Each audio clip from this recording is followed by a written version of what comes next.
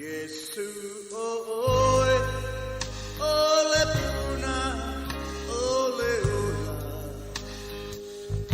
lene ua olai, olo ao, o te mapuai, ipai gata.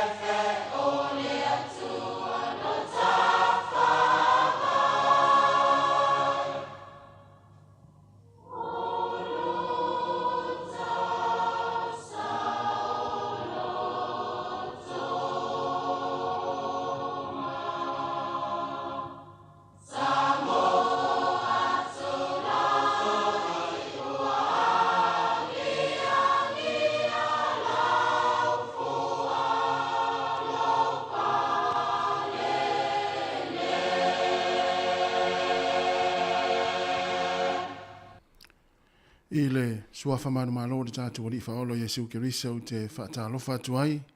I le maleifo mai o le tātou wa tenu i whanunga le lei.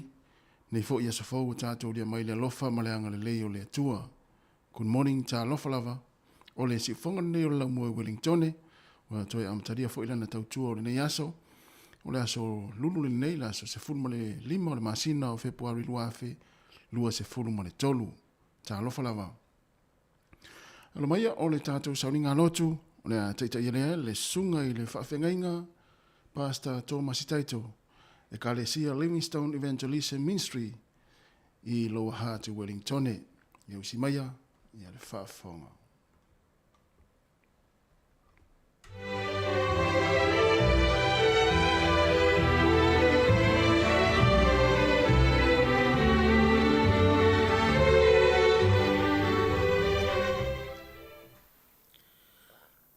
Ala mai ia, ina ala mai, ia e ofu i lo malosi, o oesi o nai, ia e ofu i o ofu matanga o fie, o oi Jerusalem mai, le a ai ua whaasaina, a wae le to e aru atu ia te oe le waleanga, ia e lulu oe ia te oe ai le fuefu, tūla ia, ina e e ilo unu foa. O oe Jerusalem mai, ta tala mai ia unono anga o loua. O oe sata fea, le tama fa finia siona. A wao lo fa apea ono fetalai mai o Iova. Na fa atawina atu oto, ua le tawia mai. E fa atawina mai foi oto, ae le oni auro. Vi ia oe lo mātou atua. Fetalai mai, lau upu, saunoa mai, lau fetalainga po o lau saunoanga i lau upu, le tae au le nei. Sio mātou atunu o Samoa. Mātou te ala fai mai, mātou te o ofu le malosi, mai ia te oe. E uia ina mātou sa vali. O ia inu mātou to tonu o taimi whainga tā. E o ia na whainga tā le savalinga. Ai ua whetalai mai lau upu mātou te ofu i le mālosi mai ia te oe.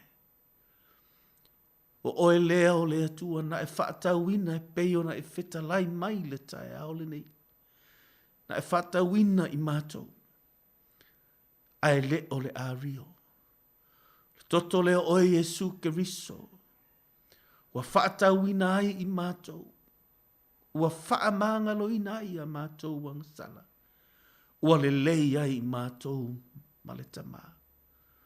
Wa mawai le avanoa o le tangata. E ulu fale atu. I le ola e whaavavau. Ala whae au tangata i le neita e aolo mātou atua. Le manuia. Ma le mafana fana o a ao. I nisi fo i o whaanoa noa, i nisi o le tangi au, i nisi o loi mata, a o lau tuspa ia lo mātou watua, a mu ia le whaanoa noa, a wae wha mafana fanaina, e oe lo mātou watua.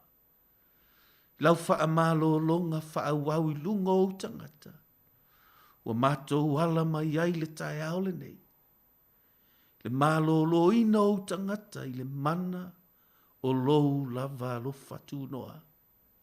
I le tino, i le loto, le mafau fau. A e sili ai le anganga. Whaftai ono se aso lo mātou atua. Wa e whao popo ma e toe amai. I soifua, pa ola o tangata. I lou a au foa ilea. O lau a au mai lea pete foa ina, pea i lea aso, ma lea aso. Mātou ta tālolo mātou watua i le nei tae au. I le anganga whaafetai. Le whaamalo. Ona e le o tu ualo wanga le lei. I lau whaamaoni. I lau tau singa lava o i mātou. Mea lena whai mai ai lau tuspa i e le tae ao nei mātou te ala whai mai. Mātou te o ofu le mālosi. Mai ia te oelo mātou atua. Whaftai ta mā ono le tae au na e leo leo, na e pui pui. Ne nei ua mātou maua le aso fōu. Nei ua fōa ina mai se tae au manuia. Aua le savalinga. Le whai ai o whaiva o tiute o tangata i le nei aso. Mana tua atu lo mātou atua se o mātou atunu o Samoa. Tu ina atu i au aa. I louanga le lei. I le taita inga louanga nga pa ia. I lātou fofuanga e whai. O a uma lo mātou atua. Mana onga ma tiute, mana onga ma. Mana o ai o le tangata lo mātou atua i lona lava loto. O oe ao le atua te whaataunu uina. Manuia au auna lo mātou atua. O lo lātou tutu i whata whaitaulanga. Lātou aveina le upo le ola. Ma lātou tau tino atu le manu malo o oe Yesu Keriso. Whaftai ono le nei fo i ofisa whaasalalau. Le atua lea o oe te le tu la fo ina. Le atua le o oe o le manuia. Le li pule e maise le au whaingaruenga. Lātou uma o ngā lulu e manuia. A inga uma o Samoa. Tangata lau tele uma. So o se tangata o mana o mia oe lo mātou tua. Hangalele i atu i ate ia. Vi ia oe lo mātou matai. Tatalo le ala atu ia Yesu Keriso. Mātou alii. Whaola. Amen ne. Ia, la tā mai le tātou pese le nei tai au. Ia na tātou whaasoa i la ia i le fionga le tua. Tātou.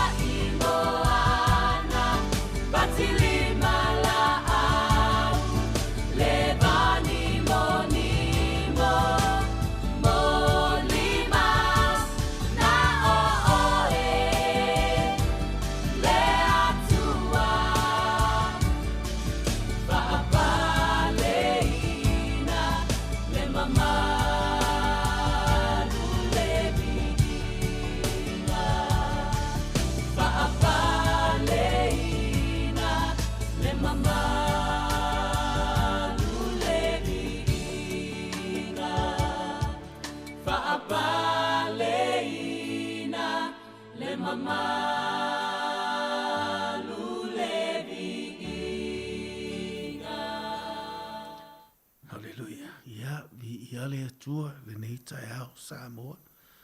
Whaataro whaatoi loto. Pa ia malo o tau mamalu, le swafa manu malo Yesu Keriso. Au auna pa ia le atua, au auna totofia le atua.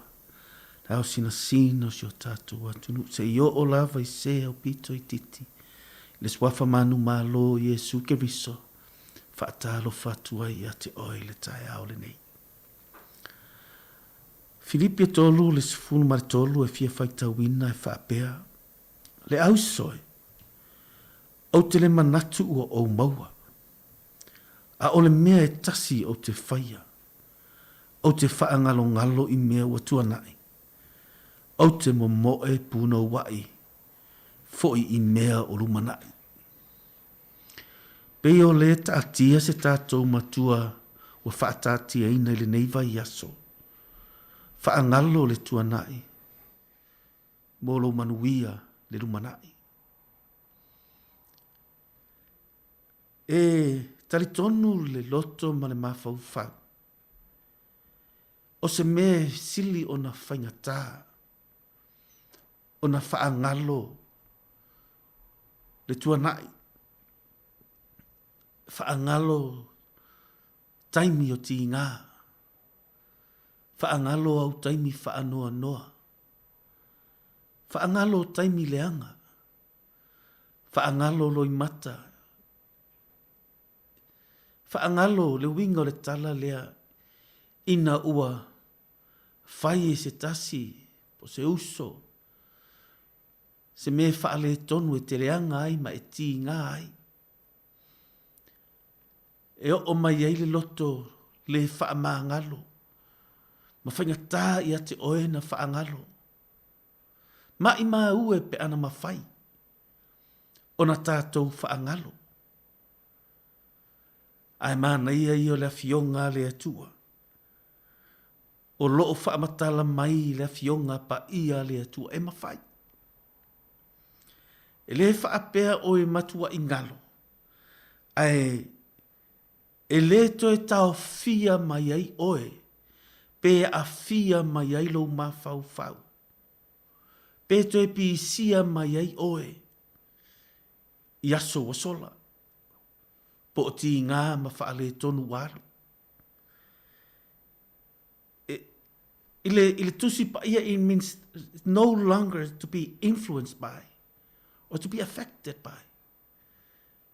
Ile mori maule nā po le whaamatala ina mai e le tusi pa ia te tātou. Ile peina whaamatala le mana o Paulo. Ina ia au mai le ato atoa o Yesu Keriso. Ina ia mawhaia ia o na savali. A wafo i o le mata upu le tolu o Filipi, o loo o whaamatala mai ai. Mai le whai upu mua se i tau le whai upu e se fulu ma le tasi. O loo whaamatala mai ai Paulo, lona tuanai. Mea fo inai whaamatala e Paulo ia Timoteo mata upu e lua lona tuanai. Le fo i whaamatala mai ai le mata upu le ale, e peise i e whaalave lave ta ofi ai le mana o le atua, le wala aua le atua, ma le mana o mai o le atua ia te oe te manuia. Na whaia oe sa moa e le atua e te manuia. Ai ui mai le meleanga e tau mawhai e whaalave lave. E tau mawhai e ta ofi lo wala awina ma le fina ngalo le atua, i lo soifua ma lo wola. Lea le whaamatala mai le mata upo e tolu o Filipi le tala lea. Mua whai ipu se fulu ma le tasi e pei o tātou whai tauoro o whaamatala mai e Paulo. Le tau mawhai o le tua nai e tā ofi le manui o le atua ma le savali luma o le tangata. Ai whaamatala mai le whai ipu se fulu ma le lua se i whangata le whai ipu se fulu ma le fitu. Le taimi nei po le ola o Paulo in present times o lona taimi nei. Ai whae ule tusi ato o le na Filipi o lo whaamatala mai e Paulo. Le luma nai o le manuia o le tangata. Mea lea le whaamalosi mo i tātou le nei tae au Samoa. Ia iai le loto i te whaamangalo ma tātou whaangalo. Ina ia mawhaina e tā ofi ma e apa atu le manuia o le atua, ua tu umai i auluma. I le tangata whaatua lava ia, ma le whai mai o le tala le tuspa ia.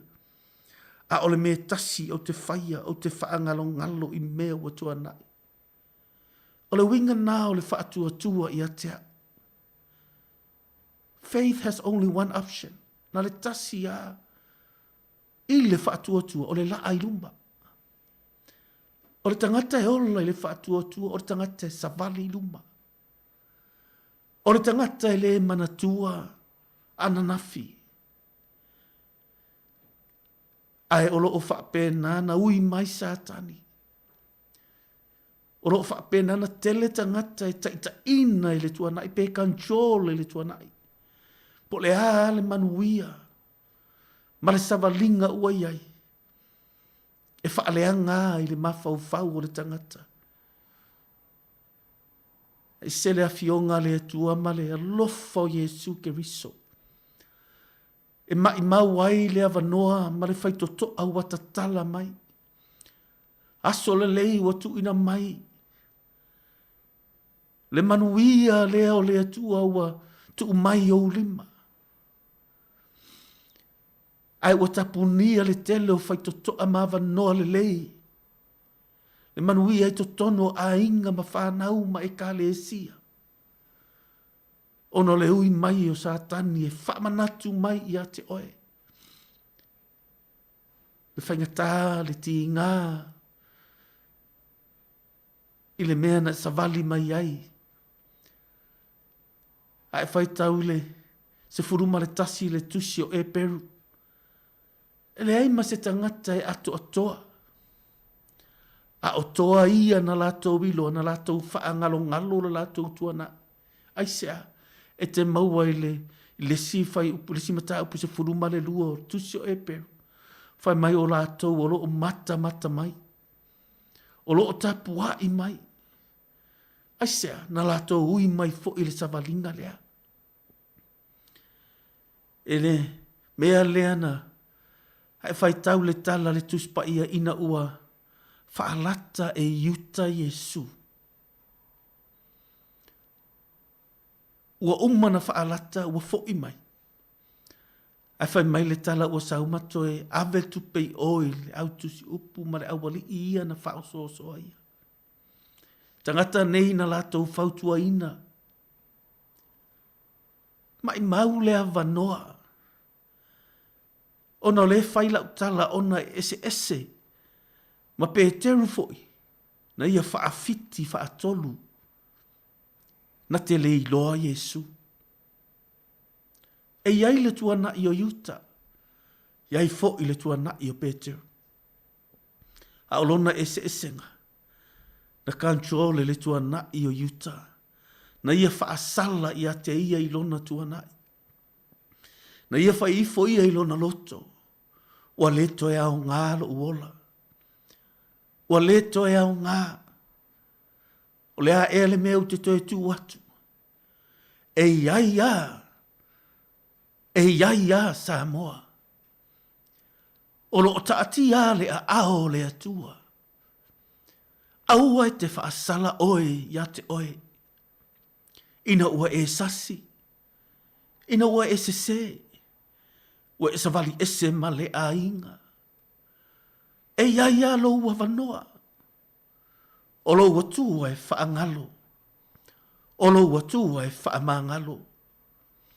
O lo ua tua e le manuia. O le atua moata e ao. Mea lea Samoa. Mana ia.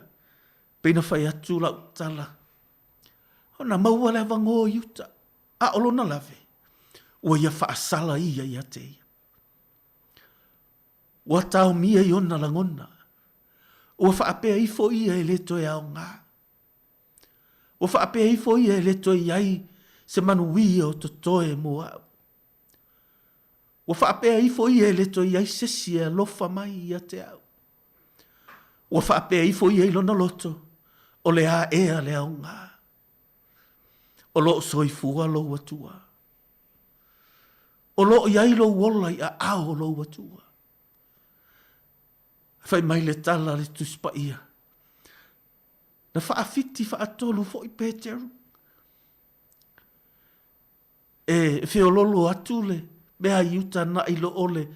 O na le winga leo le tala. Na le tasi alanga whaalata maanu loa a o Peteru. E wa ai mai lava Yesu. Na i loa e Yesu. Ai whaafiti o tautino. O te le i loa oe. O te le i loa Yesu. Whai mai ina ua vivingi mua. Whai mai na tangi lotu lotu. Ai whaafetai i le atua. Na te le i whaasala ia ia te ia. E le i whaasala ia o na langona. E le i whaasala ia lo na loto. E le i whaapepe atu o uta utino whaatolu o o whaafiti lo matai. Whai mai na tangi lotu lotu. Na ia i loa. E alofa a Yesu ia te ia. Mea lea e whai tau le tala le tuspa ia ina ua toe tu mai Yesu. Lewa noa lea le i whaasala i Peteru ia te ia. Au lewa noa lea na i loa ai e Peteru. Le te leo lona wala awina. Le te leo lewa noa watatala mai. Le te leo le amana ia e le atua o le tangata ina ua se se. Le te leo le alofa o Yesu ia te ia. Ua saua Yesu ua fesili e peia na whaatolu. Na fesili na whaafiti Peteru ia Yesu. E peia o tā ua. Pei fo i oe. Le winga le tala lea. Wa whaafia ea na tātou whaafitia Yesu Keriso. Wa whaafia ea na e yoe nei. A le ai le taimio. E fia ai po o taimio fianga. E yoe nei. A le ai le taimio. O ti ngā ma le taimio te itai. E yoe nei. A le ai tai au. E fia ni taimio tātou whaafitia ai. Lo tātou wali i o Yesu Keriso. Ai le umaa le tui mai. E le umaa le alofa o le atua. E le o umaa lo na wala au mai i a te oe. Au e te whaasala oe i a te oe. Tō ilunga. Ina wasau Yesu wa whai a Peteru. Peteru. E te alofa i a te au. Mai Peteru i oe. E te sila fia lava e oe. Whai mai Yesu. Ia e tausi maamoe. Toi fesili longa lua Yesu. E te alofa ea ia te au. Toi tali Peteru i oe. Whai mai Yesu. Ia e leo leo. Ia o maamoe. Toi fesili Yesu a whaalongo Peteru. Wa tau witale. Whai mai la i ola na whetalainga, whai mai le tala Peteru. I oe Yesu. E te sila fia lava e oe. Ua e sila fia mea umalava. Le winga le tala, ua tau tino i nā Peteru. Ua e sila fia na o se se. Na e sila fia Yesu na o whaafiti i a te oe.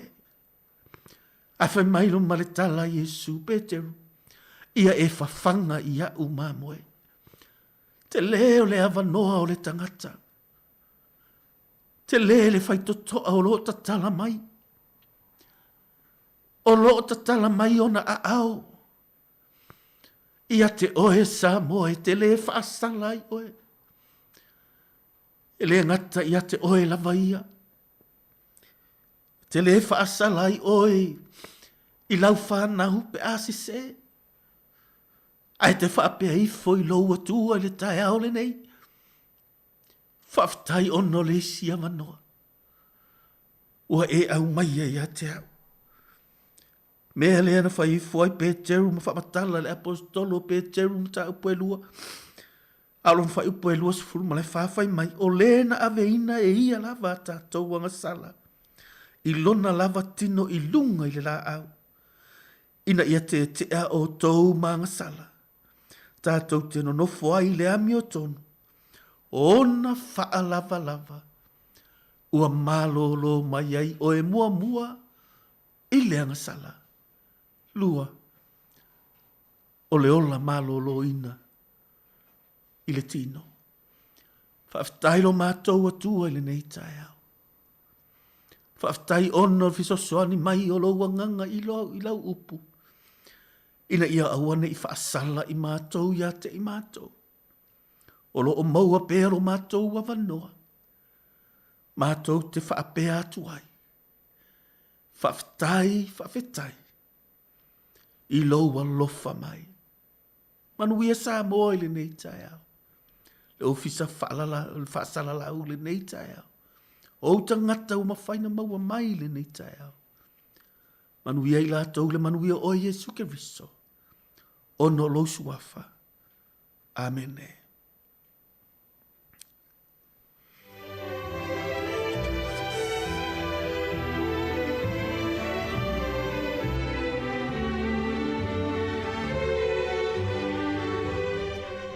O le nā ua whaafonga le tātou atunuu i le tātou saninga loto le nei tae au. Ia nā taita i tātou e le sunga i le auna le tua, Pastor Thomas Taito, e Kalesia, Livingstone Evangelism Ministries i Lower Hati Wellington. E mātou mole toile ngā whaaftaitele, e lo sunga i le whaafengainga, mole upu fola le nei tae au. Ia alu male mana le upu, ia i fuafuanga mga luenga le awhenga i eli tātou atunuu le nei aso. Whaaftai mole whaamalosi, ala mai a fionga fa wina le tua matou fa amnia tu fo nei aso ia i fuafuanga le afenga ia i whaaftai tele lava. O le si ufonga lau mua Wellington, o lea ua toi 2 minute ia ona tā lole o le tu lai valu.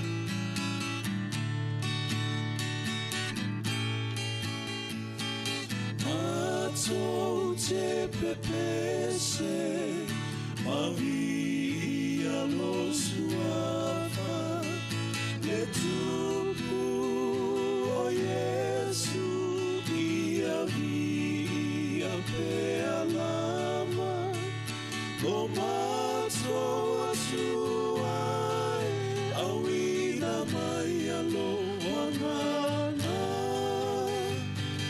ia fa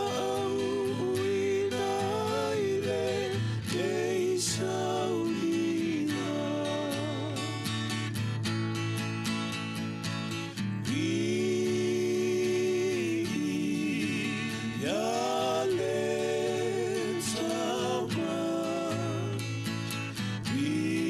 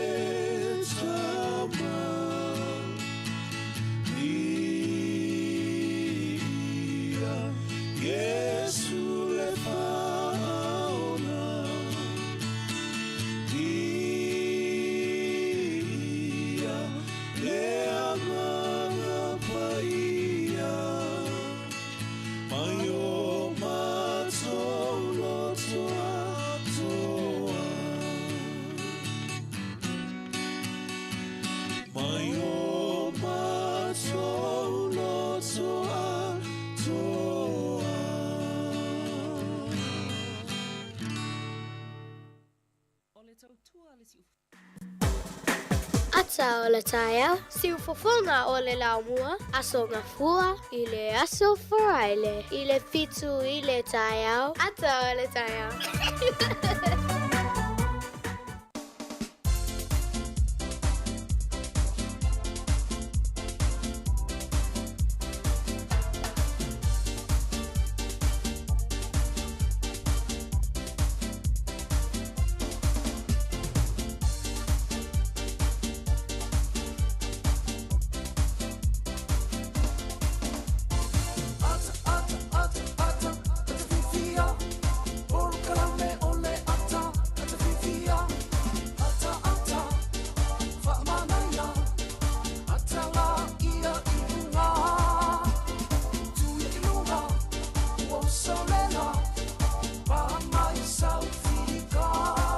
Yeah, good morning. Ta lofa lava le tātou atino ure nei tai ao, mātango fia i le lofa ma le anga le leo le tua. Ia le vo tātou toi mafuta i lumo no, ai le o tua no. Ta lofa tua i le, pa ia maulunga le tātou atino ma le ufa fonga. Ia i lātou fo o mafuta mai le nei tai ao, i le ngata tātou wala leo. Le tasi ono tesi ma le tasi wha mo, pa pe fo i lātou i o mai mo mai lunga tātou upenga te whai langi, pe o tātou Facebook ma le YouTube. Ia wha pe fo i tātou app, nai luas fo whai tula. Ma lor so i fo manuia, ma lo fo langi ma taro fo e. Ma lo ale usu. Ya, ma lo fo fa malo si nei tai ao. Ia, moni la foi. Ia o le ua ta filo ai foi, ma e fo sa nu ngalo tu pe na lo li sunga fi fiau. Ia le fo wa fa wo ta to po kala mele ata o le tai ao. Le te lo le tata no fi fia. ia, Ia ele o no fo le lei, ia le nei fo tai ao to tele o le tunu o ni usila. ia, Mi se va ngale moti il pito lunga. Moi. Ia o no le tūlanga lo wa le tau le fa, ia le mele, ia ma lo lava no sai, ta moi, tonu. moi. Ia o lo so lo le lei fo i me uma le la mua, ia tarusia o mo lo no fia i la tau ia na fa tia le fa. Ia oe. Ia whai pe o nā sa fia le aso nafi, ia i maftanga fo i malitina, malitama, wha manatu ai, ia le aso fo ina o le Valentine. Ia, o malita, ia le se mea la wha no noi tātou, ia sa whai no ina le aso nafi, ia e mo si vaenga fo i le Amerika. Ia whatala whatu pia la tō Valentine, ne ia manuia le aso, whapitoi a te utou, ia o mātou ia ne wa uma, o mātua nafi. Ia ai o lea ua toi fo ia i mea tua. E le se inga. Ia ai el manatu ia sa manuia la fo ia le aso na whatala whatu. Ia i le pa ia mo le mamalu le tātou atu no le nei tai ao. Ia ma lo lava le soi fo manuia i le sua i fo i o sunga i whaafengainga o au na le atua o whailaunga le tala lei i so se whatawhai taulanga i le ngata i lea. Whatalo whatu fo ina i o tātou mātua. Wa mata fo le latu tāpua inga le nei aso i le ngata le whaafonga mai le tātou ana leo le tasi ono tesi ma le tasi whaamo i e whaapea fo i lungo tātou pinga te whainangi leo o mafuta mai ai le tō tele ma mai mua mai ai lungo le Facebook ma le YouTube pa le si fonga le lau mua e Wellingtone ma le tua ia na e like lava o mi le like ia share le tātou Facebook ia subscribe le tātou YouTube ia ona tātou mafuta ai lea ia i le tātou tautua nei. Fela fo se vaenga le langi nai te mafuta mai ai po New Zealand fo i lunga le awala wa e ala usu fo i ngā luenga ia wha amanatu maasani lama le tātou tautua le nea tai au ma le tai au wha mua pēr tātou saonga le mū tau no i ngā luenga tātou whai fia la ia tātou ngā lua fia le nei aso ia ma whai fia i lava tau lava le teimi te maana vai ia o maua pēr tātou le fia ia e mantua ia wha mua pēr tātou saonga le mū i so se ngā luenga ia o le awhenga iai tātou le nei tai au ia malo se fua malo fo lange ma Ia sa le le ia tau longo fo po kala mele ata le tai o le ia so le manu le tunu. E me se foi tatou i nei Wellington i le tūlanga o ia i le tau. Ia malo lava le tau atai malo ta pe pena. yo Ia le tele awa onga i Wellington ma nei tu i le ia se lapta inga fa pe malo loa onga. ia Nei te ua le nofo foi ta meti fatu stala. Ia ai fa longo pe ma va ai pe i meli fo i au mai i la onga. ia Nei te ua au mai ia ilo ilo atu fo i maua. Ia nai si le fia u tau matua. wa to mo mai se si fam talanga mai le malo le son nafi ile ni tai au Le ai o le tala lena ia nafi tu so le ua fia umani usila ato i lapta. Inga yo fa le fa fose i for the state of emergency. ia Fa mamonga lava ia fa mai o le fa tolu lena le tala fa sol pito ali usila. To fa tolu lea ona yeini usila i lano le vaanga lea o le state of emergency. ia Ia o le taimi o le fa le tupu kala estete. ia o le mafui Ia. mafui ke le state o le covid ia mo le taimila ni o le fa Ia na ia ta ua la lo ma futa mai ta tu tu ne ia so wala fo ia fo fuanga ma lapta ingala mai le malo ni sila ia le am fai fo ta tu tu no long long pu ia ta tu nu ia pe fa pe o lo e fi mana o mia pe po ani ta lo le amo mai mo la ia ni ta ia le la fa so le ta tu proclame ia ta tu atu lo le pese le ma le tamo ma le sai di sanga ia fa so le ta tu proclame ni ta ia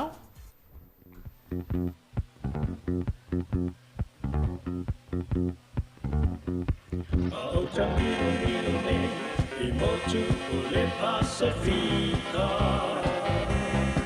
Na o tu lima ta i pea, te mata mo la toina. E ese tu mana, e whaalia e tanata. Samoa e sili lava o i motu uma o le nei masa. For ini tu oina o le lalo langi tu te patu sama ila tu malau masani le fa alo pea malofa iso o se tasi sa afia o i motu malava o le lalo langi.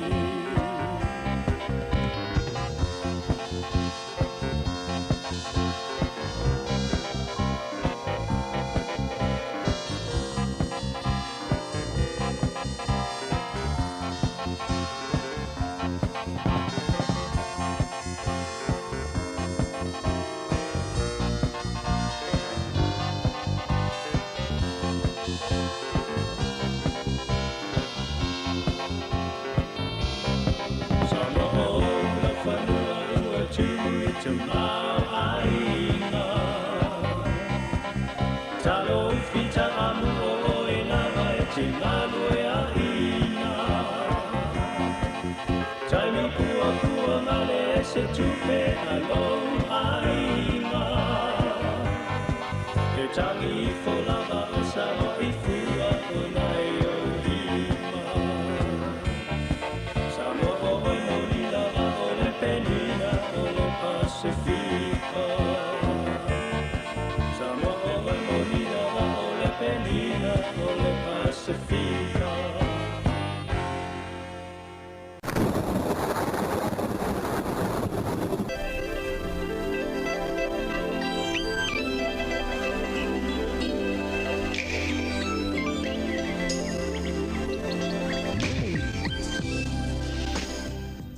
e malo fa tai se me fa fonga al tatu tala o le tau mo le nei tai ao pe na fa dia lo fisa le vai tau o le aso nei lo tu mo pe la ta ingo ti munga mo tatu Wellington ia o matan tatu va ia pe ia winga le fa o Gabriel ia ti munga le aso nei ti munga foi tai ao le aso foi le matan tau sui mai le tau mama mai le timu ia o le stona ia lang le le tau aso sa so fu aso lua ia awoa le so lulu le vai so fo ina timu ele tele o le fu le mafan fanas fulima e velas ful valu ia lui le aso i fo fanga tanto tulu ia mo o la fo lo tupe ia e la fo tupe lo tal penisi o nanga mo la fo se leni pe a tau mo la fa so le vai aso ia o le swing o le tupe le ta ao mo le la tupe o le tupe sa mo ta la ono ful mo le tolu sene o le pa angatonga tara tolu se fulma le vasene o le tupe Amerika e ono se fulma le luasene tupe fiti tara tolu se fulma le fasene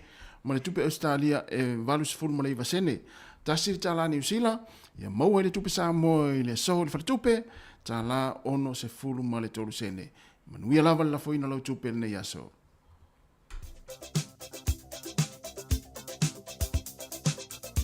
o faamilianga wa soifua ma se fanau famna tu pel tato emaili as fanau at samocapitalradio.co.nz manuio to wa soifua on to o to soifua mai le yaso ia po se aso fanau fo se sir fanau manuia tele lava to wa soifua ma se fanau faamilia le tua to fa popo ni sta usanga stele mo to ai ole tu se faitau tu se le la salamo lo ta upo e lua se fulma le lima alona fai upo e valu o Yehova e anga lei ma mi o tonu ia O le mea lea na te whaasinoina atu ai le ala i tangata ngasala.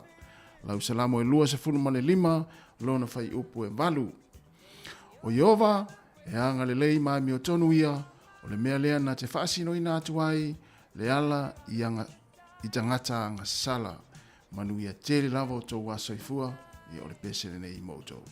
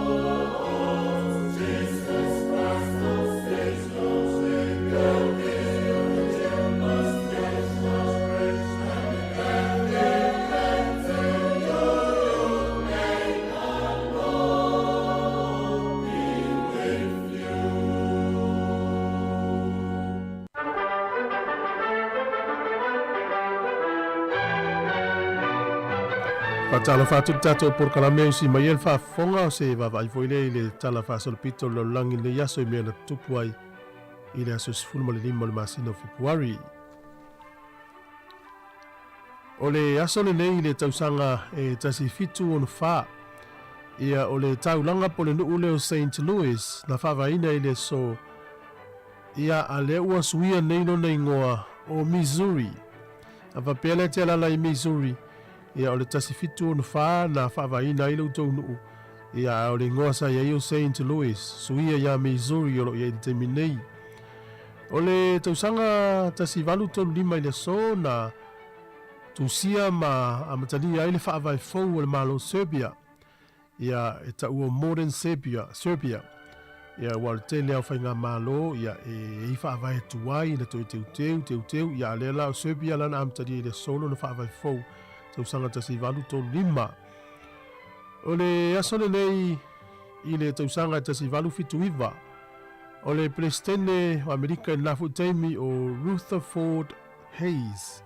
Na ia sainia le pili e whaatanga ai ia tamaitai o na fina wina ni mata upu o whaamsinonga i luma o le whaamsinonga mawalunga Amerika. O na winga Amerika lava ia i tausanga ia i tua atu o le tausanga pe o na utaua e fi nau i le tupawali.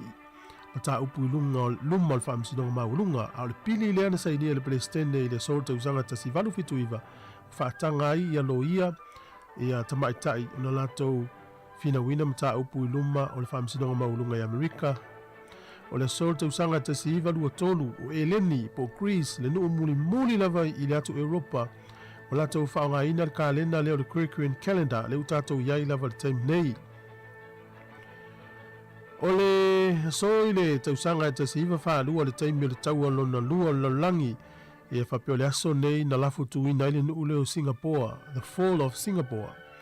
Ina ua maea i os whainga a le malo Japani ia e whapea pia ma le valus furu afe ia fitafita initia ma le tele fitafita pe le Tania ma Australia na avea ma fitafita o le taua i le aso le nei. E whapea mai whamtalanga o le numela tele le neo fitafita pe le Tania ua si ilima i se taua whawaina ia po o tusia le tala whaasala pito le langi. O le solta usanga e te sihiva o tolu na tutongi atu ai e le malo Australia ia whaamnianga tau tupe i la tau e ngā lua i whatoanga i le tutoina o le suka o le tolo le whail suka o le anganga o le pōnesi i le malo Australia ina ia taua nau i tangata papai e o e whai ngā lua ngā tuto le tolo e maua le suka.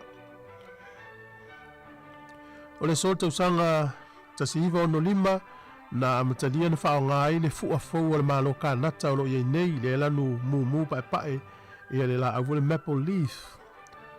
O le solta usanga e luafis fulua e pea ma le ono se lau ma le ono fulu pāngota o le nuu leo Honduras na mali liwi le so i tonu o le whalepui na ua mū le whalepui luafis fulua.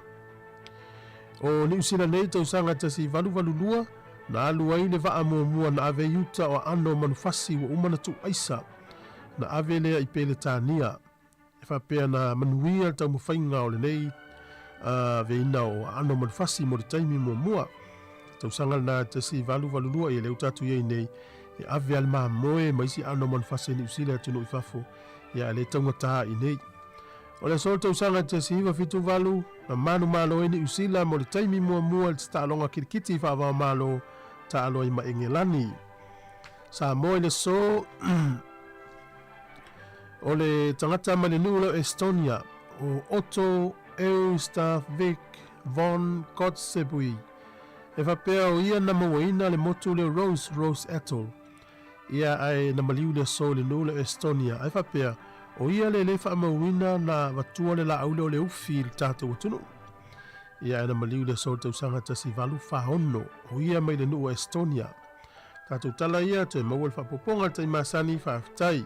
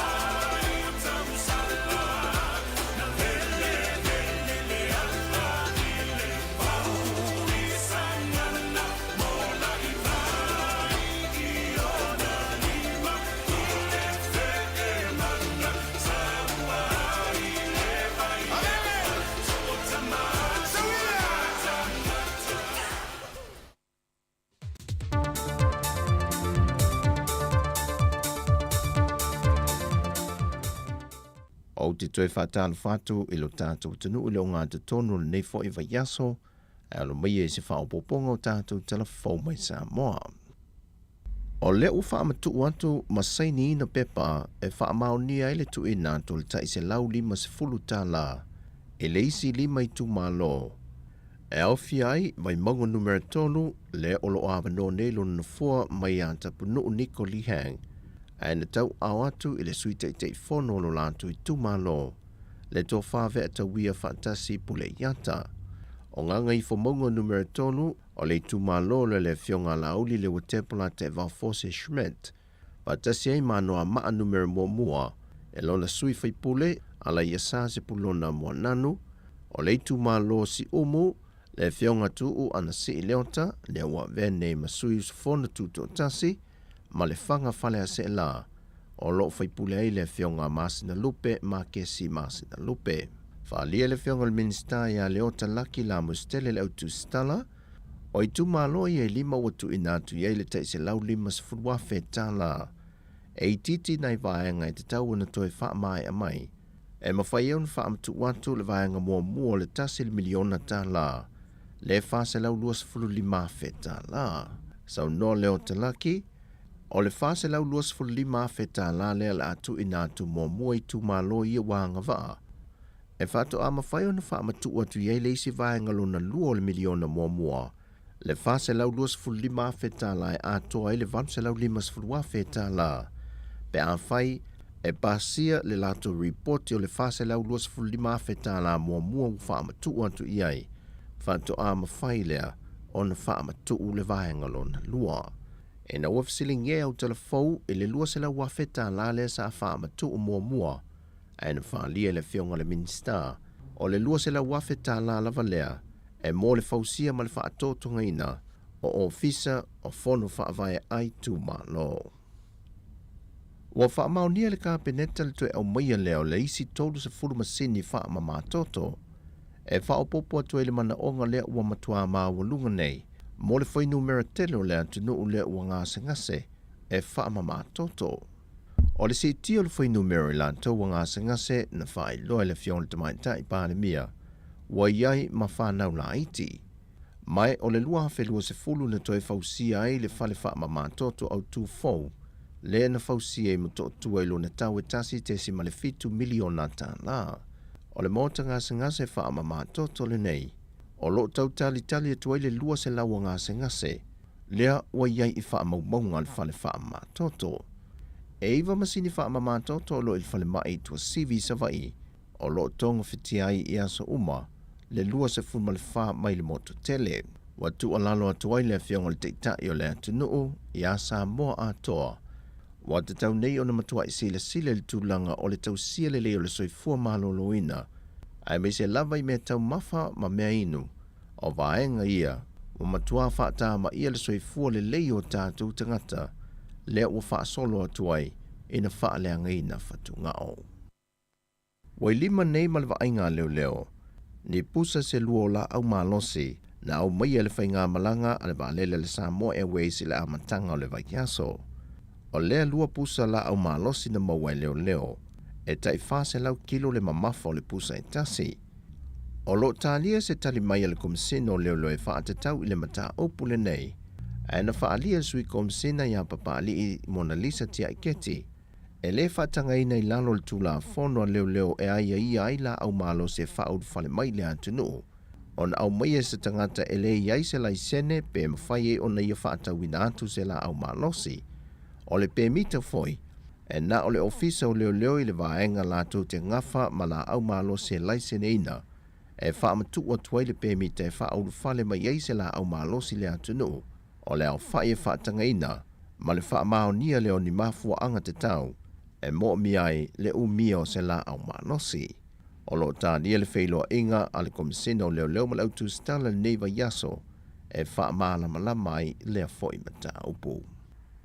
Au tali ai le fo mai wha pitoa mo maliu lilo e malanga mai na te wha tino ina su e suenga e tino maliu e wha o lo il maota ngase mato tua. Ai wa wha tonu ina le wha masino e ngafa masu e suenga o maliu lilo le fionga alala toa papali I Rosella papali le matanga luengo leo Le whaasaina lea ma le matua I mata I tuwina, o le avatu I te tono whalpui tan malala vai a ata maolo a manu, ne vaila au o ona. E a fua le finangalo le fionga la toa, e le maliwe se li pangta ya Kolani Lam, e na waia whaonga ina le vaila au o ona le Paraquat. O atunga lunga le fionga la toa, e le o le leile whaatino ino le pito la au leo leo, lo lato va ia leo pangta I te me whaatino ia lato ngā luenga I whaatu anga. Ai maise o le lei loa le pe wha pe wheo no o atu le vaila au o ona I te tonu o le whale pui pui.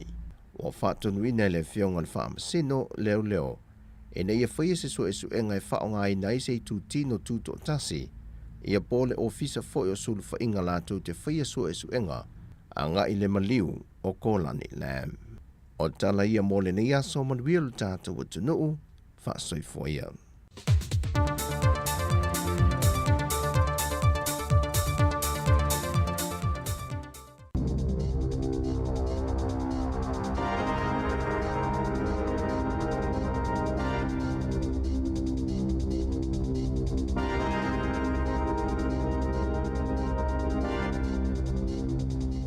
Talafalawa o talafou mai le siufofongo le laumua, mo le nei tae ao o le aso se 15 o Februari, lua afe lua tolu. O le tae ao ana na fina folasia mai ai ene malo New Zealand, la pata inga mo le atunu a atoa, mo whaalawelawe whafuasei le National State of Emergency, a wale tali atu ile a whao Gabriel. O le folasanga sa whaamalusia mo a ai ono, e iai Northland, Aukilani, Tairafiti, Bay of Plenty, Waikato, ma Hawke's Bay. O nisi o fautuanga mai le matanga luenga tali mai I whaalawelawe whafuasei tutono le atunuu. Na fautua I nai tangata ia no fauta pe awa aia le si itia I lunga o le vai mai I lolonga. Awane I whaatali mo se lapata inga, ai vave o ese mai mawhale o nai tele vave le si itia I lunga o le sua vai. No no foi fale pe a saunga le mu, ma ia iai se fuafuanga whaataatia ale ainga, e tāpena ai mo leo ese mai ma ainga po o se evacuation plan, e sauni ai mo lolonga ma tāwhenga, e tā wale no fosila fia o tangata uma I tala le tau, ma ona suinga I lea taimi ma lea taimi, awana I sa vali ta e ele pe ta a alo I lolovaya, tu sa lava pena o le 15 centimeter le loloto le vai, e mawhaia I lava ona tafi e sea ma ono tupuai whaalawelawe. O vai mai I lolonga e whaaleanga ina ma e ono mawai tangata I ngase. O nisine o fautuanga na folasia mai, e le matanga luenga tali mai whaalawelawe whafuasei. E o mai le po na po, o lo ofa a wau pea le sailinga o le ali I fui mu, le ana le iloa talu o na alu I tutonu o se fale o lolovaya I Motutara Road, I le po o le asonga fua. Pei tai o le isia li fui mu na maua, o lo fata o tolia I le fale mai, ma o lo o ise tūlanga tinga aina. Na whaalia le ofisa tali atu I whaalawelawe whafuasei, ua whaonga aina nei drones, po ni masini popoto I le ea, e tau sa ili ai le alii, I se whamatalanga le whaatonu mo au nanga I le pūlenga nuu au kilani, o lo iailo na popolenga I nisi o tangata ua toi fo I o lato fale sa a fia I lolonga matawhenga, ma ua lato fiso o tai I tangata ya naina I a fale, ina ia whaamanino I tangata nofo maututongi, e le o saunga le mu le toi fo I fale I le taimi nei, ai maise le wheangai o le atunuu ma lea whao Gabriel. I totono le luas fulufai tu la na whaamawinai e le ofisa tali atu I whaalawelawe whaafuasei, e silia ma le se fuluvalu afe vala au mo fesosoani na whaao atu I le ofisa, mo mata upu whaatatau I le a wha. E o mai le tae au nei ua silia ma le fast fulufa afe ainga ua motusia le eliti sei au kilani, ma o loo lapata ia e whaau au moni aso lumanai. E tusama le valu se fulu au walai au kilani na tapunia I le aso na nafi, ma nisi o malanga ava ana whaalea o ngā ina, o nao le le saunga le mu. E tusama le toa 5 se fulu tangata tonga na malanga mai ngā luenga whaavai taimi, na ripotia mai I le tae au ana nafi, na lātou whaonga ina tawalunga o fale e suru whae I ai, ina ua te tele lo longa matawhenga I se itu o Hawke's Bay. Pei taina o e se atu ma whaatali mo se fesosoani, I se e tasio au walai Fern Hill. I se whamatalanga le so upu mo ngā luenga whaavai taimi, te evita lata. Na mawale lātou feso o ta inga mai ia li I aile I uma maa o lātou telefoni. I se tustusinga na lafo mai e le Civil Defence I le Leitio New Zealand, o loo tamawhai se helikopa e whaia se ngaluenga whesosoani a wale lavea ina mai o ia lii. Na ripotia mai e le Leitio New Zealand I le asona nafi, le toi si itia maulunga ai o le tau mafa I se si itanga mawae na whaailoa mai e le Stats New Zealand, e tasi te si ma le 5% na si itia ai le tau mafa ia Januari, ma o se si itanga te le tutonu o le ono maasina e tu sa ai mawha maunga. O nisi o suinga I tau mafa e o mai le maasino Januari, e se 10% na si itia ai le tau o loa tau mafa, balu te si ma le 3% na si itia ai le tau mafa I fale ainga ma tau mafa vela, se 11% na si itia ai le tau o fuala au tau mafa mata, ma fuala au faisua. O a ano manufasi mai ana si itia I le iwa te si ma le 2%, Whaapea ma mea inu e lea o fiai awa maalosi, na si itia I le fitu te si ma le tasi pasene. O le tele o whaafitau li ua whea ngai nei ma le atunu ui whaalave whaale natura. O le awa ai ai le toi si itia I lunga o tau mafa, ini maasino lumanai. Na ripotia mai e leo le toi mawai o pangotae to alua le ana sosola ese mai ma se taavale, na whaimalanga atu I le to ese I Mount Eden I le asawharaile na te anei. Na whaalia le tamaita I Sātini Lisa Anderson, o le ali I luas wha ma le wha 5 tausanga na lokaina leo, ina ua maua I le pō la songa fua. Peita ai olo o tausa I lia pea le isi alii, e to o tolua I lātou na sosola ese mai I le asawharaile. Ua whaalia ni langona mafatia o nisi o le au whai pisinisi ua afia I lolonga matawhenga le te leo le afianga I a latou pisinisi. Na whaalia se tasi o ali I whai pisinisi I kumeu, Charlie James, o le whaatolu ai lea na afia lana pisinisi le CJ Steele I lolonga I totonu o le se fulu wha maasina, o taawale e tolu whaingaluenga ua whaaleanga I nei tawhenga, vanga na ai le taawale tasi. Na tā ua e James, e le ai se fesosoani o ia maua mai I ana inisiua, o no le tele o whaafitau li ua iai nei makamupani inisiua. O James o se tangata mai Afrika I saute, ma e toa whaa na tangata whaingaluenga ua le ai nei ningaluenga, ma o se whaanoanoanga tele lea mo ia, o na o lana pisinisi e whaamoe ma whaalangolango I ailana au whaingaluenga, a wale tausinga o latou a inga. Talama I le Pasifika, ua whaalia se anganga fiafia o le sa avea ma whaululunga o le malo toke lau ia Ross Ardern, le tua a o le sa avea ma palemio New Zealand Jacinda Ardern, e tu sai ma le whaamawai o Ardern I le tofinga palemia. Na whaalia Ross o le whai ungo le vai aso nei, e asia tuai le tamaitai o Ardern I toke lau. Na whaalia le langona mita o na tua a I lana whai unga na whai, ma sato e te paitua I le lua fesfurufitu, ina ua whato a se e mai I le tofi. I taalonga, na manumalo le awa Afrika I saute I le lato taalonga kirikiti, sa taalo ai ma le au kirikiti a tamaita I New Zealand le White Ferns, I le asona nafi mo le ipo le lalolangi. Na whaalia le kapitenia le White Ferns ia Divine, o se whaanono anga te le moia ma le au le malolo I le asona nafi. Ona o le ala I titi ai le avanoa e o ai I le semi-finals. O lo opito I lalo New Zealand I le whaatulanganga o au mo le ipo le lalolangi, ma sa malolo fo'i I le awa Australia. Tala fowia mai le sifofongo le laumua mo le niva e ngau le tae ao.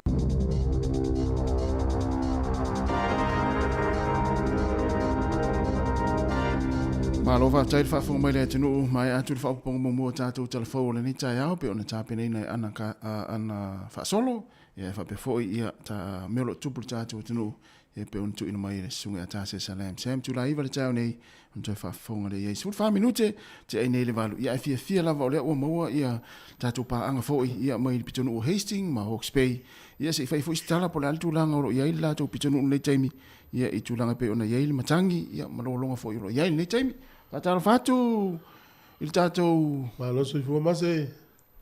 Talo fa malore sui fu ia lo sunga. Malo le ia so. Tai lava. Ya o fia tonu ale te vala umete le ua mau tato so ta inga le tai.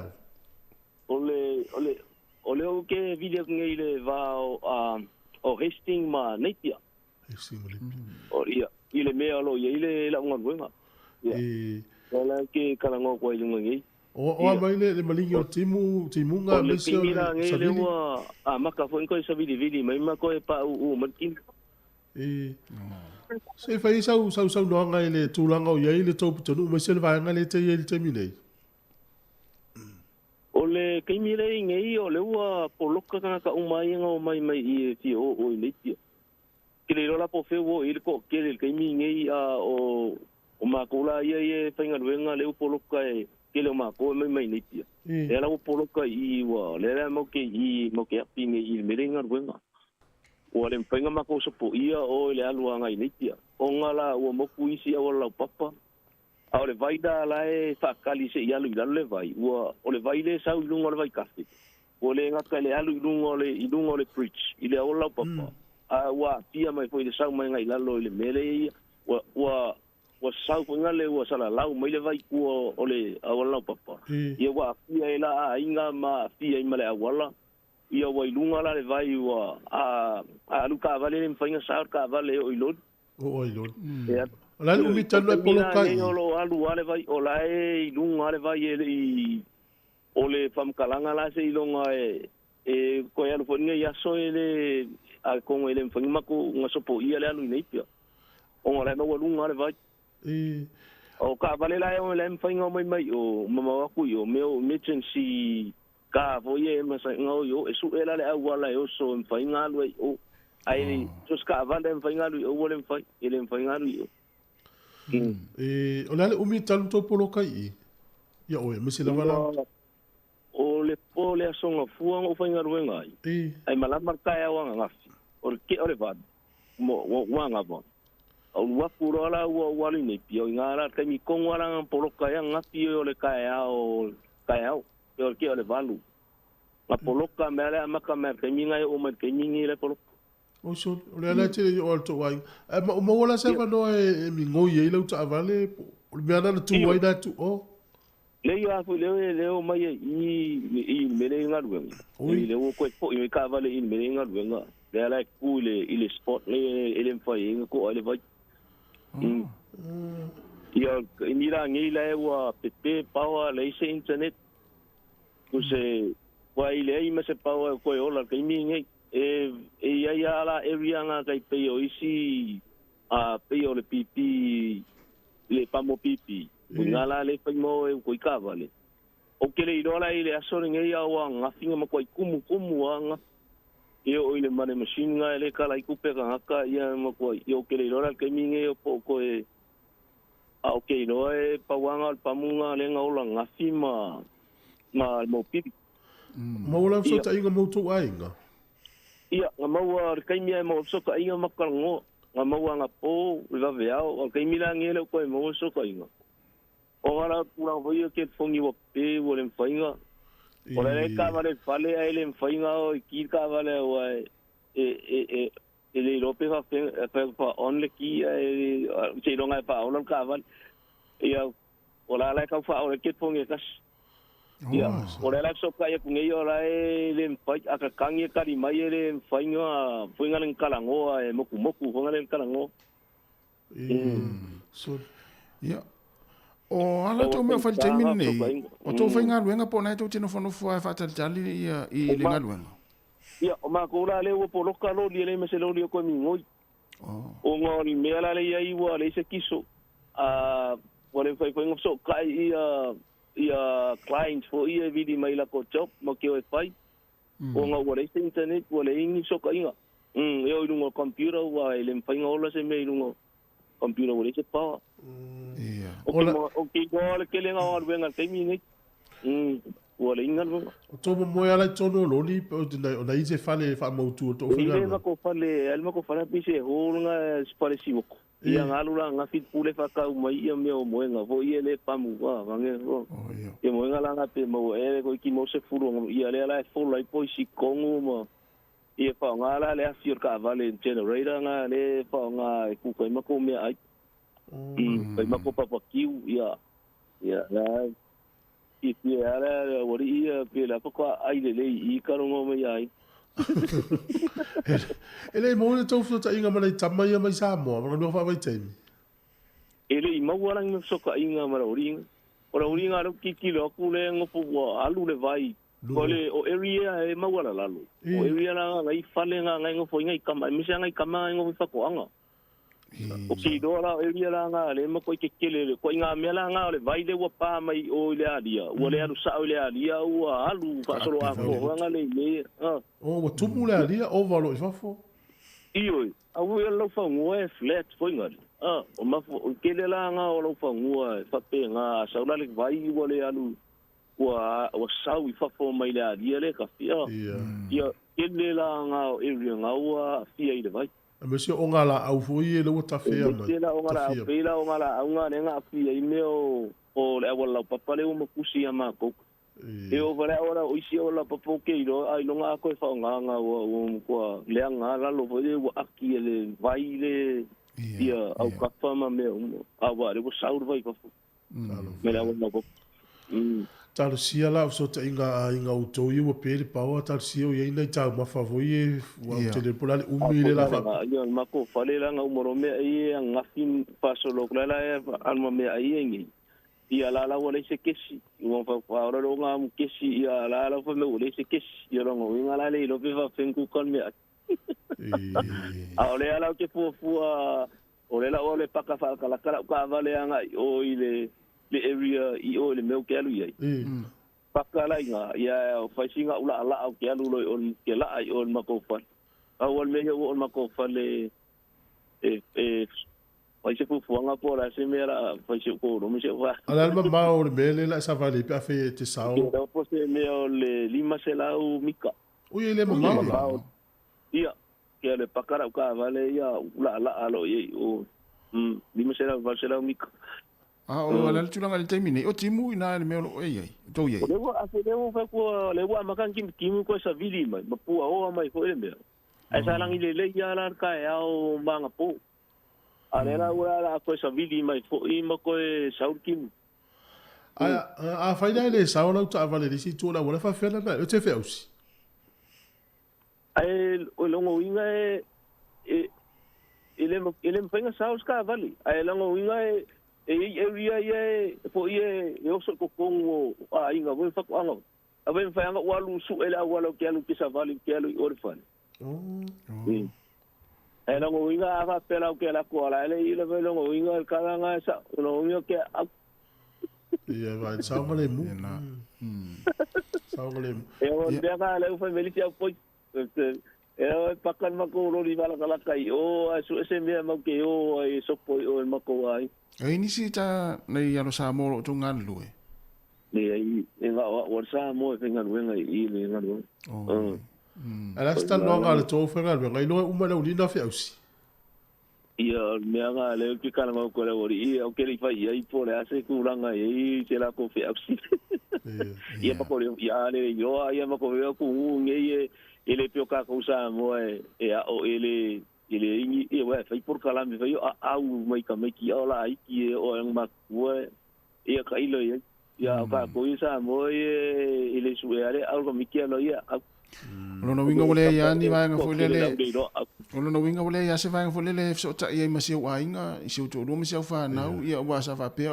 mai mo mal ta to Facebook wa el mana tu ma sa ni fo no mai mo mai le Facebook ia lo no winga wa matua ia o Facebook ia me fa penga me ka internet tu le ma fainga la nga po nga ka mau ai singa me nga ngo kilo ko I lunga le Facebook on mai ai le va ai ko te ko vole a mo ko kilo ga ka fa nga te mi nga mai a ko kira ka ka fa nga le fainga ro o po telefoni po moli ia o le vai so fa fela so vai tau ma fa po le timu na to fa ngai ia ole vai le kangi ke le al kampangi ia le vai ia me le fa puma ma fa ngai ma ko me le fa yang po le fa punga vai yang po le ra fa para kai ki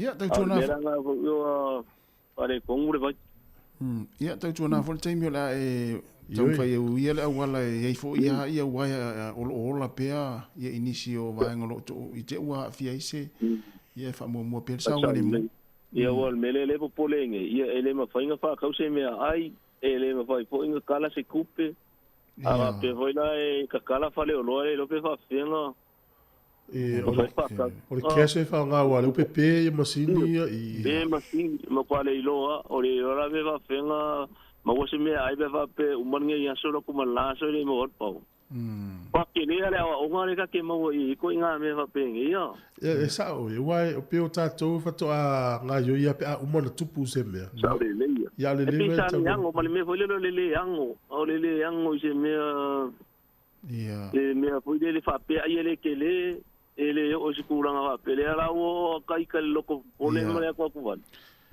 Ia, o se... ko na mera O se lui tau foi mo e wa lesa e nei le tatu picho no ana wa watu e yai e foi le e fe ngai ma fianga va pena ya ai o se lui tau foi man le so na nga ya me se ole le lo voltina ma fa na una foi ia lo no minga na pole mai se o to lo me se fa na ana le ana foi te pole atu oi dale le ya so ia mera le ia ole ala mo nunca ko kala ngonga ia mo ko ko fe sma ko mo la poesia por ale la wa pa umarkim ala mo inga la la sa va paki ya me si le na mo fi fa lo ngatu ya talo pe mo to tar si le ya so ya le o to le manu ya Wellington e ai la se va nga va la mai ya se fo ma au telefoni ma fanga wa me ya nga if so tainga io ya nga foi me si no ta ele mo te mo kai yo lo kala ngo mai ko infa man si au for local gaming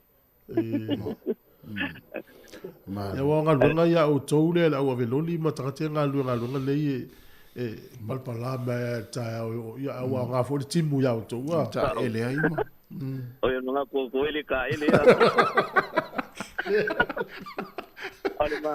alema ngai ala ko ya nga venga ia wa o le ko kai lo ngi so o kampangi le sa o ngi so se mea o ma ko le sa ai sa ole le vai na ele tane vai na ele ya fifa leo na ia ia me uma ia mo ina me o fu fa nga luenga me va pena a ia vai le alo le o fu kama le vai angel va fu nga ku ia nga kai le ma pi ora ngo fon mo town mele o power mele mi si lo ko la inga le ano mo fo la I mele la le inga fa kampangi oh ia malo after tele la mas alo fa tu mo e mala inga ya to so type ai si maluia la le aso wa pena fo ole fo fa mo ku mer ka ku kana ngong oh ia so ya fa sai la tu contas wa fa fa nga la tu no onu le ya so ma fu fo ngoma ya so malo o Hawke's Bay le vala mele tato suida fa tai la talo fa ya lo manuia Wellington le taimi ele o telen me liptia le na mai ni tal fo ana ia pe a male fas mo tu puafe a inga mo sil pau e o kilani au ni sila atoa ia vai ngai na fia lua se la lima so mo tu puafe a inga mo sil tis tele male tuala o le tis o le matua tele o no sao le langa o so mo no fa ye me ai ia be vai ye o lai mo ni fa ngai telefoni ele ia se me le tau fa mtalini le ga le tis a mo sil o la ia a mesela pe o tu tasi le so ato lua to lua so ia ia o fa fo to no ta fu me ai pe ali se kes Wai lan tele le so na le mo mai mas. Wa sa no foi nei por wele ai ani me fa pe le ta tafe ni vai ma pe ni pawa tu lo fa fo me le tu. Ala wo yo la wo ye. Ya e te le so na o ina mai yo. Ia nga mo tato uma mo ia. Ona po. Fa to ai ale fa sa lo ko so TV tele lo pena e tau. Ole. Sa lo fa sa lo TV o ata lo o va tu lo il mato ai. Vai me ia na matu tala no il verso le tuo il verso te nei ma il verso ne ale fatto a sa TV fai sa plan fai sa fo na sa ad na Paul TV sa fa sa longa na fa manatu te le Paul il matanga lo nga pe le savior defense na no va to sai ni mai la lo fa sa sila o le tine tala vo pe se fu non tau sanga o le fesili solo I lo na ai o ye pikia ma to me la onga a fa fensa to so so ni sto ina matua le next door nei pa le tua a le u fa long ma tatu tu le va tatu fa ma tatu fai le sa fu fuanga a tupu la se me va pe o I piki o tamaiti o I va il to ina ma lo matua o lava apa ta ma fa apa il fale me o fa pena ya le ya tu le ta pena nei no le ai ya se ta pena na fa mo ia o le ona pola ia o le sa mana ia ele malo stele sa vili atato ia le vai tu wingo le tau ia matan fa solo le vai sa vili ia ma asforili o matan to elangi le mana ia sta fia mo tato le ua to elangi leile fa ingol leva yaso pe a pule no fa le li e uli atu yai ale wa fa val ia la vai foi sta to fa fianga ia si fonga le lo mo Wellington ia to tala tu le tato le da tato fa so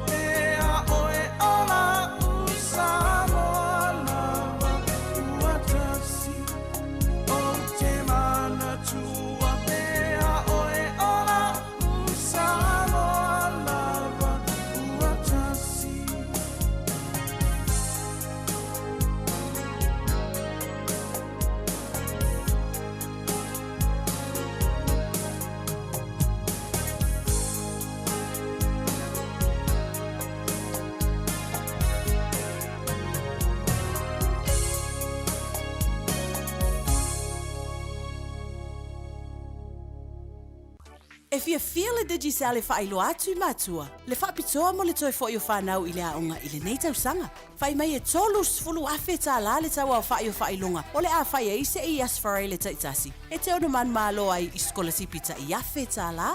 Laptops. Whapea voucher whaatau ai mea aonga tamaiti.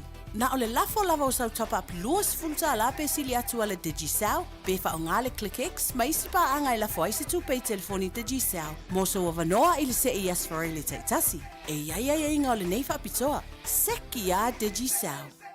O le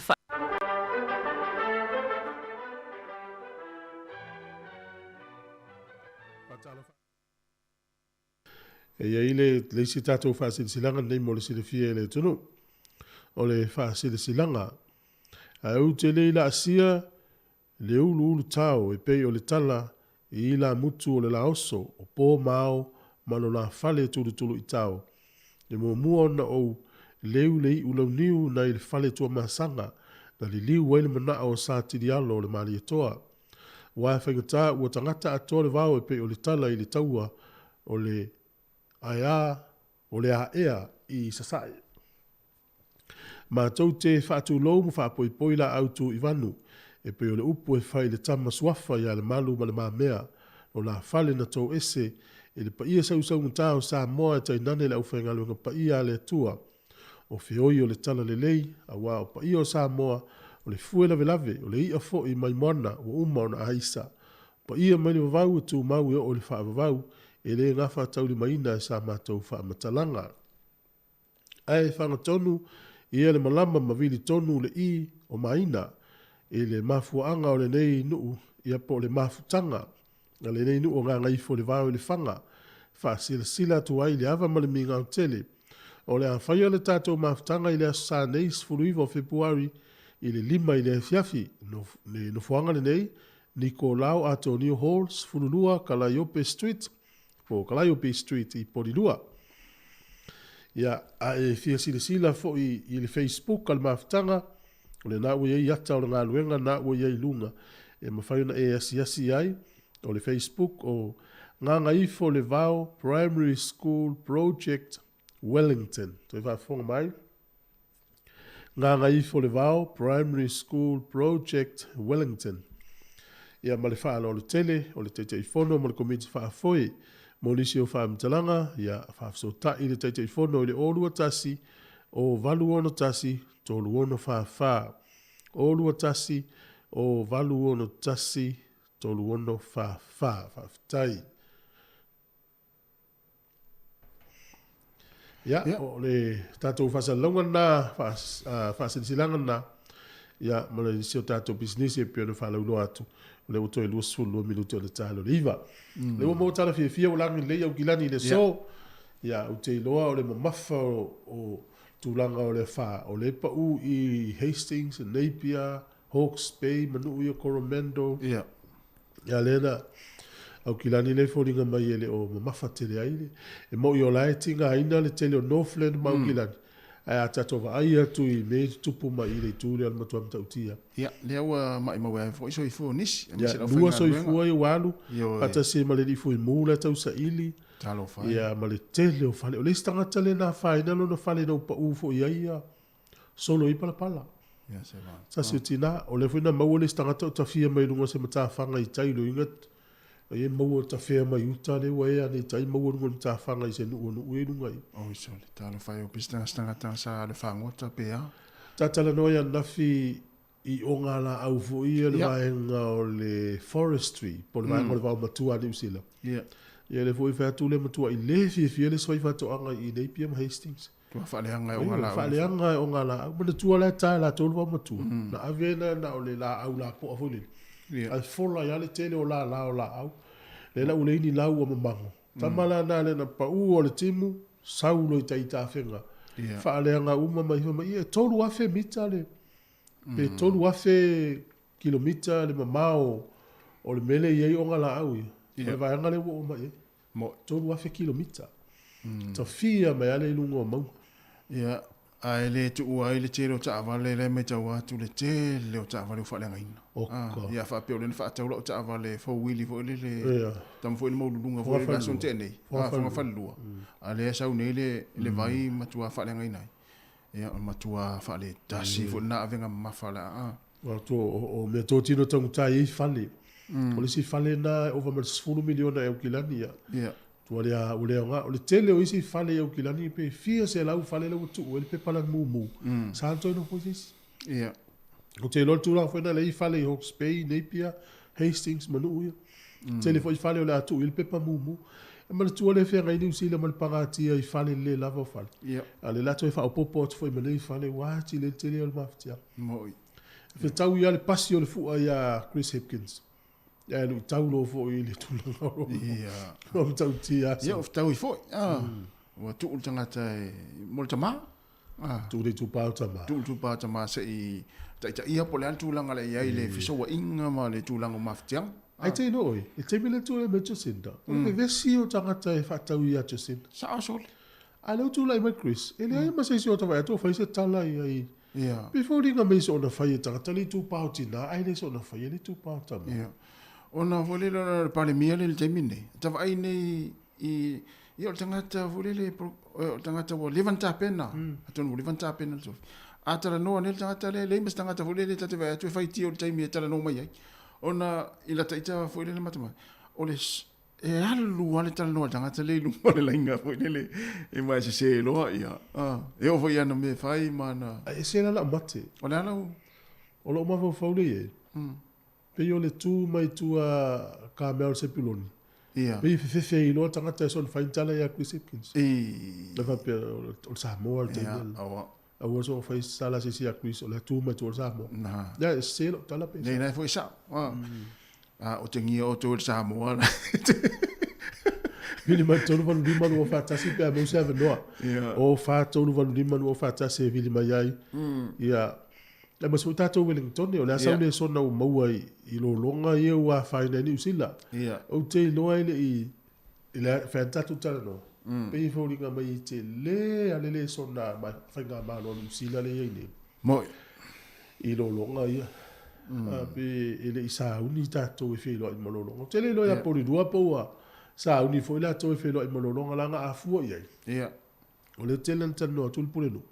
E tele foi nga luenga fi foi ya la pai pai i lalo po lalo ele no foi tato po moi e o tele lo po sa pa walo na se senga pe e mau po e si vai nga po di dua pe la o le i pili i tele na ka na foi nga tas ya ili e tu sa umara tato ia a o ela tanga po lua o sa uni ina weva ai atu ya fianga ia te mo au kilani o lolo vai ai va nga sale lolo vai mo ole tape danga mo ta ita ia fa pela ia lai fa forma ina tunu e o mo o sol mana tu ole sa mo se o mena fa mo ile tu ia sa ole mena sa ole le ava ta pena tangata ia ta pena tangata so tangata ta wan ta pena mo ta pena mo mua le so ni la ua inga i me fa pe ma fa pe la o ta ua ia ya va pe o ta ma o le tali ya fa na u le i fa no fa pe atus o to va ai me tu bo mai ne pe mest lo lo nga ia le fsili o la sto ma tu a tu pu ia ta tu o la me tu ti fa mo tal tal no va pe na ia ia no fa tu lo le ia va mo mua a wol popoli ia a wol popoli to file mu ia fa no mal plan no fa ti a va pe a fa ti pe lo longa o me le fa ia se ta tu va la ia o lo ile tu no le ato to al vanga le ia ta ua ia alo se fua se fo manuia le sunga tu fu me se sunga e tu tolva oi ta fo la ngale le tu ma se fua Hans alo me va se fo manuia malo o mai le ia o le manuia ia o e fenga luenga po nan fale yo le ho ye tau pe ngai venga vaulen de ta ya vanele pa fonga lo sunga o ye ne o ai to ga luenga ni ten le fenga luenga ya le tau pa foi pa mana i vaule o se fenga luenga o vaule le pa po ma yo tanga ta ile le la te fa sanga le computer fa me la tala va pe Ea, nā mai au tau I lo longa mo le wha. Vale whapsiri na sunga le dia malui e whapsai. Pauan me o le e nisi o ainga o lo lata I sami me se foi nei vaenga e mawalalo I me o lo I lato maut. Ke pauna vaenga na e a fia. Ia te loe e sili atu le a fia te mile na timunga mua ai. Ia te mine ia pe o te vavai atu matangi pe ta milo foi ngale pe sau e whakanga sau nei au kirangi. Ia pe ta milo le matangi I le anga le foi le tue le whapewa. Wa anga le tue nei ai le anga le nei foi solo pangati. Ia paua o alunga le soifuanga le lang. O nā lau toi fo ia onga o tau tamaiti a onga ma o tau nganuanga. Iyo. Sa ngani ala fa ia ai mai ia whenga luenga wai. Ele ia fo lingo se peta pa. Ka no ko. A pia ina longa tau pule malolo ia le ina tōua. Iyo. Ia sa ia le ngang papena ia ai tia wai no whain mato whenga luenga. Apa ia te ala apa ia te maliku al tai au wai whafolo moenga. Ia au te sau whenga luenga. Ai apa te ala tai au tu ai lalo au lunga folo ngai mangu. Ia su mai e whaitatu ngā luenga. Mane. Ite I o vaenga ia te maliku sa mo ia so lai ti munga loa. Ai te au ngata te alu lea. Ia te alu lo te pa au te susu ngale lu mai to oku ngale ia te turi mai te fan. E fa pena la winga tanga te le we e mau a pen nga au tai o mai fa fenga ben. Ia wala ba si matangi le e tu wa ia e. O te o matangi. Ia au vai ai o mai fenga ben. Fōringa mai la le wa mala ia fianga o tau pe afua le lo longa le masina te nei. E le utato vai nei sinu lo Hastings nei pia manu uyam tua maftia. Ia sa le ia mo foi ma vai atu ia lo mpa na le tunu e. E malanga whainga venga I whawaitain. Ia ngona le alo wha ma momolo to wawai atu ngai tau maiti. Ia atonu foi o lo alo lo wha maina I o lato ainga le tanga mai video na te poe atu. Ia o paengan au mātou ne au kilani. O le pe o le ua matua sulu le la. Mangiangi asa vili fonda sa vili masana. Ia o le anga o fuana o le anga lei o le tu nei foi tu o mātou no foi. Venelo ni taia. Ia malo. E ala so loye.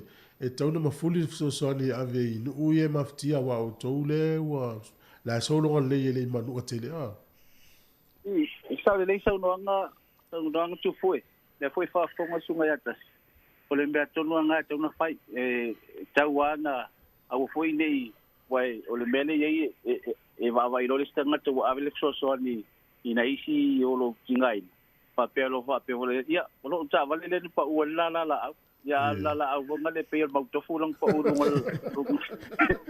ta ai mana o avo ngale se fa to sia ele va ai le ile me ta una malala e va fu le so ni la no sa ma lo lava fa tai lava me sina me nuia me lo fenga lo me sela inga ya ta si ya uni to ini matang io fa tai lava wale o me sili le wo mo wo kilo ye wa o po la tunu e ya nga matang e fa wai fa fo le sila me a te le ale na mo moli mai ele matang ile ya ta tu matala fo I la au tu ya ta fo fale ya o la fa sa e a foi e palang ia sa o le mo ke se ne mo malu le tio foi a malu ta tu tunu au nei fe au na le mo moli mai e matang ina ia ta to matala ia sa ili ni si vaenga mapo pu e wa o lo fale ia e mati el me tu ia ta ti fie wa le to ai se vai au na ala ia le pe o fie o le mela untas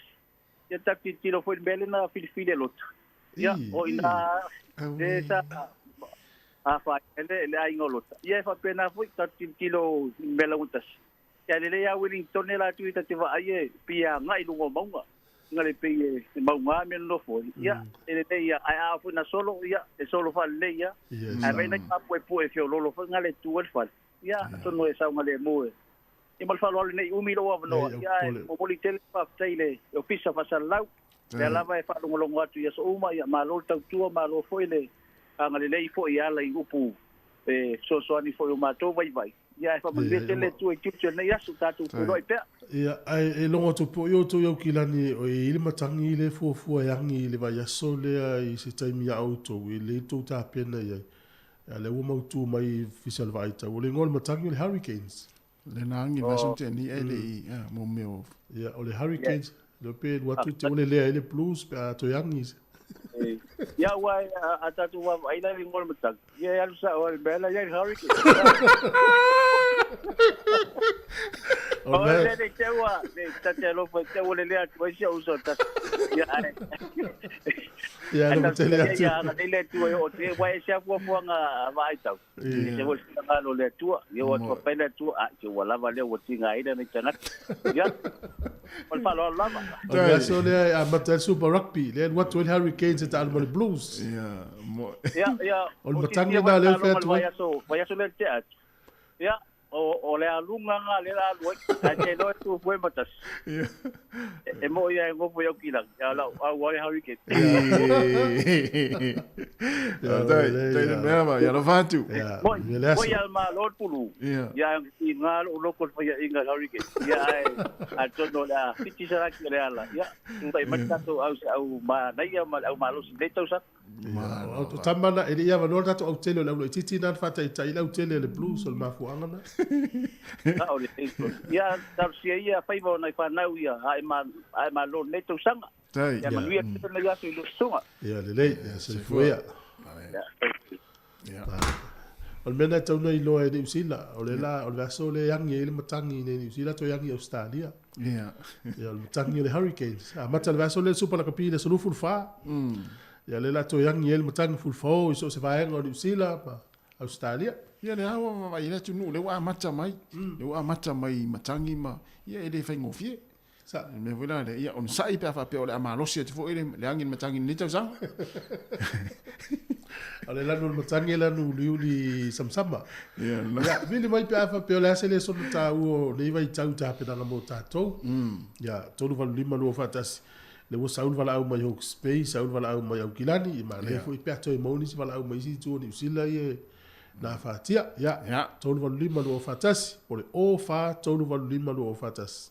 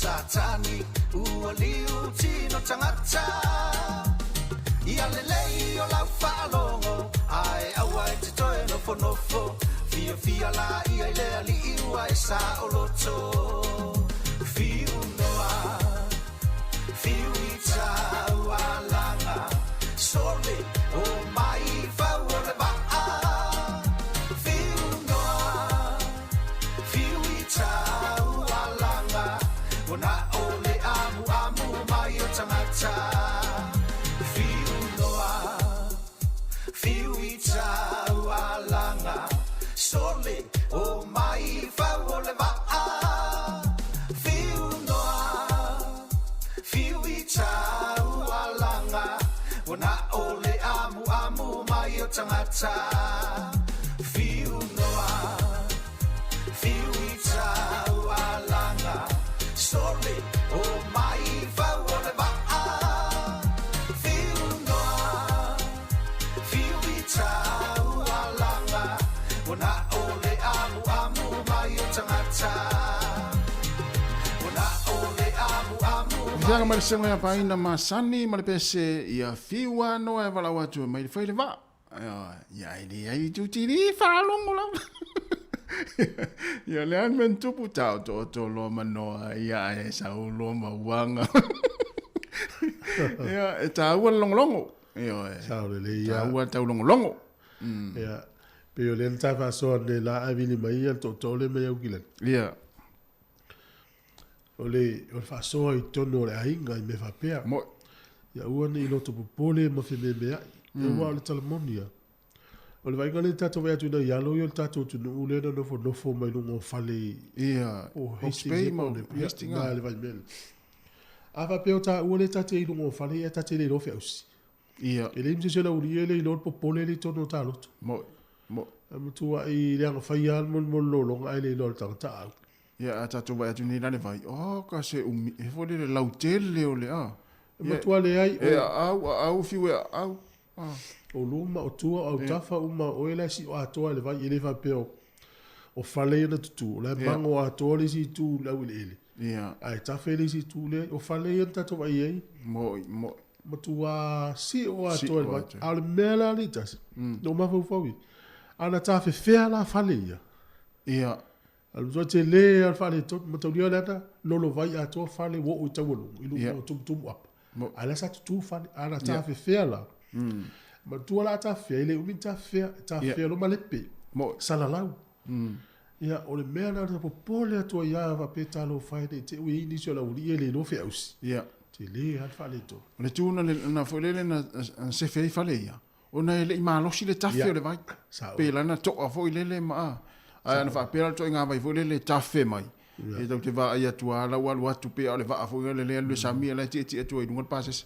ia o I ta vale la fenga lu ta fe fe so Ia. ia o le mena o le sona le mai ia au to a file e mo to a le loto Mo ma fa le pula nga yo inga tau fai ia e pe o le sona o me fa pene o le van tau no mo le va nga le ia.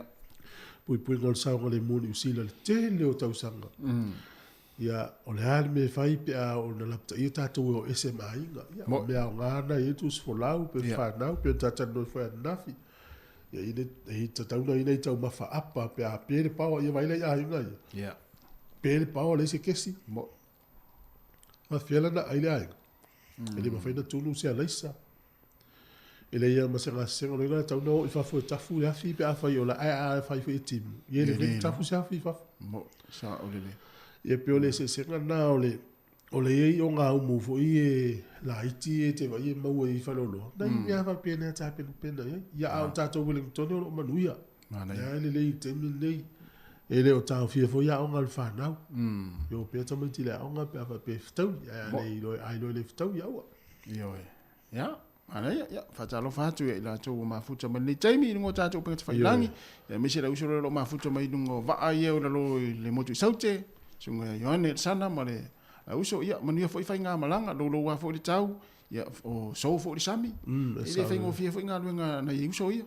Au le ia.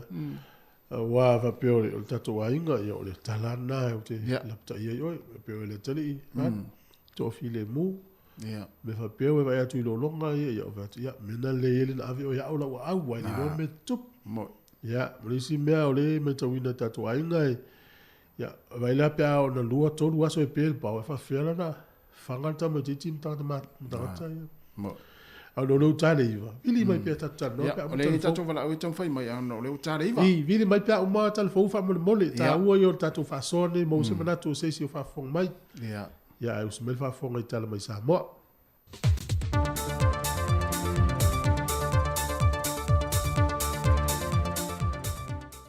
O te toi whātāna whātu i lo tātou tanu i leo ngā te tonu le nei fo i vai aso, e alo mai e se whaopoponga o tātou tala fau mai sa moa. O leo whaamatu atu masaini ina pepa e whaamaudia le tu i nātu le tai se lau lima se furuafe tā la, e le isi lima i tu malo. E au fiai mai mongo numero tolu le olo awano nelo na fua mai anta punu Nico Lihang, e na tau au atu i le sui tei fono lo lātu i tu malo, le tō whāwe a tau ia whantasi pule iata. O nganga i mongo numero tolu, o le tu malo le fionga lauli le watepula te Valfose Schmidt, pa tasi ai manoa maa numero mua, e lona sui whai pule, ala ia sa se pulona mua nanu, o le tu malo si umu, le fionga tuu ana si i leota, le wa vene masui usfona tuto tasi, ma le whanga whale a se la, o lo whai pule ai le fionga masina lupe, ma kesi masina lupe. Whalia le fionga le minista ia leota laki la mustele le autu stala, o i tu malo i e lima watu inatu i le te se lau lima sfurwa fetala, e i titi nai vaenga i te tau na toi wha mai a mai, e mawhai eun wha amtu watu le vaenga mua le tasi le miliona ta la, le wha se lau luas fulu lima fetala. Sau no leo te laki, o le wha se lau luas fulu lima fetala le la atu inatu mua i tu malo i e wanga vaa, e whato a mawhai eun wha amtu watu i e leisi vaenga lona lua le miliona mua, le fa se lau luas fulu lima fetala e atoa i le vanu se lau lima sfulua fetala. Pe a whai e pasia le lato reporti o le fa se lau luas fulu lima fetala mua u wha amatu atu i ai. Whato a mawhai lea o na wha amatu u le vahenga lona lua. E na wafsiling ye au telefou i le lua se lau fetala le sa wha amatu u mua. E na wha lia le fionga le minsta. O le lua se lau fetala lava lea. E mo le fausia ma le whaatotonga ina o ofisa o fono whaavaya ai tu malo. Wa whaamaunia le kāpeneta le toi au maia leo le isi tolu sa furu masini whaamama toto. E whaopopo atu ele mana onga lea ua matua maa walunga nei. Mo le whainu mera telo lea tunu u lea ua ngase ngase e whaamama toto. O le si tio le whainu mera lanto ua ngase ngase na whae loe le fiona tamaita i pāle mia. Wa iai ma whanau la iti.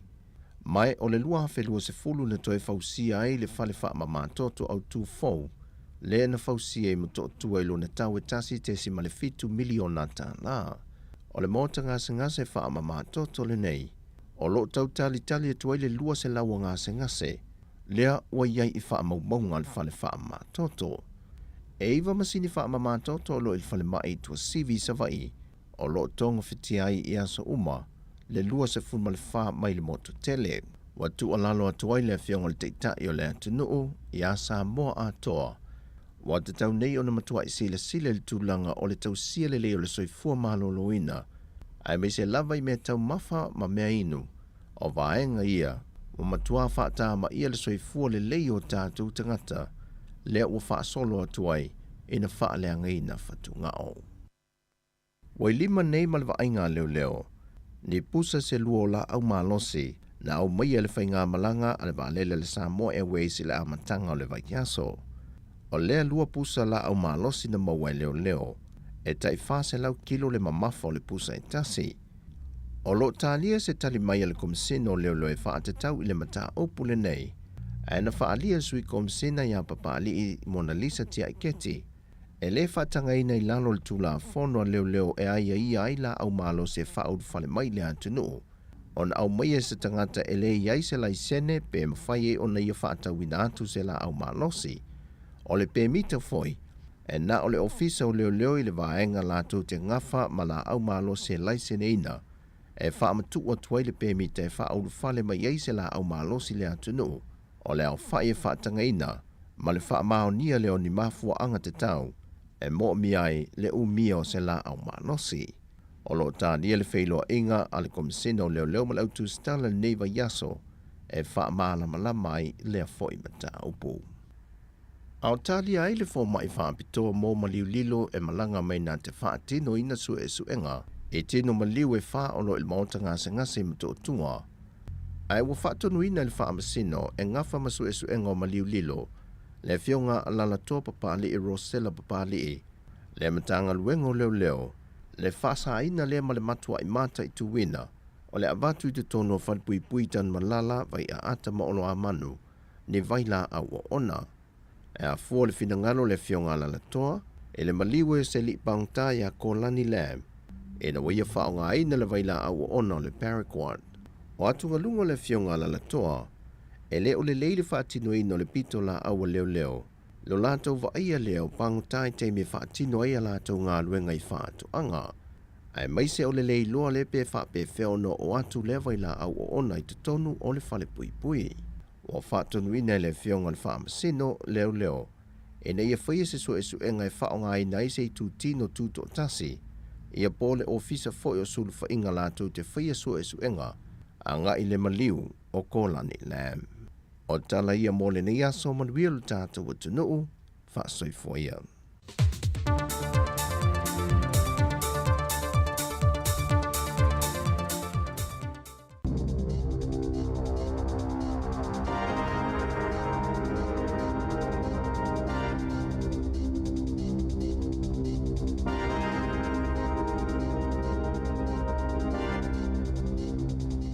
Talafalawa o talafou mai le siufofongo le laumua, mo le nei taeao o le aso se 15 o Februari, lua a whelua tolu.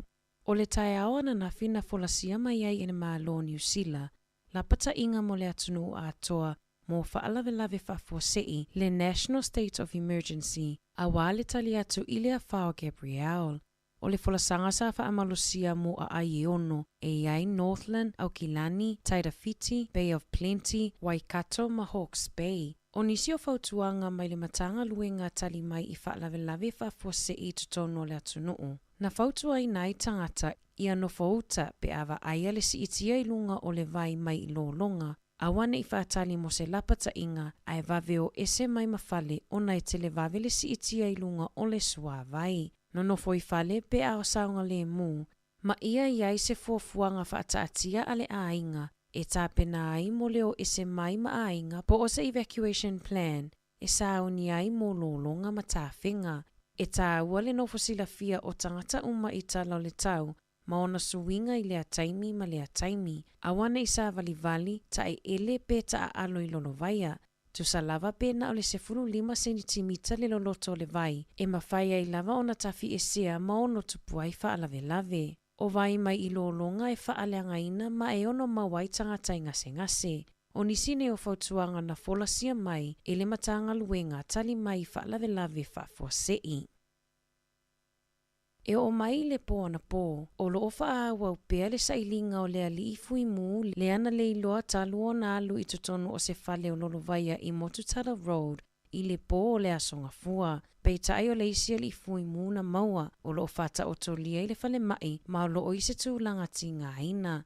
Na whaalia le ofisa tali atu i whaalawelawe whafuasei, ua whaonga aina nei drones, po ni masini popoto i le ea, e tau sa ili ai le alii, i se whamatalanga le whaatonu mo au nanga i le pūlenga nuu au kilani, o lo o iailo na popolenga i nisi o tangata ua toi fo i o lato fale sa a fia i lolonga matawhenga, ma ua lato fiso o tai i tangata ia naina ia fale, ina ia whaamanino i tangata nofo maututongi, e le o saunga le mu le toi fo i fale i le taimi nei, ai maise le wheangai o le atunuu ma lea whao Gabriel. I totono le luas fulu whaitu la na whaamawinai e le ofisa tali atu i whaalawelawe whaafuasei, e silia ma le se fulu waluafe vala au mo fesosoani na whaao atu i le ofisa, mo mata upu whaatatau i lea whaa. E o mai le tae au nei ua silia ma le fast fulu whaafe ainga ua motusia le eliti sei au kilani. Ma o loo lapata ia e whaau au moni aso lumanai. E tusama le valu se fulu au walai au kilani na tapunia i le aso na nafi. Ma nisi o malanga ava ana whaalea o ngā ina o nao le le sa o ngā le mū. E tusama le toa 5 se fulu tangata tonga na malanga mai ngā luenga whaavai taimi. Na ripotia mai i le tae au na nafi. Na lātou whaau ngā ina tawalunga o whale e suru whaai i ai. Ina ua te tele lo longa matawhenga i se itu o Hawke's Bay. Pei taina o e se atu ma whaatali mo se fesosoani i se e tasio au walai Fern Hill. I se whamatalanga le so upo mo ngā luenga whaavai taimi te evita lata. Na mawale lātou feso o ta inga mai a li i aile i uma maa o lātou telefoni. I se tustusi ngana lafo mai e le Civil Defence i le Leitio New Zealand o loota mawhai se helikopa e whaia se ngā luenga fesosoani a wale lavea ina mai o ia li i. Na ripotia mai e le Leitio New Zealand i le aso na nafi, le toi si itia maolunga ai o le tau o tau mafa i se si itanga maoae na whaailoa mai e le Stats New Zealand. E tasi te si ma le 7% na si itia ai le tau o tau mafa i a Januari, ma o se si itanga te leitu tonu o le ono maasina e tu sa ai mawha a maumaunga. O nisi o suinga i tau o tau mafa e o mai le maasina o Januari, e se 10% na si itia ai le tau o loa tau mafa, balu te si ma le 3% na si itia ai le tau o tau mafa i fale ainga ma tau mafa vela, se 10% na si itia ai le tau o fuala au tau mafa mata, ma fuala au faisua. O a ano manufasi mai ana si itia i le iwa te si ma le 2%, whaapea ma mea inu e lea o fiai awa maalosi, na si itia i le 5 te si ma le 10%. O le tele o whaafitau li ua wheangai nei ma le atunu ui whaalave whaale natura, o le awa ai ai le toi si itia i lunga o tau mafa, ini maasino lumanai. Na ripotia mai e leo le toi mawai o pangotae to alua le ana sosola ese mai ma se ta avale, na whaimalanga atu i le to ese i Mount Eden i le asawharaile na te anei. Na whaalia e le tamaita i saatini Lisa Anderson, o le ali i luas furu whaa ma le whaa 5 tausanga na lokaina leo, ina ua maua i le pō la songa fua. Peita ai olo o tausa i lia pea le isi alii, e to o tolua i lātou na sosola ese mai i le asawharaile. Ua whaalia ni langona mawhatia o nisi o le au whai pisinisi ua awhia i lo longa matawhenga le te leo le awhianga i a lātou pisinisi. Na whaalia se tasi o ali i whai pisinisi i kumeu, Charlie James, o le whaatolu ai leana awhia lana pisinisi le CJ Steele i lo longa i tutonu o le se fulu wha maasina. O ta awale e tolu whainga luenga ua whaaleanga ina i tawhenga, vanga nā ai le ta awale tasi. Na tā ua e James, e le ai se fesosoani o ia maua mai i ana inisiua, o no le tele o whaafitau li ua iai nei makamupani inisiua. O James o se tangata mai Afrika i saute, ma e toa whaa na tangata whainga luenga ua le ai nei ninga luenga, ma o se whaanoanoa ngā tele lea mo ia, o na o lana pisinisi e wha moe ma whaalangolango i ailana au whainga luenga, a wale tausinga o lātou a inga.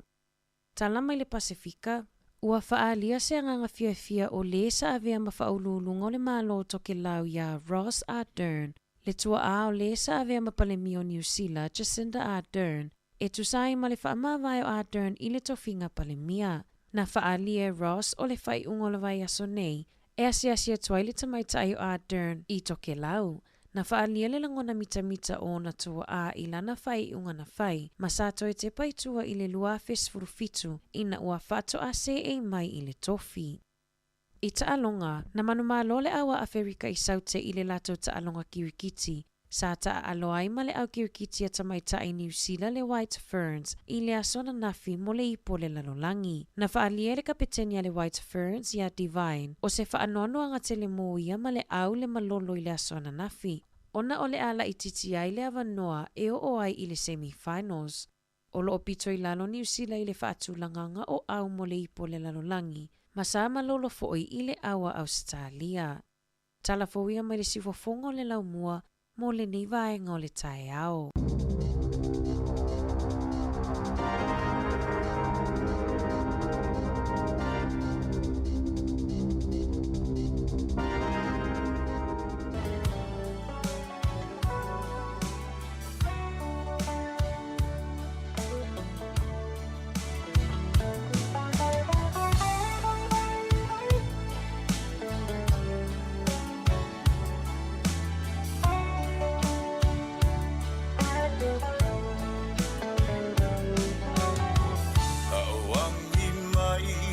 le sau malu a ole la kuongoto atu itasilava lo ufa amboe mboe o oe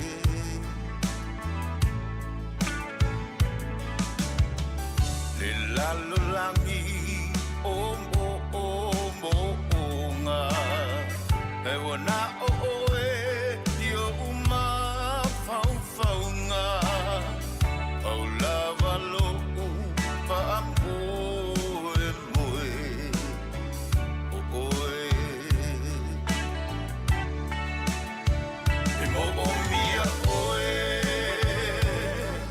o lo utaia o manino e mo o mia oe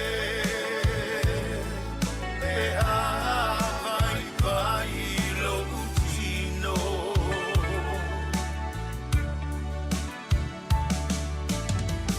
o oe o lo umano si anga a o mai o aso leanga au lava lo ufa amboe moe o oe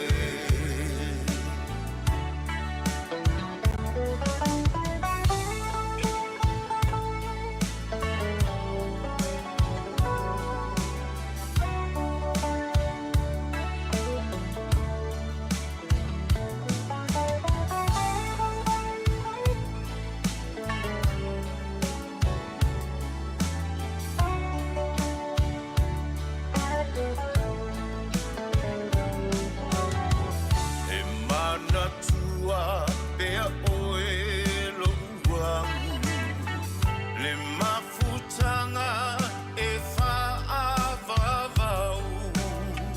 o folinga e la lelei tumau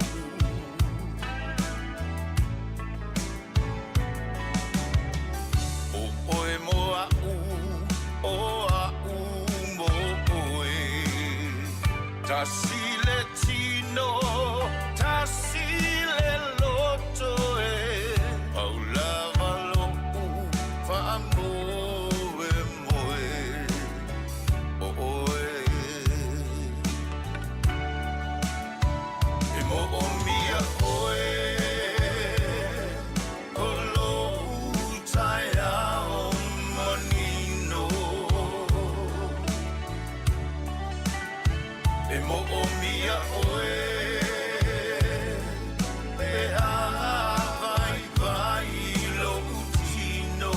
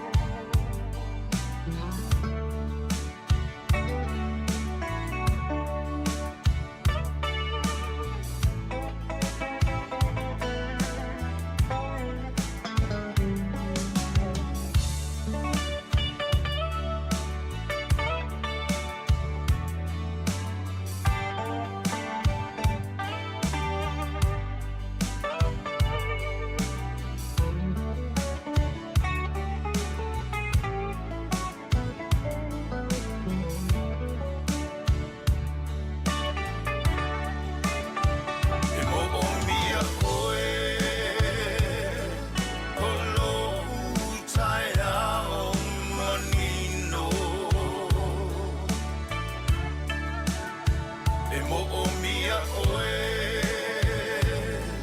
e a vai vai lo utino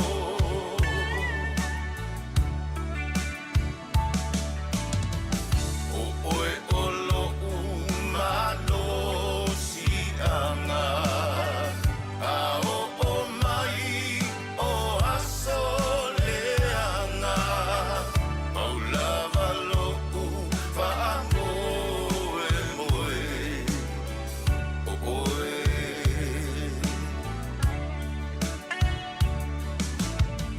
Paula lo fa moe moe o oe E o whangamare o le sunga ia le sāri o tuana i mo le pese mo o mia oe. Ia a o mai whaingatā ma whawhitau leo leo langa. Ia oe au te mo o mia oe. Oe le te whatau he lau. O le atua. Wa whaingatau leo langa ma matangi ma whawhitau li o te mo o mia oe. No inga la mo awa ia le tangata whanongonongo wapele i titi alo wapele uno te le mamlama te le. Tai le te lisi o tamala wha moi le atua. I aso a wha. Ai ala aso langi le. O te wha moi foi le atua? Oe ana ta. Oe ana ta. Oe au leila. Oe tatu wala ungo leila ma. Malor se fua. Talofa. Malor se fua. Oi, ia. Saifua manuia lua wa ase lua nei tai au koutu kuemtat. Tai lava. Fele sa ui lava lau. Ia leu te wala o tu nei manureua. Oi, ia. Okle, leu skilani. Tai lava te o tina matua. Tai lava. O ha mai le tau nei tai. O makango pia le suru mai o le la. Fa tai le rofo le di o vai ele suru makango pia ma le la ni tai au la ngo wa le bela mai o mai o le la. Sa mai na o tau le fao. Gabriel nei ni men na mai. O le po da sa na sona e tu nei. Foi o luma mateo pale e le la au la te le luma. Sa le wa o fa lua le a mo fa chamala i wa kaunti pila lo chulo wa. Ya ai e o mateo ha afia pala inga pola sa ai fa no inga lo nga pa le me fa ko a pa para o kala o fa ku kamala inga lana me pa o mai fa ko ya a maro le lo o kan titia ya ko mai kila o ka mo e fa ko a wa kin ai o mai fa mai nana o pa u le la au o le mera fa sai ai o e ku lo le o nga la au keli a o nga la wa ngawi anga i o le awala le foot pass o nga la wa ngawi anga o le mea i laki o le la vea o le sika wale le ngai luma pa anyway anga la vea i le se foto se si o la ya nga o le pola la sale nga pairo nga venga tumala inga ma video i au inloa sa panga o mai se soangi kamala ina le langa o koe roa ili kuro ware ngana ili la au ya ese mai le au wala nga fira le kwa ma wale la nga ya le la sa o koe roa ili ave ese mai ese mai ai saunga le mua ya na mai le pawa na pe pawa ya utou le ai la o la me le ipele pe ya ma ko le ipele pawa ngala usan e fakavla pali o le vai ngala ka o riwa ya o ngala le ngama kwa mafakia le pola so ko nga ima le sa nga pele pawa nga o riwa ya le o le nela o tfatai ma ia lu plokala mama le mo pamana o le vanga o paila o kali ia pa kauia ni lo mori lo mori vila pa ore pa pinge si fiare fa ka mo me o candles me mori na la popo ya an mela la ki e ke si lo nga mo piko nga electricity la lo mela nga ya o mela nga fa nga la ko ore o meio molinga. Ai, o la uia whaukuanga. I meio barbecue, lea Korean, school barbecue Korean. O macho. Kaya mako sea man mapangau. Ika only $30 sa mua. Sa lusuka la menga. Pawa me nga lusuka la menga yai. Aplo lunga suka la. Pa ya kai ko suka la. O me ka wa pa ku alaisa suka kala maka. Pe kai ko lu mai pe lu la pa e ni tayo po le up to date mo la me for la ko. Ko suka la nga every Sunday they pen mako family home evening. Yes ya la. Yeah. Yes. Yes ya la le welfare. Ali o ta ua la pa makalanga le o nga umuia. Nga mai mako nga umu kausanga le o le aso pa nga o so ngane la ki ta ma si mai Samoa. Nga pa ilonga ele mako nga asfanga. Ta fa nga o nga. Mai o nga umuia mai a pani to a house. Nga mako mai o nga umu only $35 I ka mai o nga umuia. Nga su e mai la mako la le wasiko. I ka le sainga. Nga mo white plates wai le fa ka me va nga ia ale pusa ole ka ole pusa le ka mai song ke $45 mai a pani ole nga ia fia la fangu to ole kele o fangu ko kong ole kesi I pusa le po se ne ole ko se fulu fangu ye ko kong a simpia te se ne fa pena ala me fa nga le fangu tasi Lea e takian mako e kusa ole fangu lea. Pe hour and a half e whaanga le fangu lea kasi mai fangu lea. Oi, vela ele le isa pe atunu fai marka leve. Ia, ta o le sa noanga. O me kone e au ngā ia, especially Sunday ta wawere lokua po lea. Ia, wa masani ala mafanga o te lau sawa mai, ia, e kako ngai whinge kai kako Korean barbecue, ia, o nelanga e mare ku alonga o kuroa, o e mare sea po me, kukano, o lea o ngā, ia, o lea o ngā, ia, e maisera kengi ngai pape ngai, I lo longa, o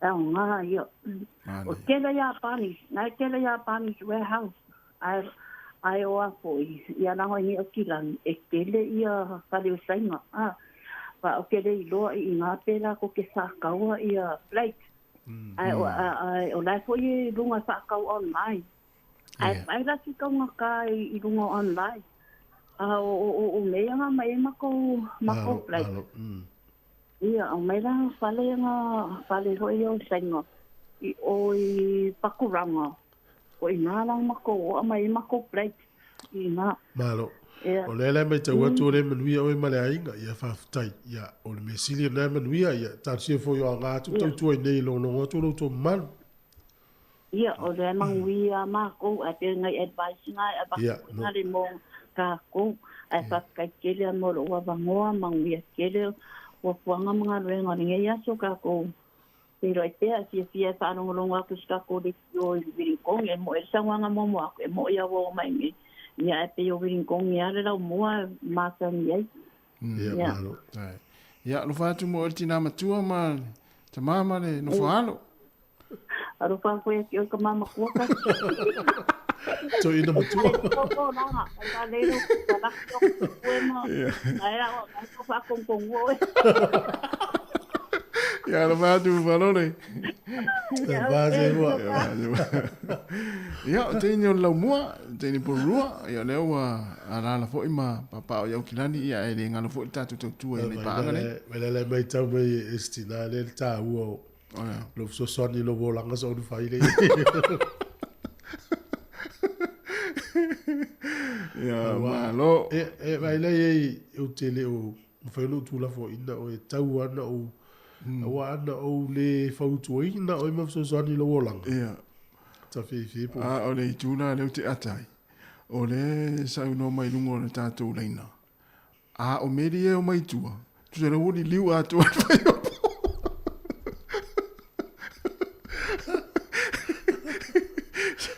Tusala wa watu wa utu no sa i petero ia ro faria. Sausilia pet mamai ia petero. La ba mai ia unu mai nei no so faria ia tu no tu la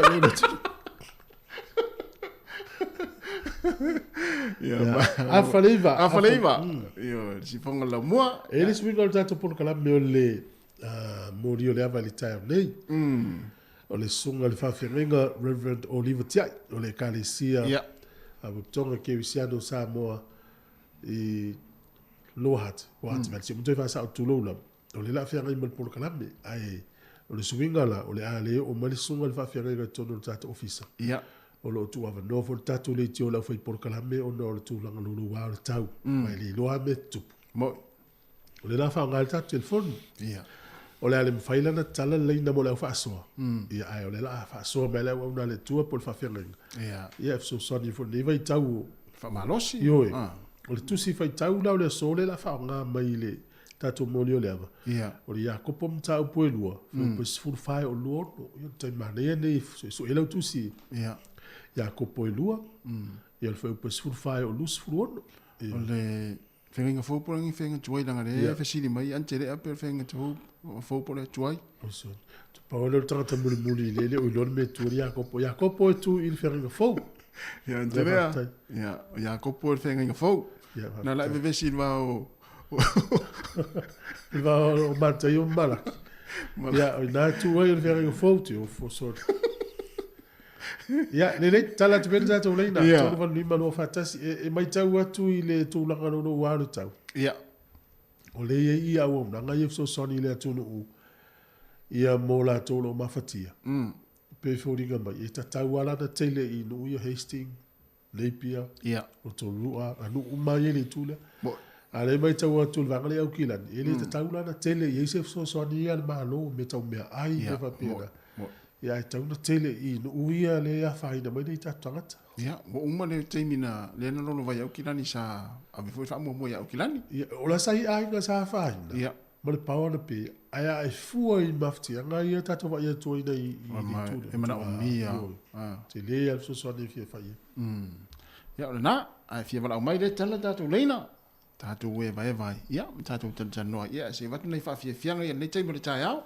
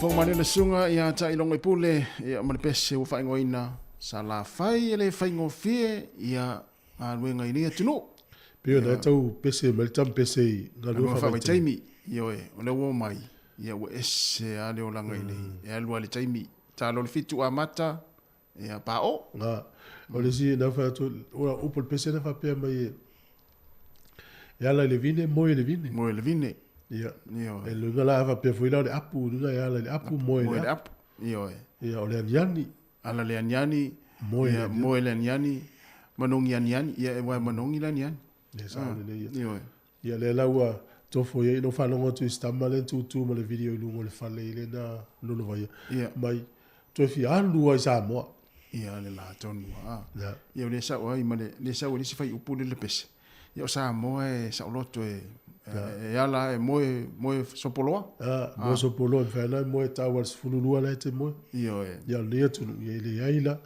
te mo lolo ia lo tu lo e fa fola watu era mi te tu so ia o mele olha la tu fa fola ato di ai dai non le ia te malo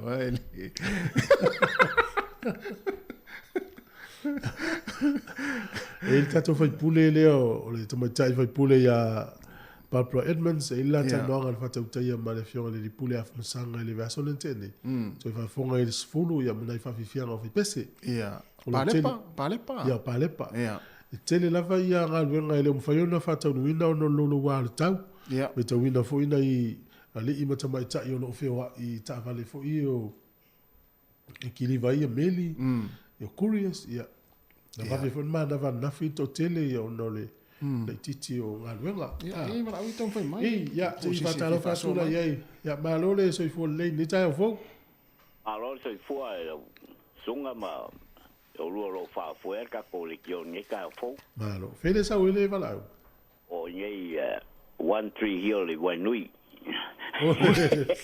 o wanui o mata wanui o mata o mai la le no wanui o mata nei time ia o ro so me fa kim wa le maro skele makang ia o le rofa la o le kua ia ka ko Wellington ele ia ke wa mo fo le pa pe le laki ai le ai ia kan ia mo ile nei tai mo ile la pui go tato ya le o vili ya ku foi in longa ma me ia kupunge ingi sila o le memo mua ia so ia po fast food lima fuka sanga roi ile vai la ma ko i lo hat e ma sangia nga o ia masingi vo le ele mai le vai le ngonge e fai fale ia fa ke le space for le sa wele vai ya mo le simea o ke kala kwa o ma ko pikongu i lo hat ma wai nui e fa luanga sa ma le masingi vo le e ole la pesi il masinga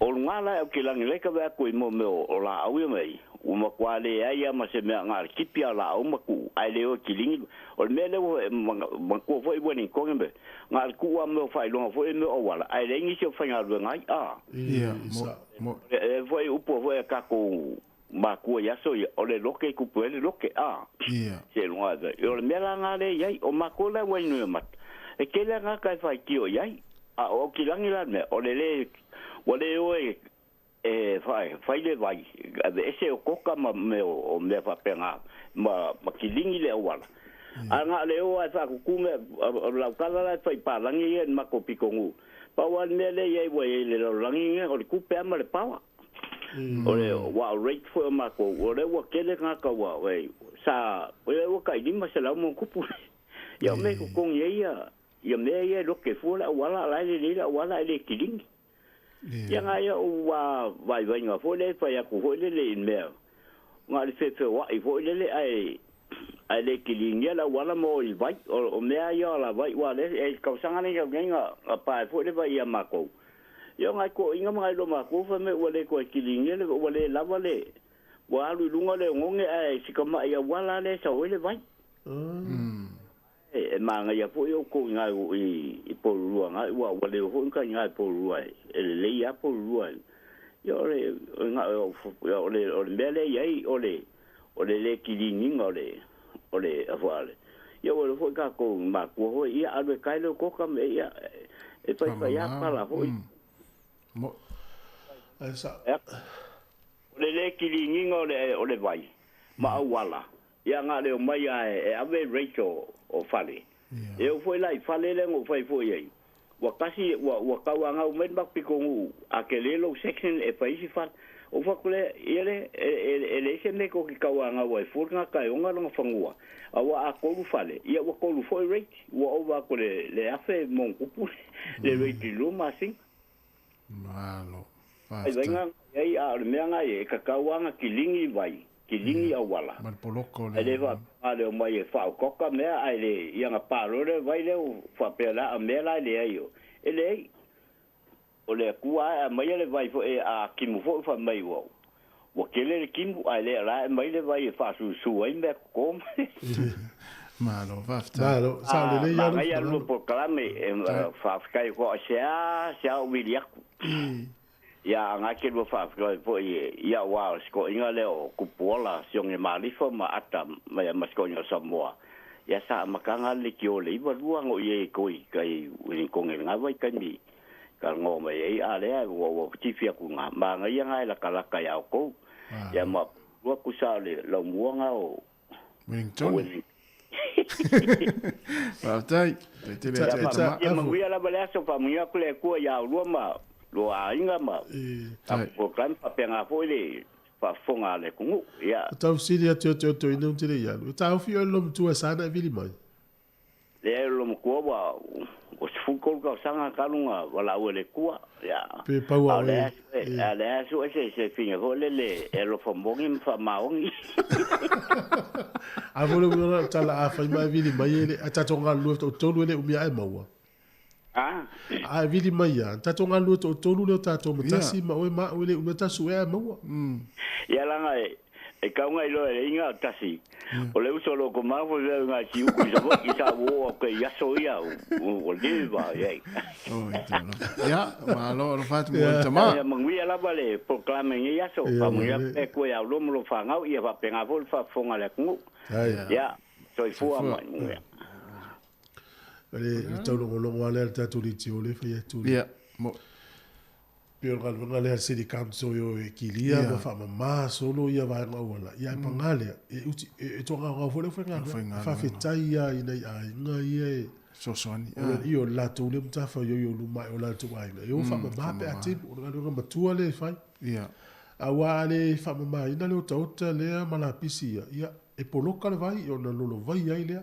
mo le tu fa fetai tele la tu lo fa ia nga le lei io lu mau to mo ta malawa ma lo lava le ta pena ya ma lo fo so soni e na vai ta o ya sa o lesta mane ia o le tele o la pisile o mo la pisio pa o plastics ya o tama nai ele pala ia mo ya no tu apolo ka ya la vai ya tu mulo do ngam le vai ya lo ngai no ia e o la tele le tele o le laula au o ngala au le fita fia iso ya polo ka le vai ia malo va vai la lo felto ina le o wa va no ai fu alole e va no fu alole o to ina le ta o se fai ma vili mai ta lo vo sto ina vili mai le maua ele o mata usanga le mona malo no tes por minuto tale tu la se fulu tala per tato le na te va mai tato we vai va ni te mi le ta yao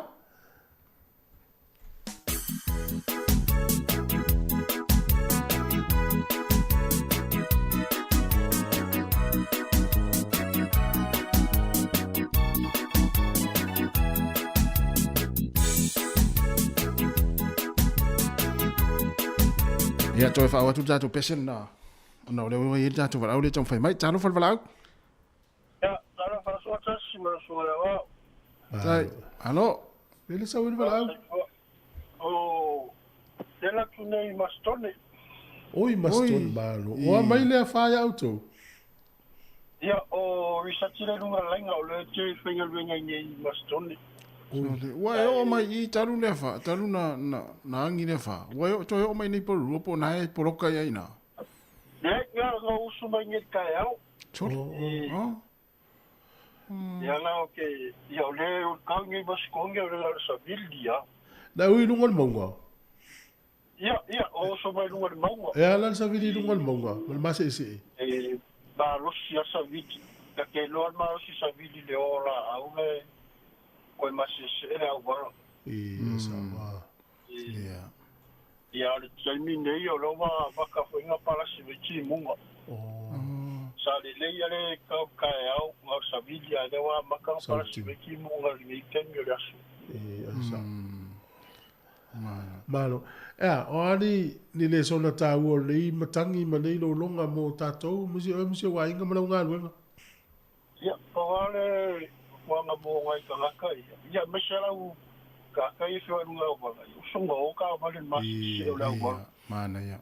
Se ke le lau wala o ke wai ro ka wale leo o te ia o lae a asale la asu. Ia, sa.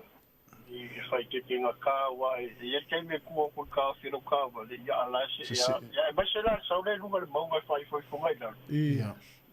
I fai ke tinga ka ia wale si lea wa maka funga solo runga le maunga ia. Ia, ia fai ke tinga ka inga le maunga. O la te inole si awala ta amilo mga ilevin pe a polokal mga research. Ia, ma ke o sokura i lesi kura i maskonge makamile mga i i nepia ma sawa ilevin. Ia alfa le foi na foi no vai na nepia. E pe sa ngale mo i na pe a o so no to tami mai ngol mo.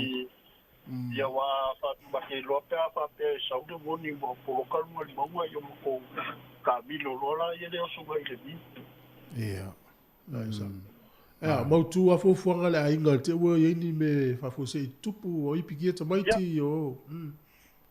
Ia, ua iai uma mea ua iai whangvai, ua iai mo li, ka tenga uma mo, mai kei mingai ua ka kungo leo la ka tenga msau yung. Ia, mai le dope kup.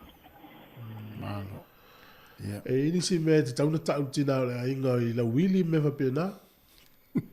Le yangi me o mau mapa makala tingala ai. Sai não sei a caixa o ao lá mas como yanga a vida po ai na vele o vídeo lembra. O beto tiro tão batalha até se tem nem o móvel. Esse não vai falar já caixa po ai lá o móvel. Malo, ya lo vat mo le uso man nga lo fenga yai. Ya, man pode ver lá que vem mal venga nya. Ya, le tu le lima na lenga venga, ya fatai. Ya, wa fatai ya el mongole maston. Ia le o rimutaka. E to alo ta pulo ila tu no foi maston el fewa i mal mongole. O ma tu fenga ta. Ya, me sira ta mini o sabili mal timu. E sa le fo tuanga si so le pe tu ala le fam na tu mai. Ai au la sobo. Na solo la ma tu ala. Alua tu le la solo. Stal fate tal cielo tu può stal. Fa fela na to li mai. Le pumo mo la wala le la feli wa ye. Ai solo muri mai fo i tu ta vale. E le ma fai la fu e ki wo ta va. Fai ma tua fenga ta. Talo fai si va no le mastot. Ia fai te tu o uia tu i le maunga. I le ti munga ma se o le wala le tai. Io e sa le leia. Tal per tato leida, so se va nga o usila e tano mai mai li poti mai ai vili mai tano fa soa tato fa mtalanga ya ta u tele ya le fa tuanga le la mai mastone fa le mule o ta vale lo mas se le wala sa o le leia fa tu te ya o le willy so le pe fo ringa mai o stanga ta fo le o sa le wingo la utala e o mei le misa ai no va ia ti sta lia le va ya sole nei ia o lo isi au so tama to lua o tama ia te lo po ta yo no sfuru ta usa ngana matu ia o le misa la oli ele William Latama pe la ta ile sfuru miliona tu per to ina ia o ngal bangal to ina sa fa yeso ile fa me afali fa putu lo la tupe ia te va ile misa la fa tasi ta tia sol misa to no fa musino mai fa fo o le sila le so le uso le mo le ngal fa le uso walu faile mele trailer ia fa wela papa fungale a vi wala papa ye pui fale la to nga la papa la papa te le vo ye te le fa nga ia plywood te le o tusi o mai ngoi tu alu tu moto wei fai langa campaign ni fa sala la o tu mele tu le wini ya talo fa malo se fua talo fa malo o fele sa fa au ya lo kiria le pe al tavi pasire mai o kilani pe ya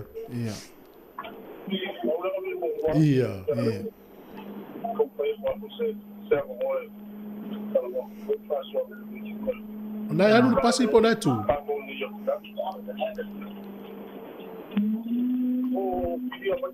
ya na kiria sa no mai oi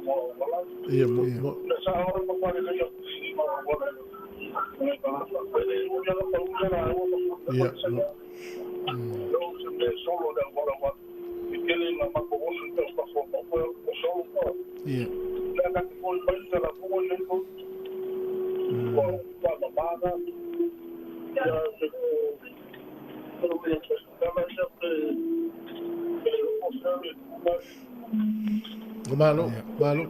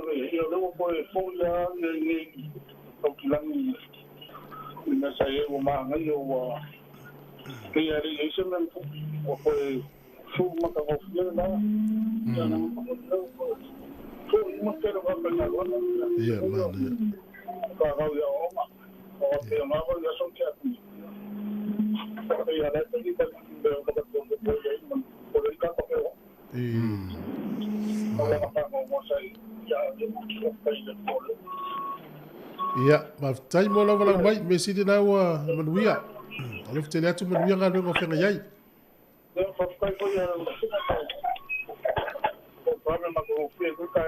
Ia. Ia, so. Ia, tu faz o fua.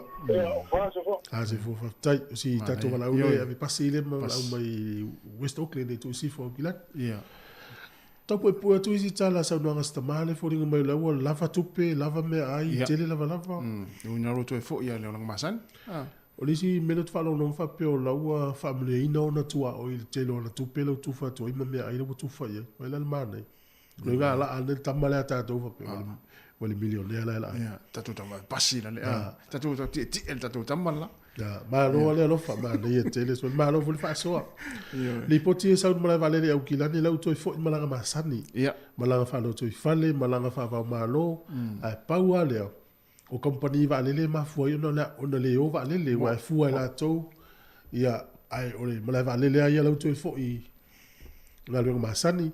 Ia mo tātou malanga siaki le company va le na tongi lo pase se po o malanga te e tinga ina ia na le o malanga na fo on sai pa le on malanga va le sa o le mula va fa mo company va le to fa la tala le Willia la woli ia la o le tau mi sanga la fa Australia la woli so tau tia le tau fa o le tupe la tama le winga la tala mo le vai mama wa ye le si tinana na lutawa na usion to lu fa isanga life insurance ala musu stama ala tawa na wala tina se fa ina life insurance te wa mo tu si le ile peg alo si tina si aki la family yanga ma wa pa fa pe ma ilta ma pe ma liu fo e va tu ngali mas furu afe na le fiel tina o se me le titi tupe o so ala la u to fa ison to lu Tolu to sui ya vai ngolo o premium sa. Ina ye se ilu ngolo tu pe mawe ele eia. Malfana o pe alme tu pu tama. O so. Ma vai la ye. Vai la ma maul vai le tina. Yo e. Me ta o vai le lofa. Ha? Vai le lofa. Yo la ma tala tina. Disi ma tala tama nga fa ngata fo i. Ya. Ai la se me tu. Ala ye se le ni tua ye mal fana. Oh sole. Le yu tele fa lo ina mana tultina ole ale me o tu o tama tonu lana tenga tu pena mo le mo lana to mo lana fana. Wala ma. Al mino tawa na tu tu lu. Ile se tina le. Tina tupe. Tupe ole. O amale. O fa la. Ye le pete we manuel tina. Ele lo ala o mai. No può ele la sensibilità tu pelea la. Ya. Ma le tele li pote le taia, to tala perta to le ne minute. Kala tatu pese vai foi fa fifianga o taia. O fa tonu va lima no o fatas.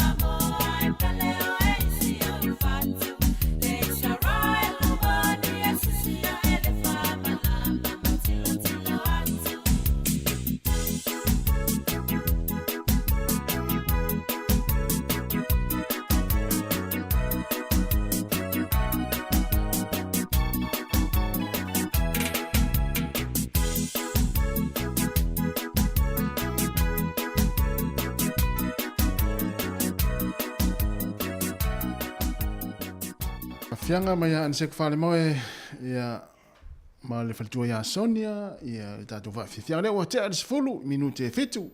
Si fonga la mo ma lo la vale ma mai ia. After ye toila ton vala mai ma lo lava. Tele vai ngole tunu sawita to vala au. Ia ai te tala belta to leina ni vai ngata u. Ia lava ni me tupu lo mai ia na fai no te foi le tatu tunu. Ia. Ya mo le voluma uma tatu ditio. Ya. Le voluma. Le voluma le.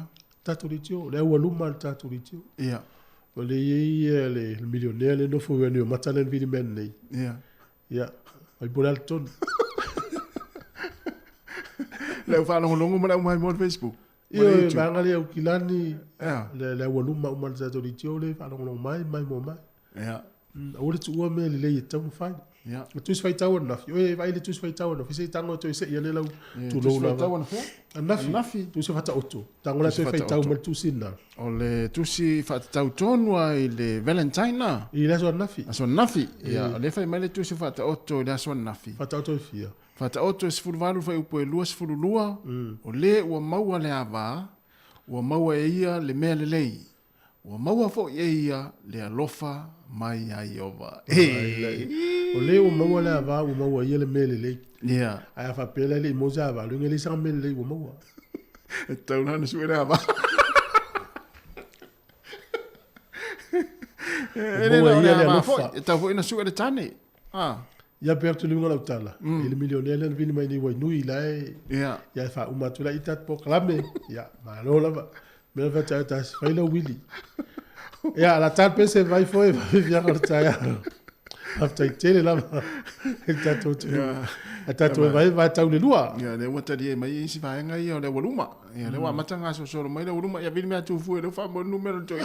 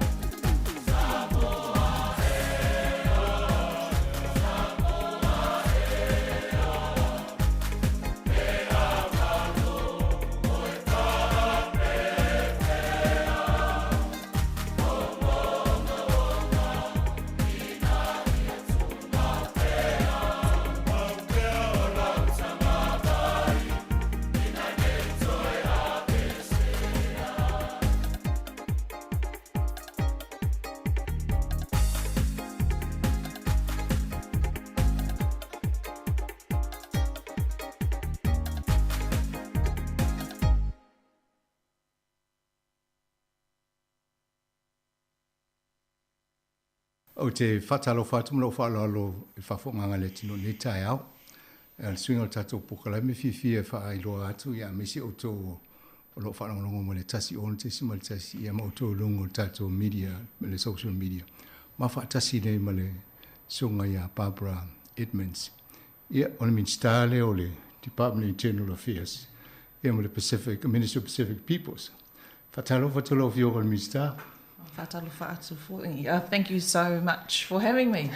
A lot's changed since we last talked. I can see that your shoulders are sort of starting to bend with all the burden. Oh, no, that's just me from my Christmas, eating too much on Christmas. No, congratulations. We're very proud of you, Barbara. It's very nice to see that you've achieved, and not only that you've got these portfolios, you're also a cabinet minister inside of cabinet. Yes, yeah. It was a shock for me when the Prime Minister Chris Hipkins told me on the phone the night before, because it's only been 3 weeks since Jacinda resigned. Yes. So a lot has happened in 3 weeks. We've got a new Prime Minister, a new leader, a new Prime Minister. He reshuffled his cabinet. I got appointed into cabinet. I had my first cabinet meeting on Wednesday. So it was a real privilege, to sit where I sit at cabinets, right at the back of the circle, and then I look directly opposite me is Carmel Sepuloni. So it's for the two of us. Obviously with Carmel, it's a huge elevation for our Pacific people that she's clear view of the chair that you might end up at. That's a long way away, but I'm just very, very thankful to have been given the position and the seat at cabinet. As Lua Manuval Dane Winnie Laban would say, if you're not at the table, you're on the menu. So I avoided that. No, when I saw the first thing, I thought I must check up the list, and I saw that your inside said brilliant. Yeah, that's where we should be. So if you look back on all the history, the dreams of our forefathers, not only that we get the families look after, supported in Samoa, but get the kids educated and then get into where the decisions are made, and you're there now. Well done. Thank you. My father flew down from Okolangi on Wednesday, last Wednesday, for my swearing in with the Governor General.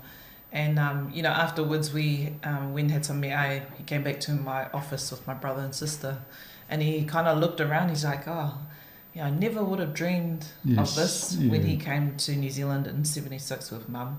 And for him, his wish was always for us just to finish school. So we've surpassed that.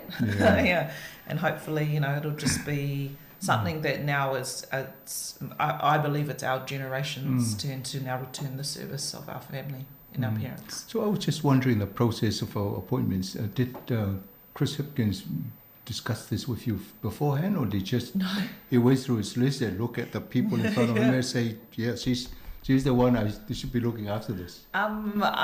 He didn't talk to me about it at all beforehand. And what would normally, I don't actually know what happened, but what normally happens with such leadership, decisions, he normally has his closest people. So I assume that the Deputy Prime Minister was there, Carmel.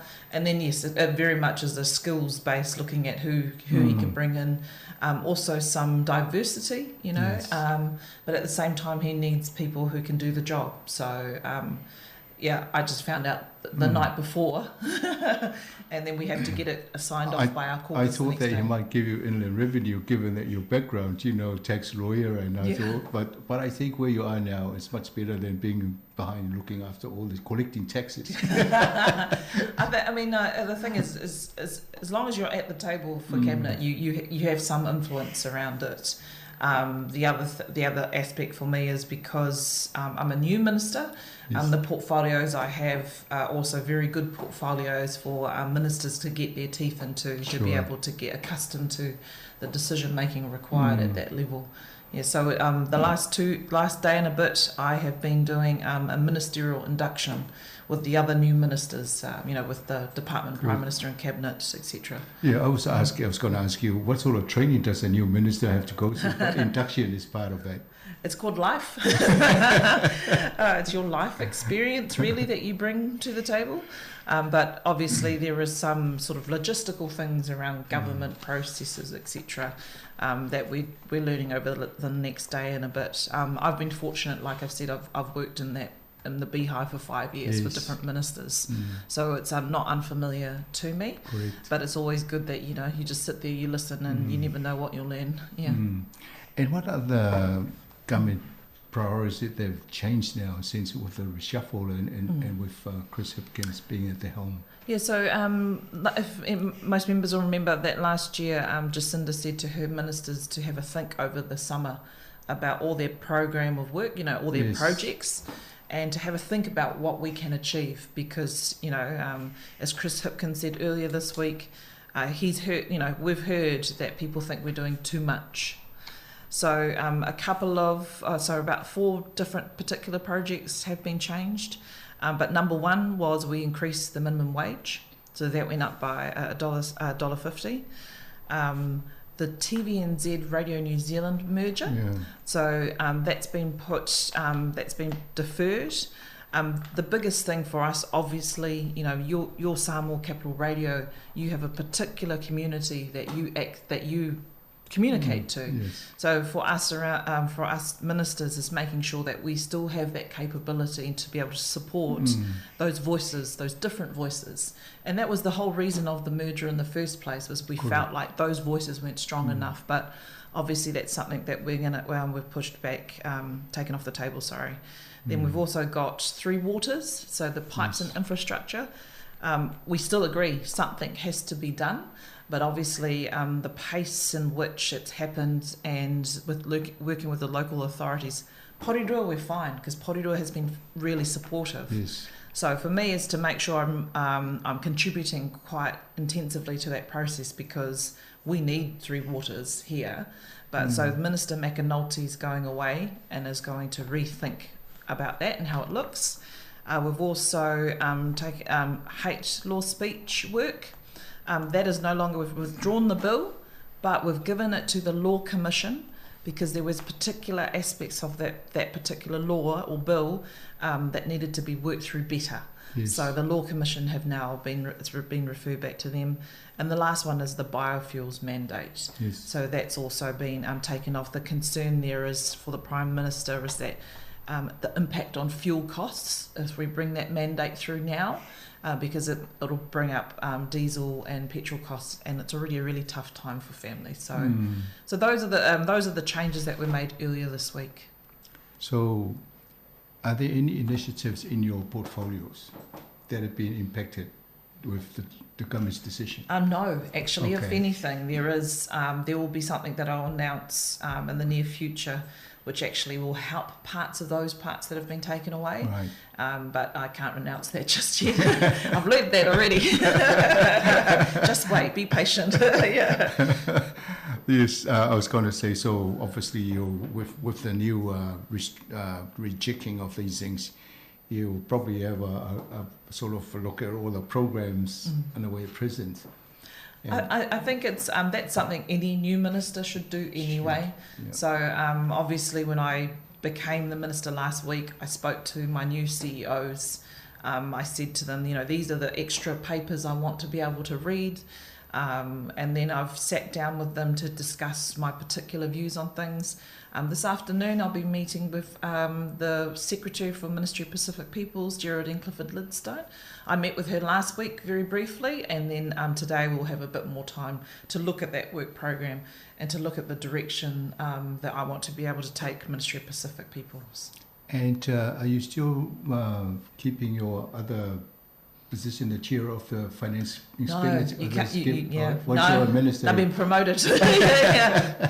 No, so I'm not anymore. I'm not the chair of the finance expenditure committee. Because you can't committee. review yourself. Yeah, well, you can't as a minister. It's very unusual for a minister to chair a select committee. It looks a bit greedy, but no.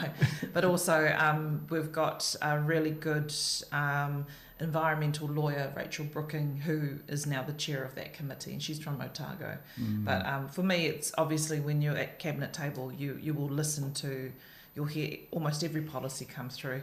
I must say though, even though acknowledge Opito Sua William Seal, even though he was outside of cabinet, he had a pretty major influence in the papers that came through.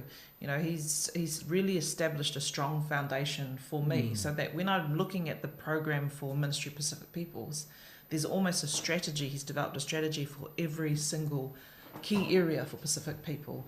So for me, it's to be able to now say to my new team and say, okay, what is the best way we action these strategies, and how do we make sure that we're achieving that? Because for our Pacific people, it really is just looking right through, you know, like we have with the floods. You know, that's why we support the likes of Whānau Ora through Te Whatu Ora Health, where we have a Pacific Directorate. So now it's just strengthening a lot of those bases that Opito has developed and strengthened. And, you know, he's the most successful Minister of Pacific Peoples, if you think about money-wise. You know, $500 million he's been able to receive for investment in Pacific initiatives. So big year ahead for me, but I'm very grateful to Samoa Capital Radio's opportunity that I've been able to still come here and have this talanoa with you. No, we saw that you ended up being a minister because to foster that relationship. And now you knew, you heard it here first. So, Barbara, obviously, you know, busy, you know, right now with your all the portfolios. And you're obviously looking at some of the programs, reviewing some of them, whether they still are effective. And, you know, congratulations, and hopefully that everybody will be working together to achieve what your vision of your ministry. So have you got any vision of where you want to lead these two big organizations? For me, it really is what the Prime Minister said about going back to the basics. Yes. You know, I've got the Department of Internal Affairs that has all the identity services for New Zealand, you know, births, deaths, marriages, passports. You know, it's making sure that these ministries and departments do what they've been given the mandate to do, but do it really well. So going back to those basics, supporting our Pacific people so they can be prosperous and they can thrive. You know, being able to support the services so our people, if they need to be able to get their citizenship, their passports, that they get it in a timely manner. So for me, I'm really when I'm looking at the programs over the next week or so, it is really about, okay, what is the core business of these ministries, and making sure we do them well, because that's how government functions. And sometimes if there's a lot on, you can forget to do what your actual job is. So I just want to make sure that I shepherd that through over the next sort of 9 months up to the election. Yes, and then you've got the pending election, so obviously you're trying to keep your eye on this year as well as also trying to plan for the election. Yeah, so I'm not sure if I told you I'm the deputy chair of the nationwide Labour campaign. Oh, right. So right. Megan Woods is the chair, and I'm her deputy. So I see. Yeah, so it's a big responsibility, but for me it's making sure I learn the whole process behind the nationwide campaign. She is a formidable campaign chair, Megan Woods, and a minister. Yes. And so obviously I've got associate housing as well. That's really important for us here in Mana. So being able to learn off Megan as the Minister of Housing, and then be able to learn off her as the campaign chair, I'm just, I feel very, very humbled and privileged to be able to have these opportunities. So women at the helm of that important role. Well, you know. Yeah, I'll let you know what you know. There's that saying in Samoa. That's right. I'm not going to change that. No, very good. Well, Barbara, you know, because I know this is our first interview, and then you're very busy today, and thank you for coming in and having these chats. I know you have to make way to town to catch up with your other appointments. But we'll try and structure some interviews going forward so that we can have this korero every now and again. Of course, yeah. And probably just two things I'll leave the listeners with. One is the Pacifica Festival in Wellington. Correct. Is on tomorrow at Waitangi Park. I will be there, but there's lots of our services providers will be there. So head down there. That's from midday, the official opening. And then the second thing is, as you've seen on the news that you've been talking about as well, is Cyclone Gabrielle. Yes. That's due to hit New Zealand, they say, over Monday and Tuesday. we need our people to be prepared, especially if you're in the northern blocks, but us here in Wellington as well. Make sure we have enough water and food for 3 days, because you never know how that cyclone's going to move. And as we've seen in Auckland, you know, it's only been 2 weeks since the Auckland floods. It can happen really quickly. So just ask our viewers to be mindful of that cyclone coming through. Yeah. All right. Well, all the best for today. Thank and then we'll you. catch up in the near future and you have some more chats on the... Yeah, we definitely will. And if you can't make it yet because you're too busy, we'll talk on the phone. Yeah, I'll pick up. Thank you, Whaftai Yeah, whaatai lava. Ia o tato tanoanga na mo le fionga le minsta o lo tele tutuangi e nita au. I stemi o le tato pukalami a foleiva. La wha mamlama to inisi o vaanga ne le tato man Samoa. Al teimi nei, tato wheloa i stemi o le a foleiva. Ia, to whaasui fua. O le tautua le si ufafonga o le laumua o lo iai fo i le langolango a le New Zealand On Air.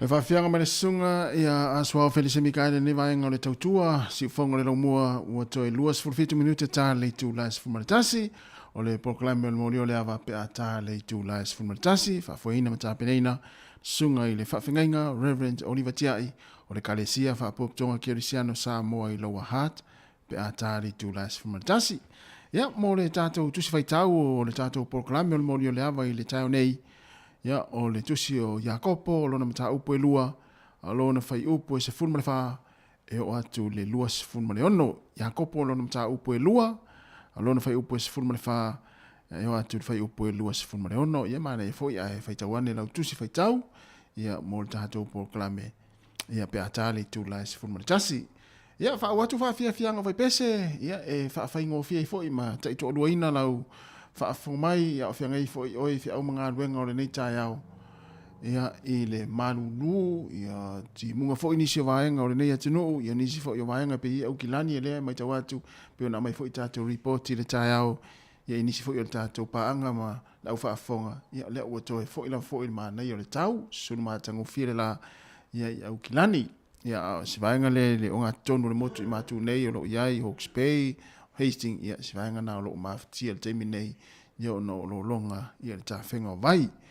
A lea ua savalivali atu le tātou taimi to e lua se fulu 5 minute tā le tū lai se fulu maritasi whaafia fianga mo ole le tai au so i filoi mai le si fonga lau mua Wellingtone ia i le tātou ofisa au tū o lo aluato ia tātou whaasalaunga nei taimi lunga le tātou wala leo le tasi ono tesi ma le tasi whaamo ia e whaapefo le tātou unanga i lunga o le Facebook ma le YouTube le 5 se fulu maritasi man Kevin i Pori Nua. Yup, yup.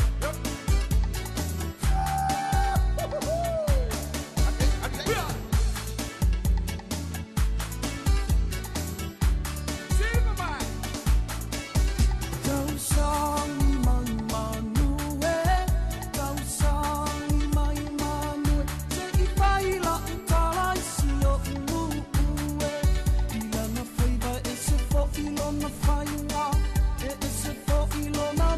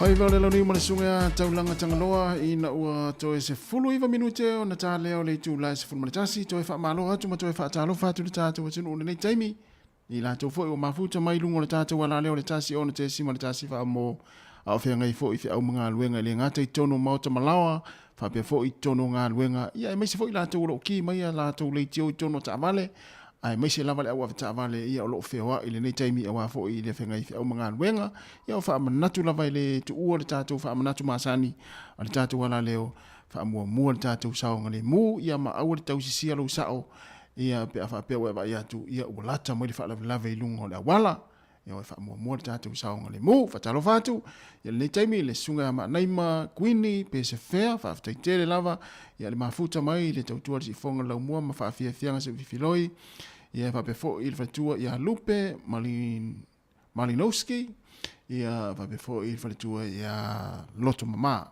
mai o kilani to se full 1 minute ta le tu la se from batasi pesen nei ia ta na tu mo la to lo faita penanga i tono a inga le nei taimi ia mai se inga se senga o le tai au ia ale au koka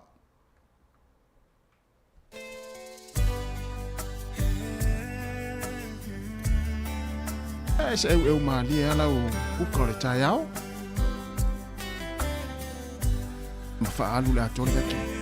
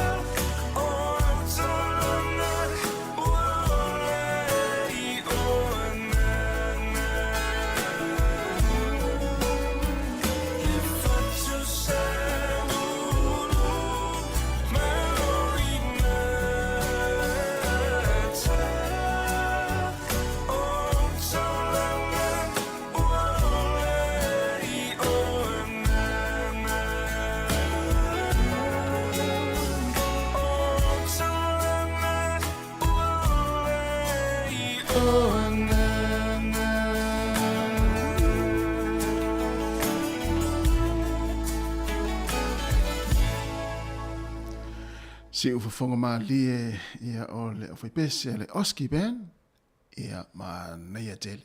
Ia o pese na. Ia tau te toi mana tua ina i o tātou tua a ufa ilangi fo lang. Ia te mana tua i la vai o ena i o ma tua. Ia i le whainga tā fo i o le awala nasa mai. Ia pei o le upo le pese. O le ngore pese. O si ona pao pao. Ia sa o le le ia. O le sami. Ia o uta le vao. Ia sa whawhailele mai ai o tō so i fua mo mātou o langa. Ia ena i o tātou mātua whai langi fo langa. Ia meisi fo ina i mātua o loo so i fua pai so i fua mai pēr ni taimi.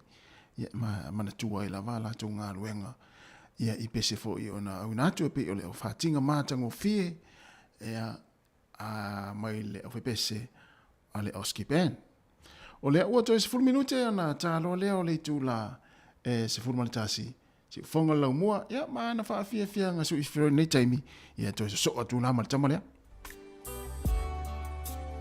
Ia o pese whaasora i mawhau ngā tai ao, o whianga i whiau mga anuenga. O pese le tia maare o tau suina, e le sunga ia Waino.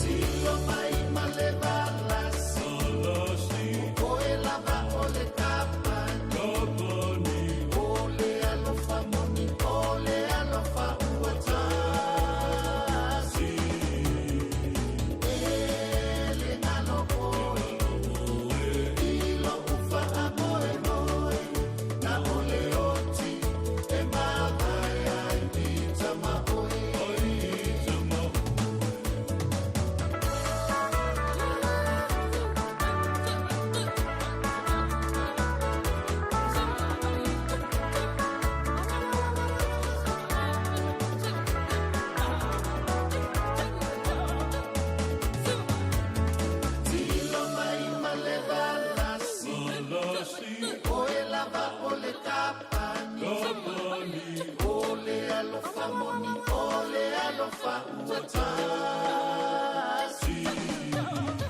Ele alopo, ilo ufa amoe moe, na ole oti, ema kaya ni tama moe oi, na ole oti, ema kaya ni tama si oi oi tama.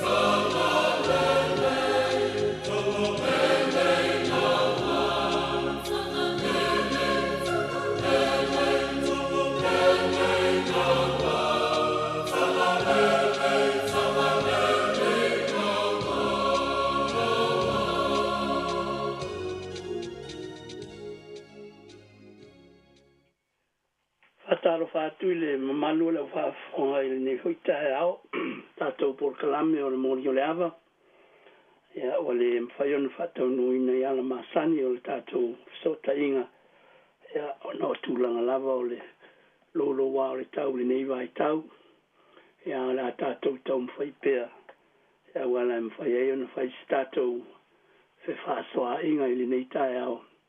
Ma wai fo e se whāsiri ngā malosi whare nganga pe o le wha moi moi o le nei por kalame. Tā lofa lava, pāwhitai le tua o lo maua lo tūsa i fō manuia. Au I lava I whainga tā o le lolo wā o le tau a pe o na awhia aisi o tātou atunu. Ea e le ise mea whainga tā e le mwhaia e le tua o le mana o lo nā nganga. Soa soa ni mai, tātou te wha moi moi ai. Ma tātou te tālo, ai ngā lue lava lo nā nganga, ma wai le lawe ai mo I tātou. A tātou amata li te tālo. Le atua sisili e se, o mātou o mai fōi I au luma, e ala I sota inga o wale si whasana lau, teknolosi whanei o na pō, whaiei o na mātou whesota I ma wheiloai, I o mātou leo ma o mātou māwhau whau. Mātou te whetū whai, pe o le wha moe moe o le nei polo kalame. Mātou whaitau I au a fionga, ma mātou māwhau whau I lau whina ngalo mo I mātou. Le atua whawhitai, I lau alofa ma lo wanga le lei, whaatau no ina ai wha moe moe ma fuafuanga uma. Ai mai se lava o le tau singa o le soifua ma lo mātou wola. E nei vai tau whainga tā I le lolo wā o le tau o ti munga ma lo longa ma wha. Tō tele upangatia ma fia o le atunu. Ia mai se fōi le nisi vaenga o le lalolangi o lo a fia I ma fuie. Ma whaalawe lawe te tupo o le nātura o le fōa. Le atua whawhitai, ma tau te loto te tele. O iei le mana whaalawe ai o lau fio.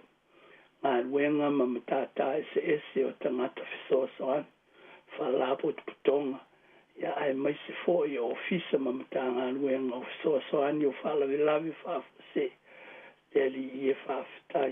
La mātou te tālo I nei tuaso, a hoi maile nganga o la ufio, whamatala loto ia I mātou I o mātou mawhau ma o mātou langona, o a ufionga a mātou whaitau ma whalongolongo ia e. Maua e fo iso mātou whasiri ngā malos. A mai se lava o le nei vai tau whainga tā o le lui tau ina o le o lo whare whātu tua. Whalawe lave ma whawhi tā uli o le o langa. Le ali ia mana o mātou leo ma o mātou mawhau whau. Le anganga o la uafia e tau tōlua ina I mātou. E watu le vi inga o oelo mātou tamā. I lo suafa Yesu o mātou wole mawala au o tuai nei. Amen. Ia ole whamoe moe ole nei tae au pe ona tātou whilo I fōi le tātou pol kalami o le mori o le awa. Tātou mawhau whau I le tusia Iakopo mai le whenga inga fōu. Whiwhiria le tusia Iakopo. Ia ona ole nei vai aso atoa whaitau ngā tusi o le whasinonga tusi whaitau aso o lo muri ai le au kerisiano. Ia mai se foi le whaka sā manisi o e kālesia kerisiano I le ngana Samoa. O lo o su e ma whaitau. Ia mataitai e foi whai ngā lotu o le aso ma le aso. Whiwhiria le tusi Iakopo mai le whenga inga fōu. Iakopo e lona mata upo e lua. Ia o le whai upo e sifuru ma le wha. E o le whai upo e lua sifuru ma le ono. Se teimi ona o whaitau atu lea. Ia ma tātou whi whasoa e ui o la le mwhai tātou whasoa ona o ala o sota inga. Ia o le mwhai on whatau no ina e le tūlanga fōi o le tau o le neiwa e tau ai a tonu e sau whisili. Ia e si teimi ma se awa no mulmuriane. Ia mwhai ona whasoa ma tātou whitu whai ai pe atusa ma le whina ngalo o le atua. Ai whamole mole. Ia sila I lau tuspa ia kopo na tā upo e se furu ma le whā. E o le whai upo e lua se furu ma le ono. O le tusi wha, o le wha sinonga lea mo le nei aso o whaitau ngā tusi, o le tusi whaitau aso. A le whalapo tutonga whaitau tuspa ia. O le International Bible Readers Association. Ia o lo o muli ai to tele o I tātou whaitau ngā tuspa ia. o te wala watu i le sunga ia tasi wha mole mole, ia le ata mai stato pese, e watu le awa noa e te whaitau, ia ma sila sila ia e. Whai atu leo nai manatu mani nai motunga af, ia e soa ni fo i le tato mta upu. Ia kopo mta upu e lua, o le fwoi upu e se furu male wha, e o le fwoi upu e lua se furu male ono. O le autu o le nei aso, i le whasinonga le kuswhaita waso, aso lulu aso sefulu ma le 5 o Februari, whaatuatua o lo ngalue, whaatuatua o lo ngalue, faith in action. Te manatu foi o se autu tāua, o se autu foi o lo relevant, pe tala whea ngai tonu ma lo tātou foi vai tau, o le tele o whita ma whaingatā, e le ngata o whalawe lawe tutupu, o mea tutupu pei foi o le lolo wā o le tau wā whiai le soifua. Ia le ngata po i lea o ta mao a inga o ngā luenga o le motiva ma le tau wha soa soa. Vaenga umaia e a whiai le o la whātua o le tangata. Ai whaafonga mai le pese la ata mai e sunga atas e o ne tātou wha ua o i lea. Whaafitai tasi.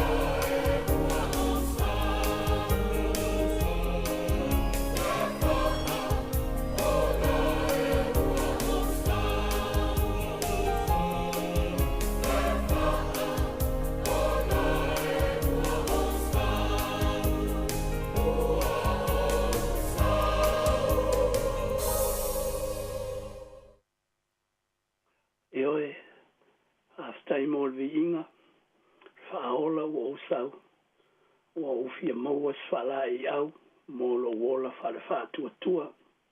A le i whasaro atu le tātou a mawhau whaunga i whaita wina o tu spaia. O nei manatua ia o to atu i le tusi o Iakopo. Mua o suenga i le tusi o Iakopo o lo ia i le fesili o ai na tusia who is the author of James le tusi o Iakopo. Te le tau fi fe la foa i ma whaalia i lau sue o le tusi spaia.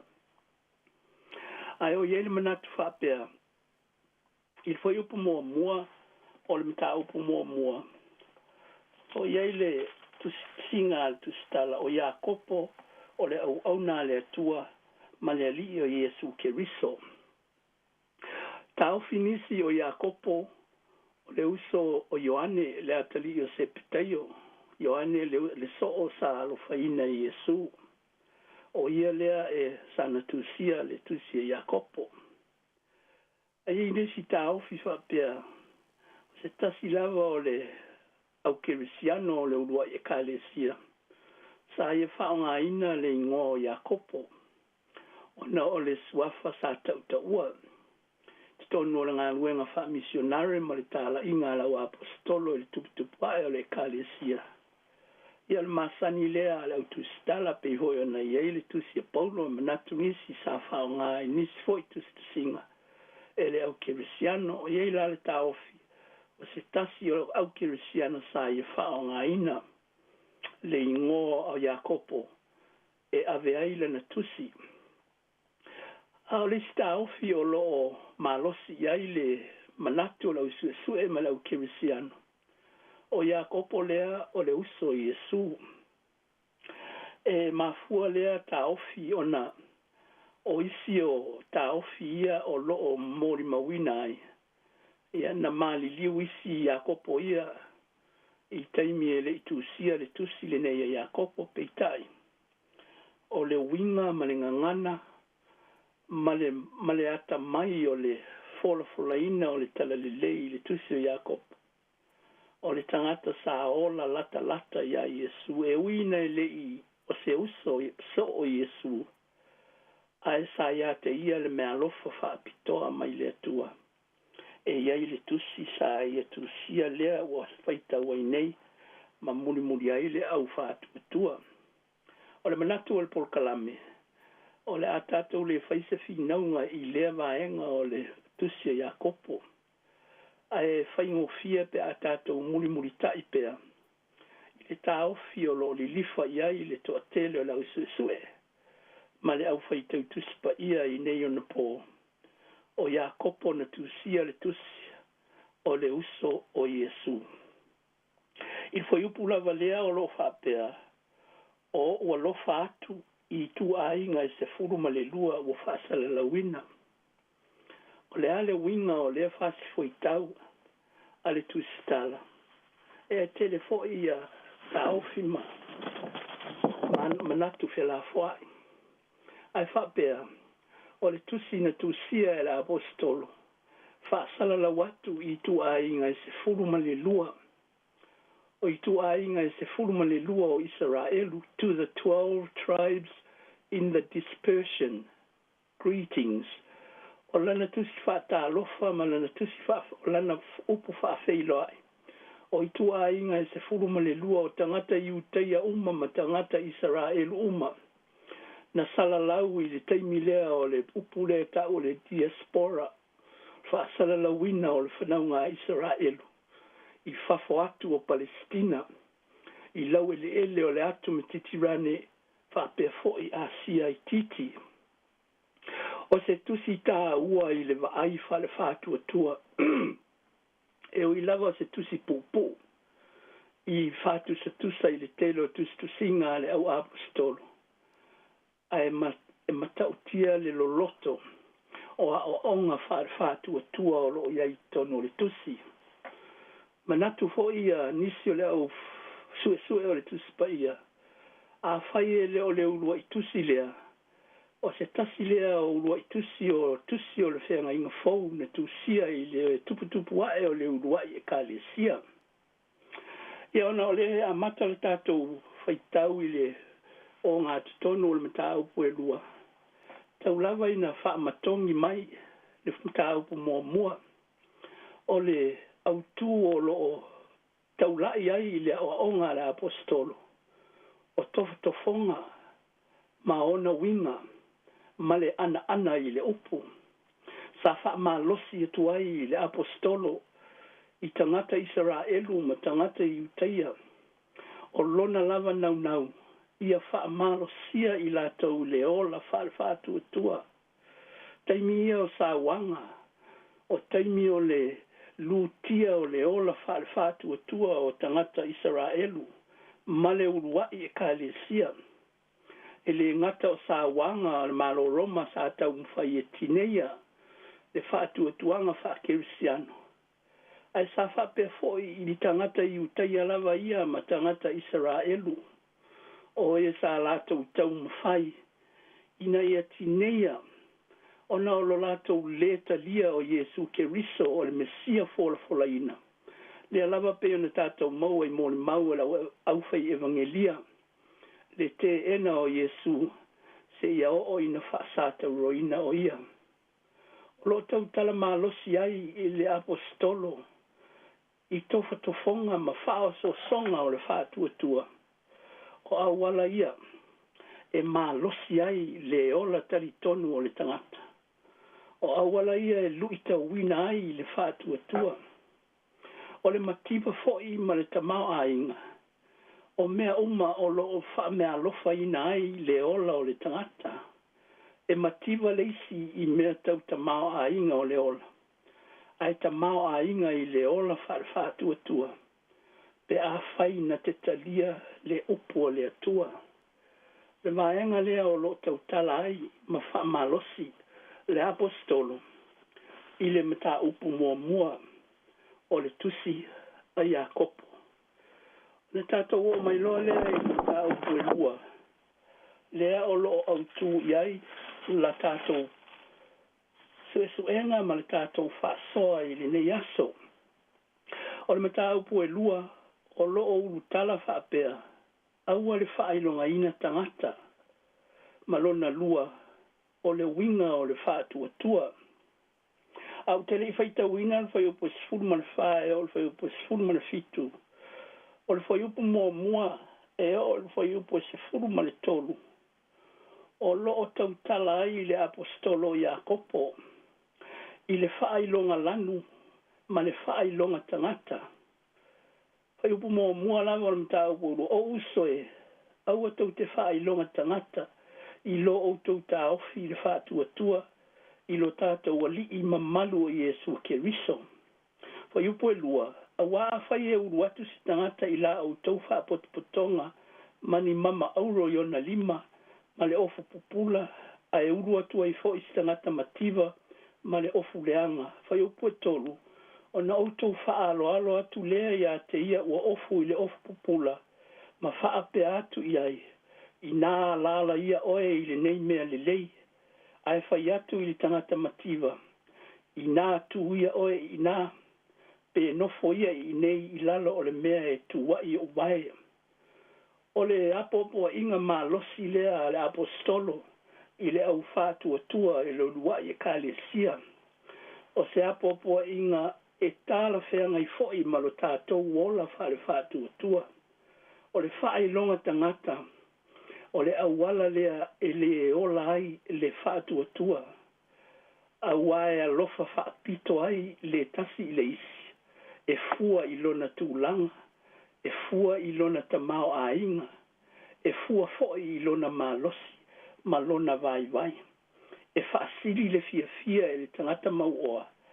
Ai titi le tangata. E titi lona tamao a inga. Whai mai le apostolo. O le anga sala le nā. A wae le ola ai le whaatua peo nā o a o Jesu. Ia e alofa atu I le lua te tua oi. Ia pei o oi lava ia te oi. O le tātou au whaafonga I le neia o oli. O le vaenga mua lea o apo inga le apostolo. Aua le whailonga tangata. O le whanau le atua ma le au whātua ia Iesu Keriso. O i tātou uma o tangata ua tofu ma lona lava vala awina o ana tā leni ma ona angaba. E fōa i mea i le maua le tamau a inga. E iei fo i mea i le mai maua ma le atoa toa i le tamau a inga. Peitai. E tutusa i tātou uma. Pe a tātou manatu ifo ma le loto maulalo. O mea uma tātou te maua. O mea mai le atua. E le ua whaiwhai ea i lātou le suafa le lei ua ingoa i outou. Le ale winga o le o. Ua tātou tu i lalo le tangata matiba. A ua tātou wha malosi i le tangata mau oloa. Se iau whaitau atua lalo whai upo se furuma le wha. E o le whai upo se furuma le fitu. Whaafonga mai a fionga pa ia le atua. O usoe. Se ale au ngāpe a whai mai se tasi wa ia te ia le whaatua tua. A e le ia te ia ngā luenga. E mawhai ea e le whaatua tua o na whaaola ia te ia.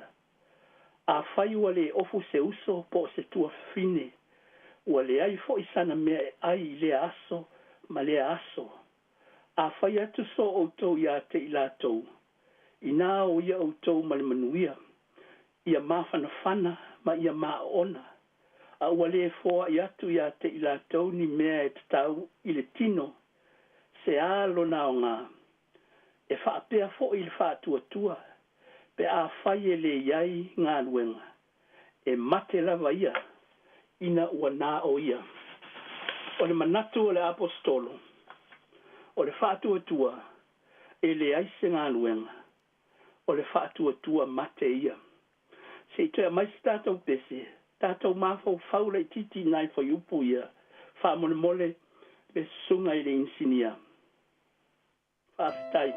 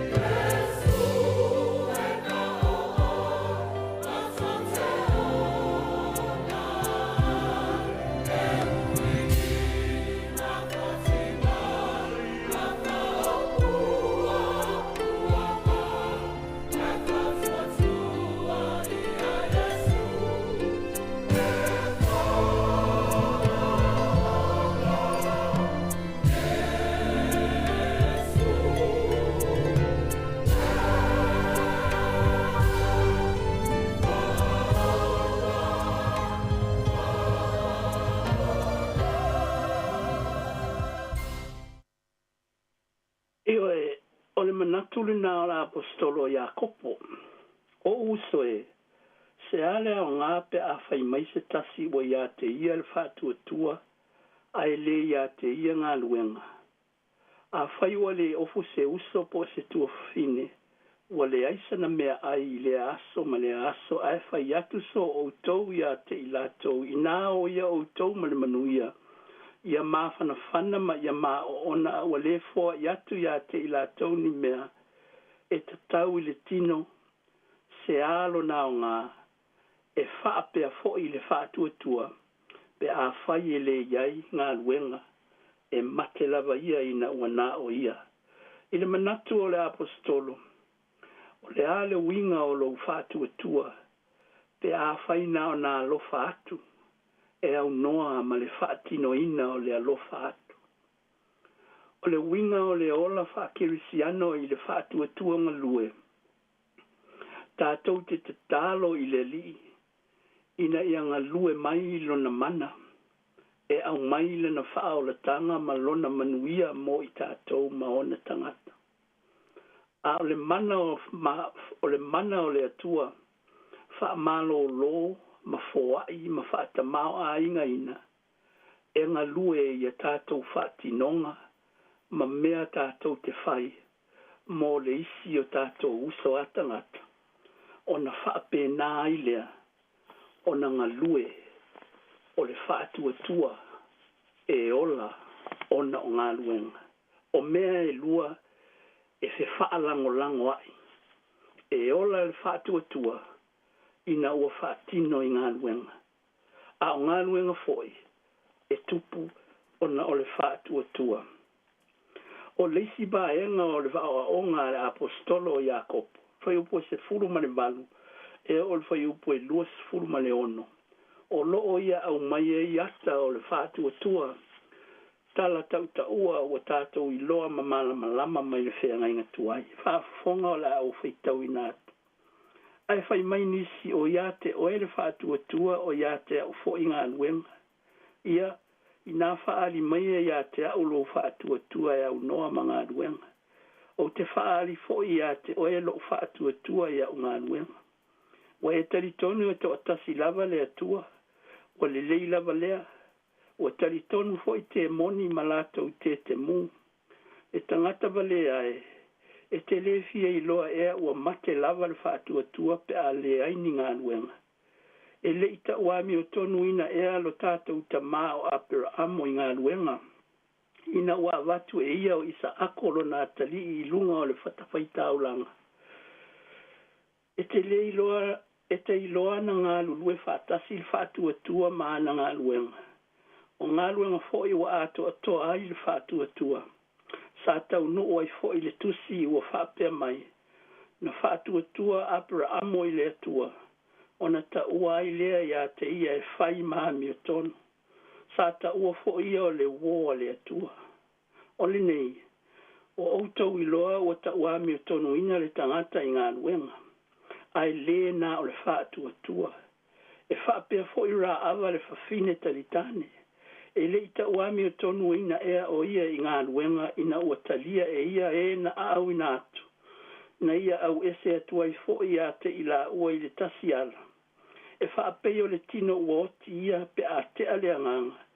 E whaapea fo i le whaatua tua ua mate, pe a le ai li ngā luenga. Whaamanuia le atua i ana fionga pa ia o tātou whaalongolongo iai. A o le a ea le whaatua tua. Ia olo ia te o e lava le whaamatala ina o le whaatua tua malona winga. A o le peru e suma le tasi whai upu mua o lo whaapea. A o le whaatua tua. O le whaalangolango lea i mea ua whaamoe iai. O le mauti noa lea o mea e le o waaia. O le awa onga lea o lo te wha losi mai e le apostolo Iakopo. O lo ia au mai ai ata e lua. Le whaatua tua o Abrahamo. Ma le whaatua tua o le tamaitai e riko o ra awa. Mua. O Abrahamo o ta ua o le tama o le whaatua tua. O le whaatua tua o Abrahamo o le manatu o le apostolo. Na whaalia ina ua na usitai. Ma alu i le mea na fina ngalo le atua whai mai. Alu tuulo a inga malo nu, ma le a inga o lo tama. O te whaasino ia te oele nu, e te alu iai. Awe lo a talii e osi ai le taulanga. O le ngā nuenga na whai e Abraham, na usitai maalu. Na tuulo na whātua tua malona talitonunga. O i le atua le ami o tonu ma le alofa tūnoa. E whaatau no uina ai le na wholafolanga. E maua lo na nuu ma le whaasino manga. E tusa ma le wholafolanga le atua. Le ngata voi lea, e ui na whainga tāia te ia. Ai na whaile na ngā luenga o lona ustai e tali i le fina ngalo le atua. O tā pena lo nā tali i o le whawhie ma mea uma e osi a i le taulanga.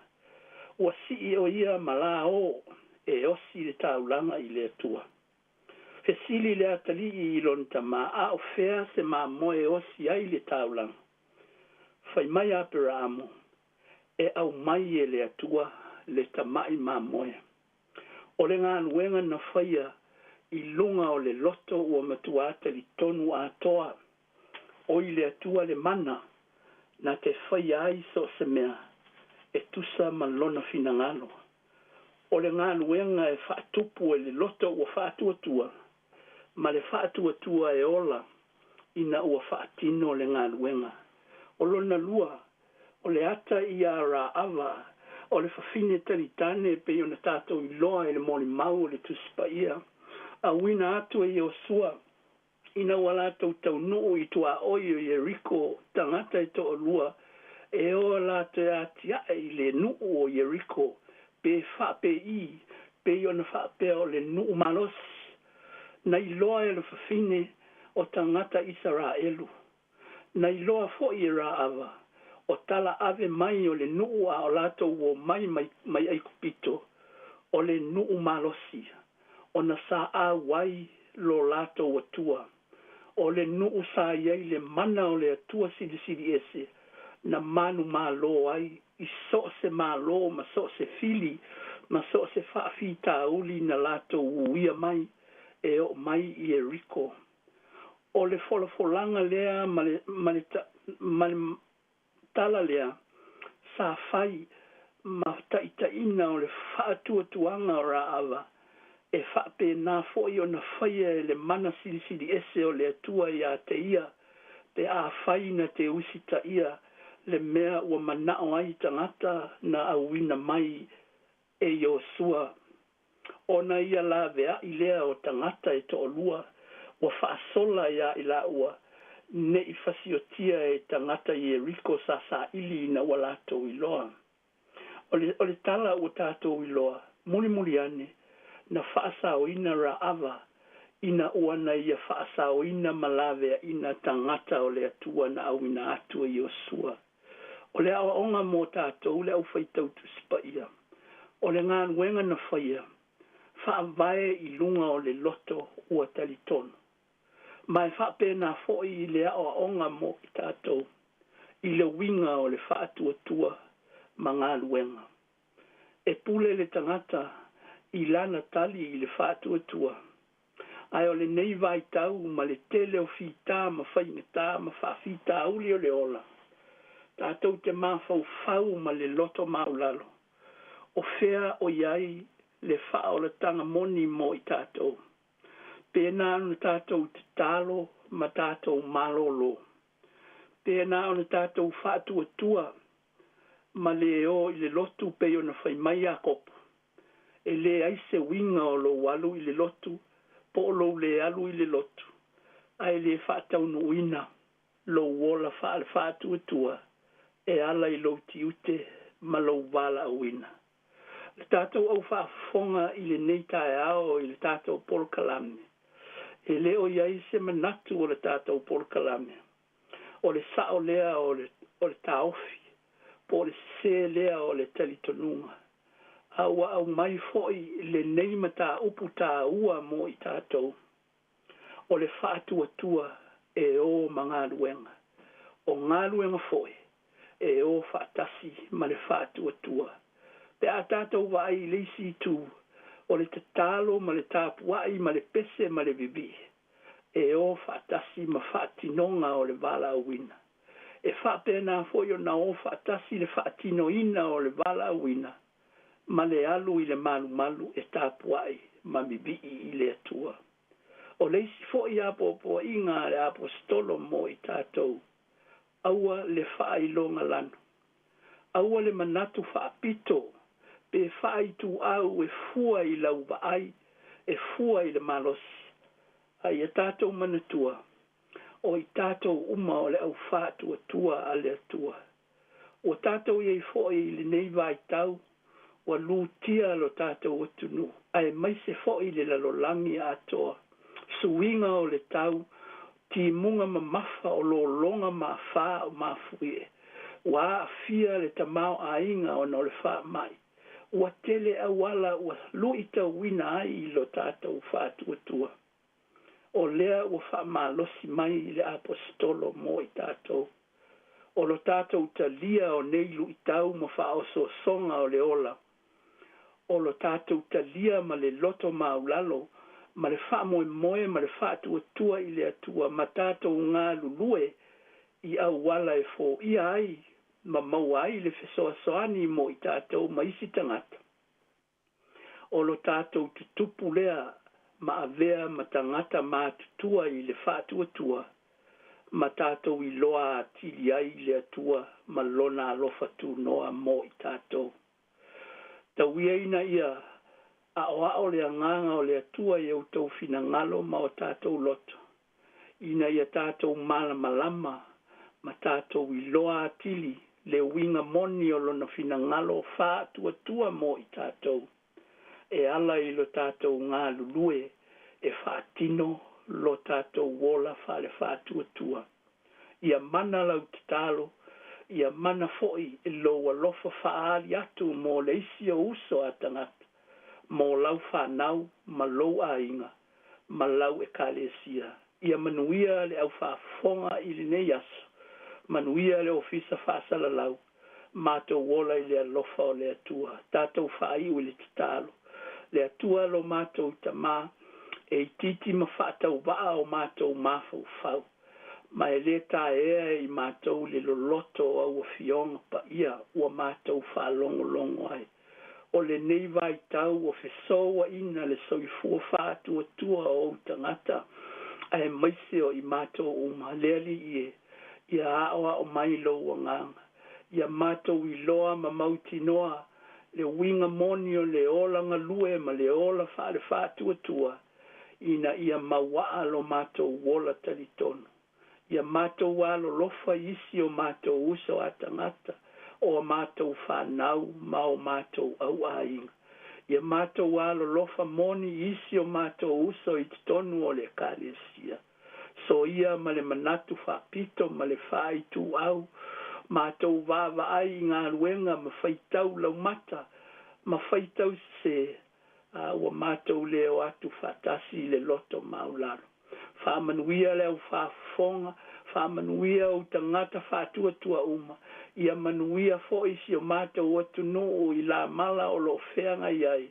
Ia iai le mana o la uafio i le malo o whaalapo potonga ma matanga ruenga o fisoa soani o whaalabe labe whafuase. Ia manuia fo i le ofisa whaasala lau o lo taulongo longo mai pēr ia i mātou i lea taimi ma lea taimi tūlanga uma o le soifua. Ai maise o i tu aso whainga tāwha pēnei. Manuia lea tunu o atoa. Nai whanau leo atu ma leo maia o aonga. Tausi ma leo leo i la tau. Nai o mātou mātua mātua. Ia iai lau pui puinga tamā i lo lātou tāpua inga i lea aso ma lea aso. A whai wa mātou se i o mātou manatu ma mawhau whaunga. Wha maangalo mai lo mātou vai vai. E ala le toto Yesu ke riso lo mātou ali whaola.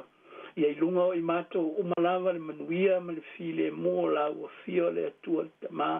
Le alofa sisi lese o Yesu ke riso lo mātou ali whaola. Ma futa pēr i mātou malo wanganga pa ia. Ne ie o i le whaavavau lava. Amene.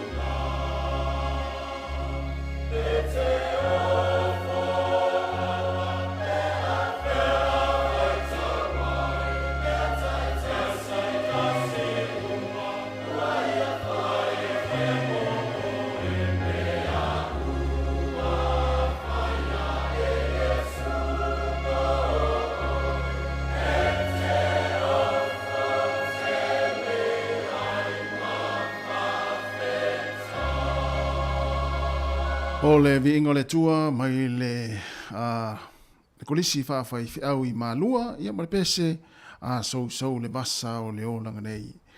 Ia ua whai wa toi fwoi ma le tātou proklame le mori o le ava mamoli ai le nganga whaafetai tele lava I le sunga I le whaafengainga Reverend Oliver Tiai o le kalesia whaapotonga Kerisiano Samoa I Lohatu Wellingtone ia tu sai o le tāpena ina mai o le tātou proklame o le moli o le ava o le neiva yaso ia ile manatu ia ua tofula fo I le manu masiana ia ala le tātou proklame ma le whaasoa o le fiong pa ia le tua pe o na tāpena ina ia o le upu fola o le leitai au ia le tātou proklame o le moli o le ava pe o na fita tunga ia I le sunga le whaafengainga ia Reverend Oliver Tiai mo le tuele nganga whaafetaitele ia I lau sunga I le whaafengainga ia mo le tātou proklame ia pei ona mai atu ia whaamunia pea le tua I ma whaapopo pea le malosi ia le soifue la le tino sili la le nganga ia wala fo I le ngā luenga le tua ia ma le tausinga o lana lafu ma moe whaamunia le tua ia I le ne yaso whaaftea te foi ia le tātou atinu mai se paanga le tātou proklame pei ona whailo atu ia proklame tu ina sa mai ia whaongai le tātou telefoni ia ona tūlanga pe ona iei foi ia le lolo wa le tau ia I le foi pitanu o Wellingtone ia toi mo foi whaapoponga le taima masani I le tūlai se fun tasi le vai aso fou I le aso lulu ia mo le tātou proklame o le moli o le ava ia whaamalulu atu foi paanga ia ele manatu na sa whaitau le leila utusi ia whaitau o le tātou proklame ia whaamalulu atu ai ia o le talaina le tātou leina ia no le le isu mai le sunga le whaafengainga ia le tātou ofisa nei ia o le asa taunuina lava tātou proklame I lunga o le telefoni ia mai ilona mota ia o lea ua toe ono minute ia ona tālo lea o le tūlai sifunu le lua le whaaponga o talafou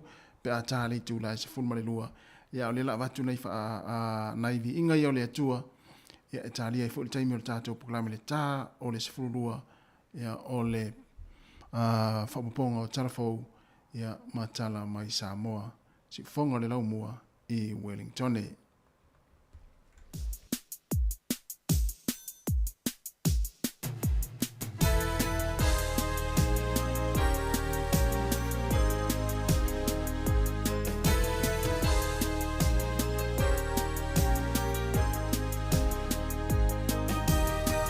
Bye.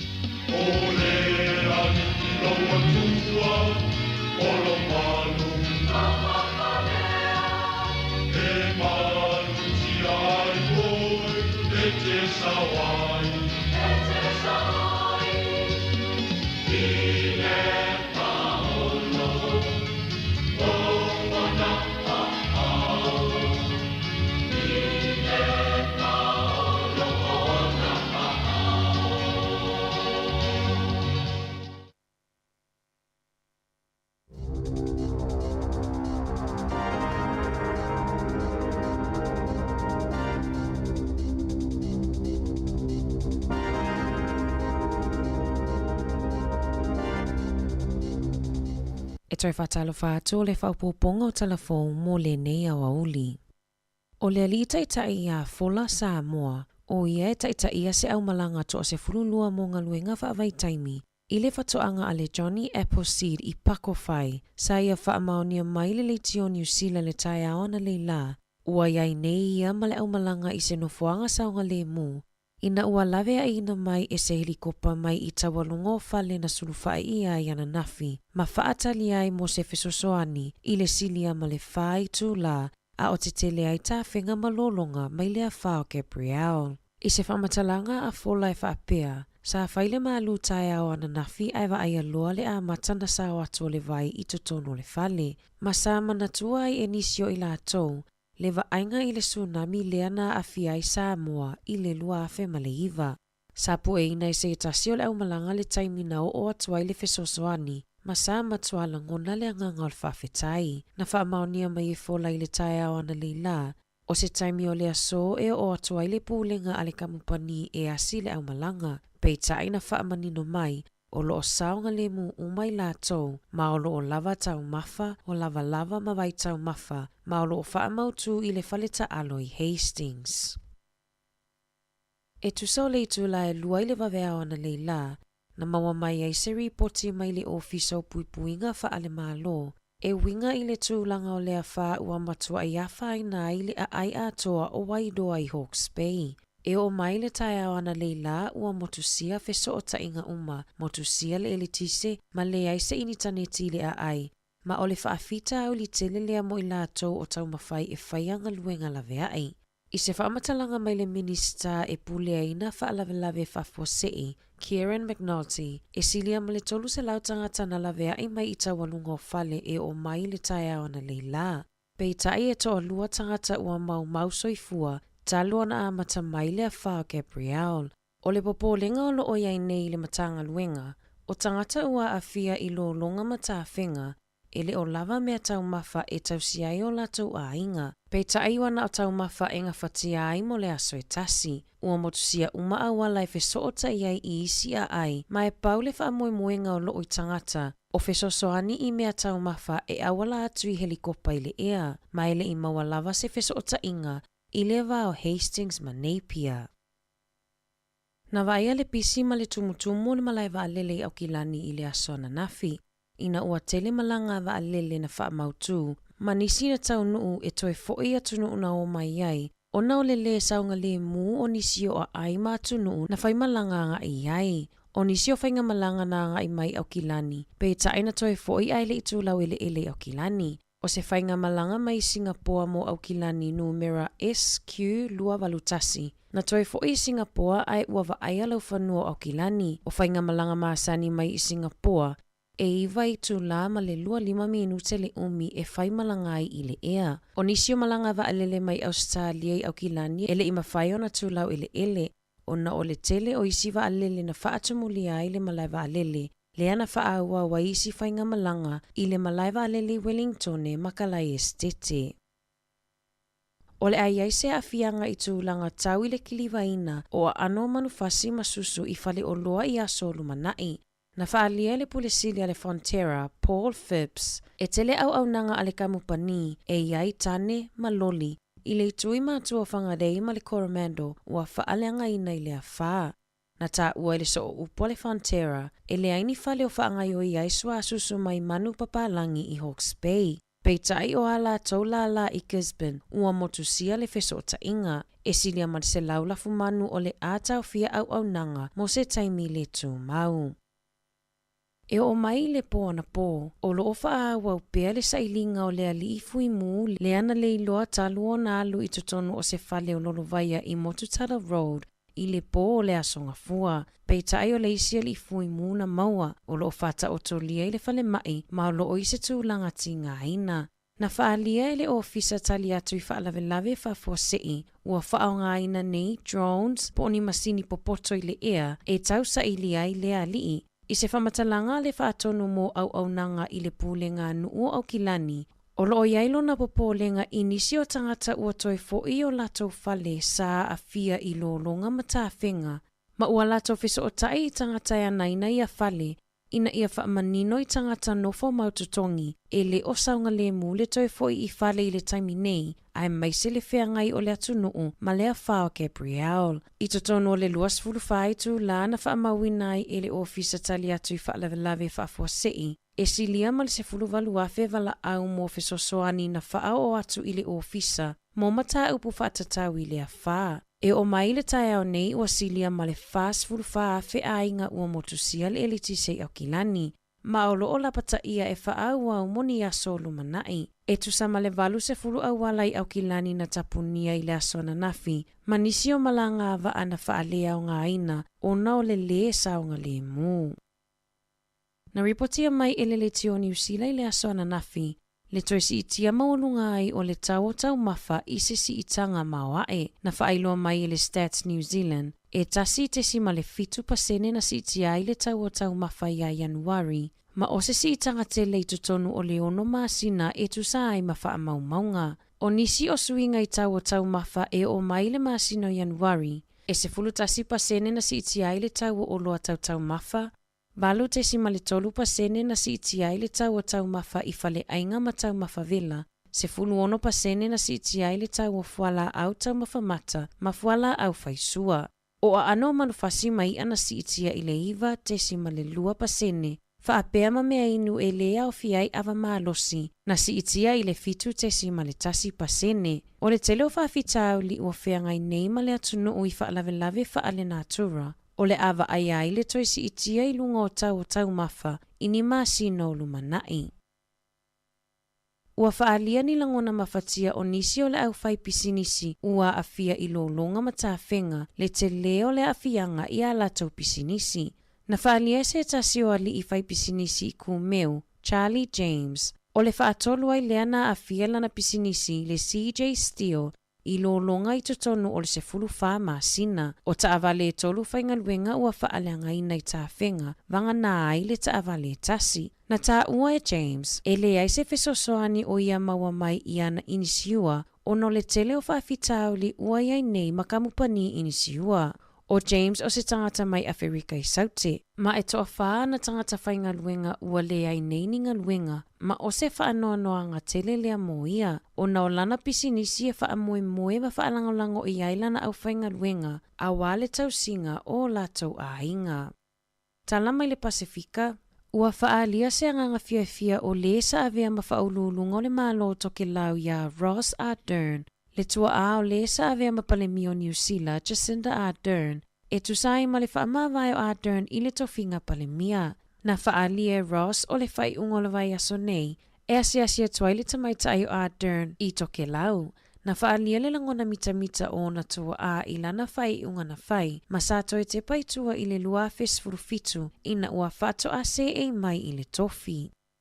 I taalonga, na manumalo le awa Afrika i saute i le lato taalonga kirikiti, sa taalo ai ma le au kirikiti a tamaita i New Zealand le White Ferns, i le asona nafi mo le ipo le lalolangi. Na whaalia le kapitenia le White Ferns ia Divine, o se whaanono anga tele mo ia ma le au le malolo i le asona nafi. Ona o le ala i titi ai le avanoa e o ai i le semi-finals. O lo opito i lalo New Zealand i le whaatulanganga o au mo le ipo le lalolangi, ma sa malolo fo'i i le awa Australia. Talafoia mai le sifofonga o le laumua mo le nei vaenga o le aso.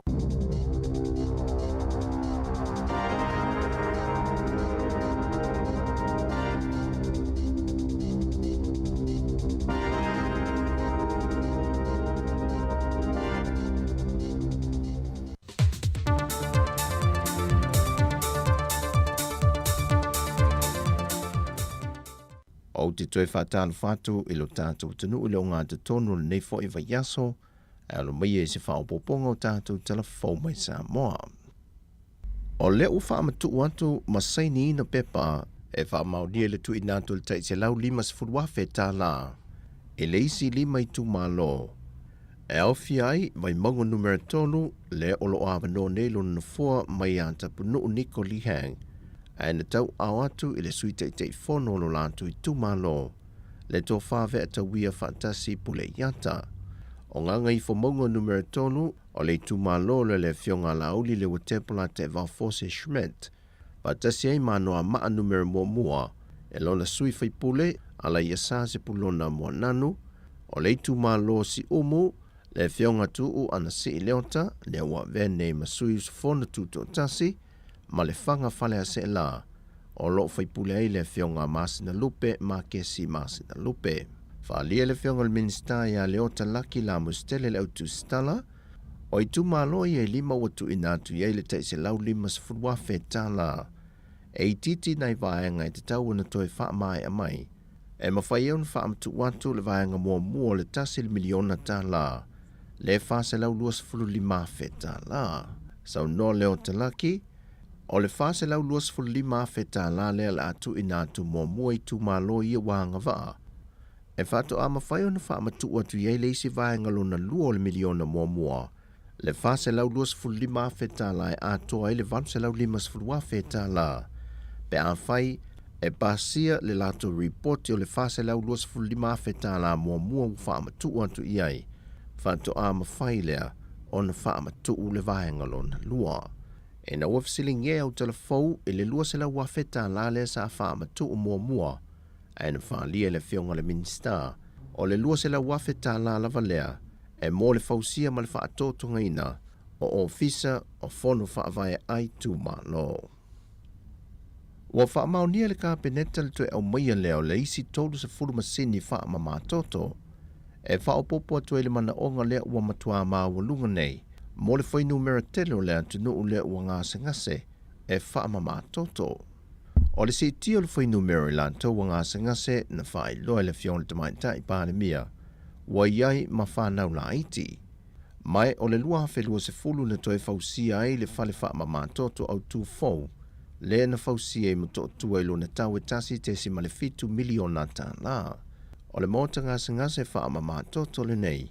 O lo tau tali e tuai le lua se laua ngase ngase lea wa iai i wha maunga le whale wha ma matoto. E iwa masini wha ma matoto lo il whale mai tua sivi sa vai o lo tonga whitiai i aso uma le lua se funma le wha mai le moto tele. Watu alalo atuai le fionga le teitai o le atunuu i asa moa atoa. Wata tau nei o na matua i sile le tūlanga o le tau sia le leo le soifua maloloina. Ai me se lava i mea tau mafa ma mea inu. O vaenga ia, o matua whaata ma ia le soifua le leo tātou tangata.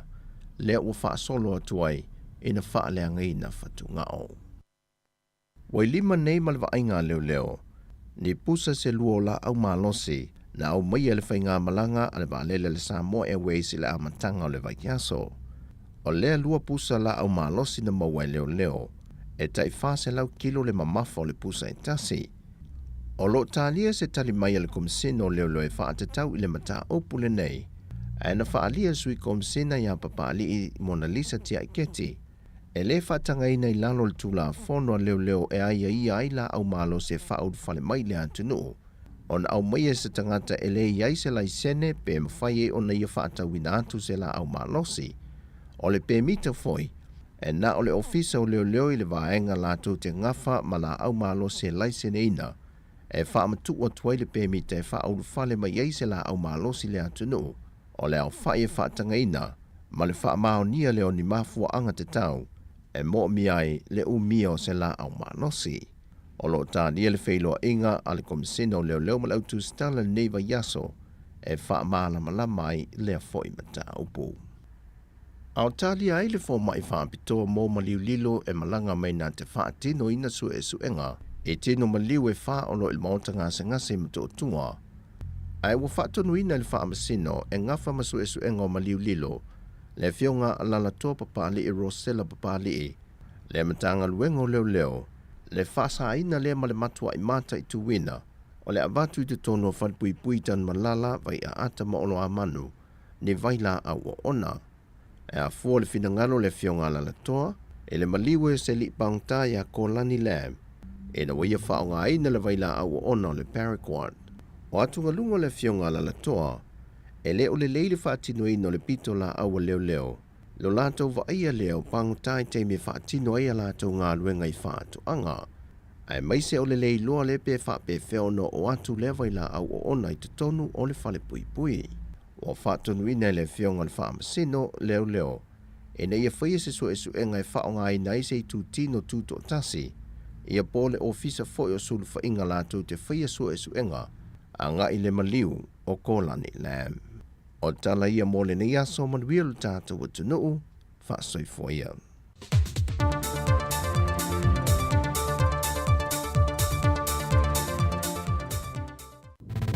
Musika o malo longa matau mawhitanga o leo auli si ufofonga o le laumua. Yoe o lea fo tātou o mai ia i nei fo taimi o lea uli musika foi ia ma tau mawhitanga o lea uli ia e whaafia tuai o tau ia a o whengai foi o tau le au ngā lurui malo longa le nei taimi ia me se foi tari ngā sua le nei taimi a inga e le ngātai nai mātua o whai foi lato tau mawhitanga ia mwhaafonga mai tono a inga le nei taimi le tātou tau tua le ala leo le tasi o no tesi ma le tasi whamo ia e whaapea foi ta maa ma nei tina ia o lo whaafonga mai tono maota o tangata mātua tua le nei taimi o le awa uli ia e whaapea foi tono maota ngase ia e whaataro whaatu na o mai atu le whaopoponga muri o tātou telefou o nene yaso, pei ona tāpenina mai ia e te matai ia ana wha solo, ia wha pefoi, ia tātou tala mai Samoa, me olo tupu le tātou tanu, ia e pei ona whungana mai le sunga ia tāse sa Lam Sam.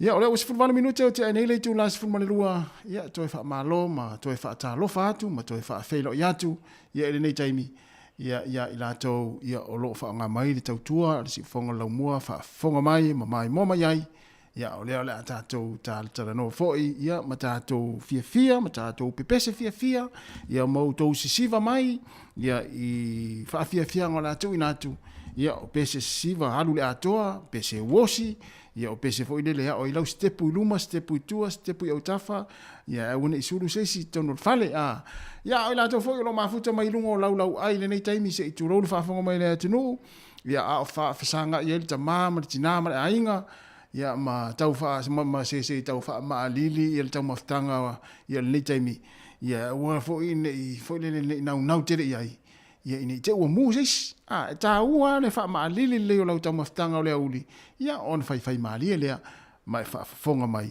e le te lea i se pito tātou musika o le auli, ia te ilo alele ia popo atu,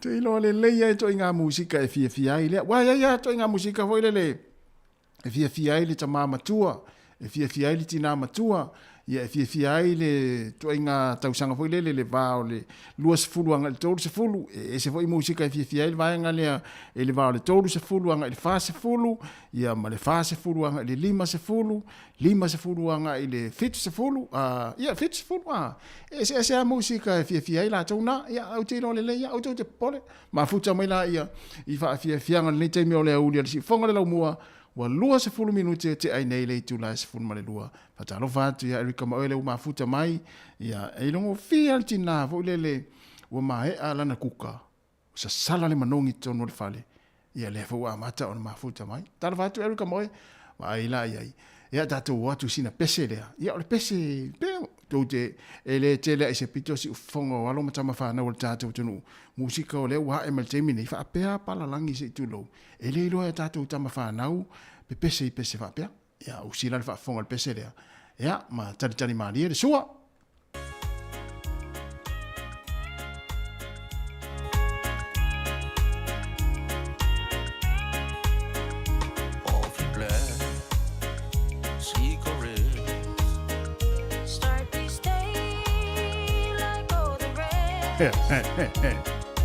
First thing every morning that I do is start missing you.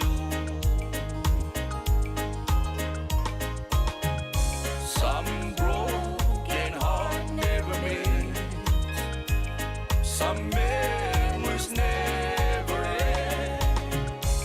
Some tears will never dry. My love for you will never die.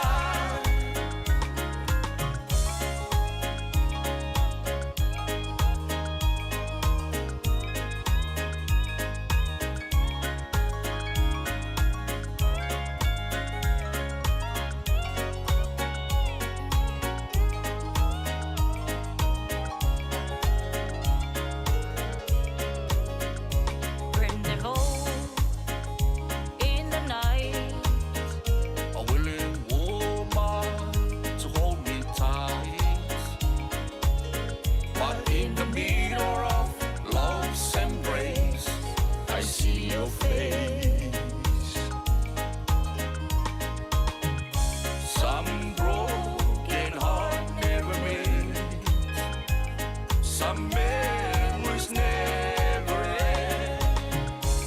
Some tears will never dry. My love for you will never die.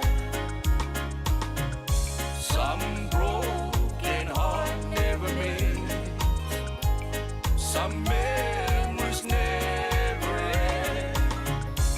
Some tears will never dry. My love for you will never die.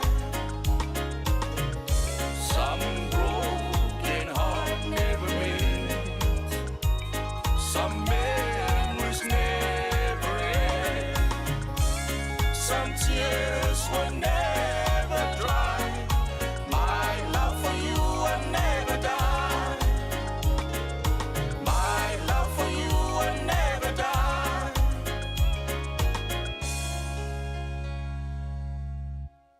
O le whaasilanga tā ua, e whaamana tuatu i le mamalo le tātou au whaafonga, e iaila wa ia te tau I lalo le tulafono o le Broadcasting Act tasiiwa valuiwa, e whai e sau whaasea po o se whai tionga I mata upu, tau I whaasalalau lunga le Samoa Capital Radio. O lo au ili lalo le upenga o sota inga le pūlenga o whaasalaunga, po le Broadcasting Standards Authority, bsa.gov.nz.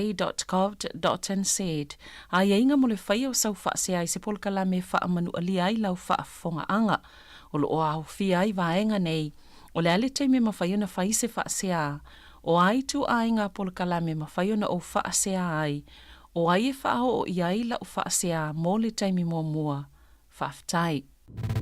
Musika o malo longa matau mawhitanga o leo au li si ufofonga o le laumua.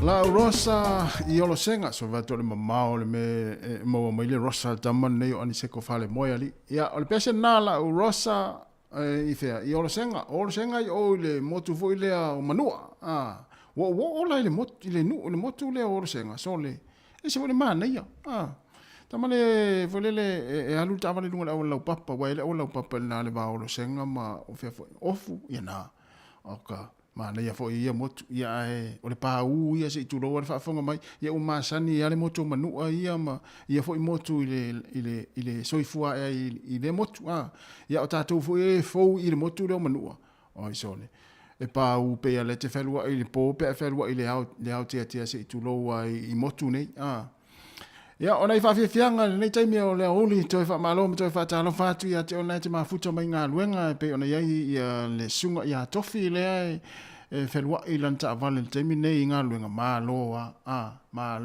fa malos malo le ona sai o to umala ma o fa vale ia e tele ta vale afi o lo fa fonga mai le to tele I tono ta vale o ki mai la te o le tio fa longo ia le ngate le ave taxi o le ave upa ia o pasi o loli so o se tavale afi ia o lo to fa fonga mai ai na no mato fa pe atu ma lo lava le foi le taimi ia o te pole o te ilo le leia to inga pese fia I tamaia la ia le ave tavale le taimi ale o to inga pese foi le pese fa solo I mafa ufongo le uli ia ni pese vave foi pese na fia I to inga tanga fa pe le ave pasi ma le ia le ave tavale so senga luenga ia pese la ne ia e mole tuelo fa anga tato poklame mo to le ave tavale e mo foi tatu pese au kuka ma le au fa fonga mai ia ma le au nga lue e mo foi tatu to pese al pese ne mo le tato ro fa anga le ave tavale ma lo la ma fa mai le tai mi fa tala vatu le sunga antele ali stamane antele aso ma na ia ma va ai la ia le nga le ala wa fa I le vecchi molto malo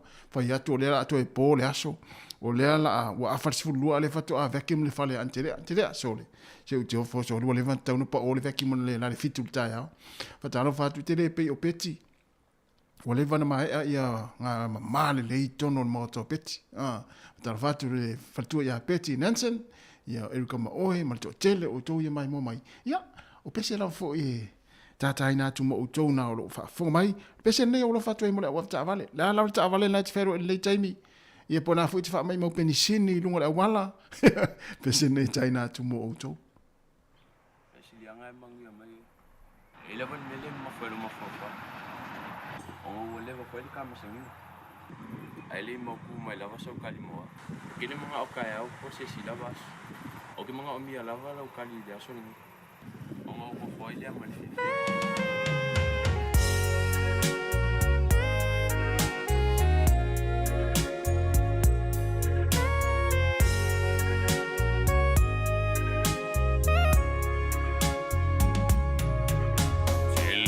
Mana o sirusa we a fire malula Chili mana o niyo le mat we a fire power sitala Chili mana o tisa mama au sulu mai lo mata le tangi awa o chili ya ile ni la lula I find my you love me today. I find my name. You love me today.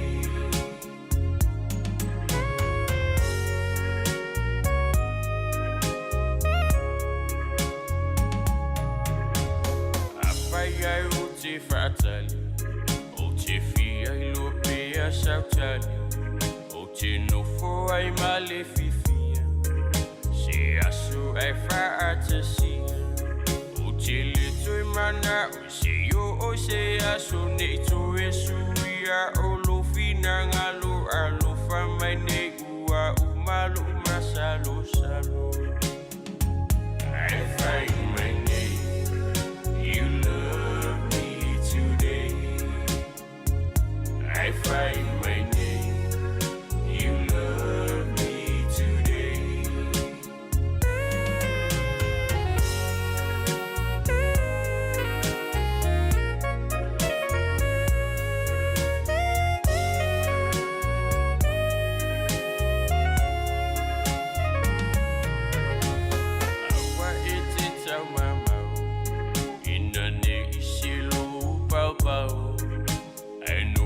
Ayo utalane ne sopo o si manuva ia mana o ni mea tinga pe a whai ai to e uma i lo sa nei tu whapo e wangai le wha atu wha ai whai mai nei you love me today ai whai mai nei you love me today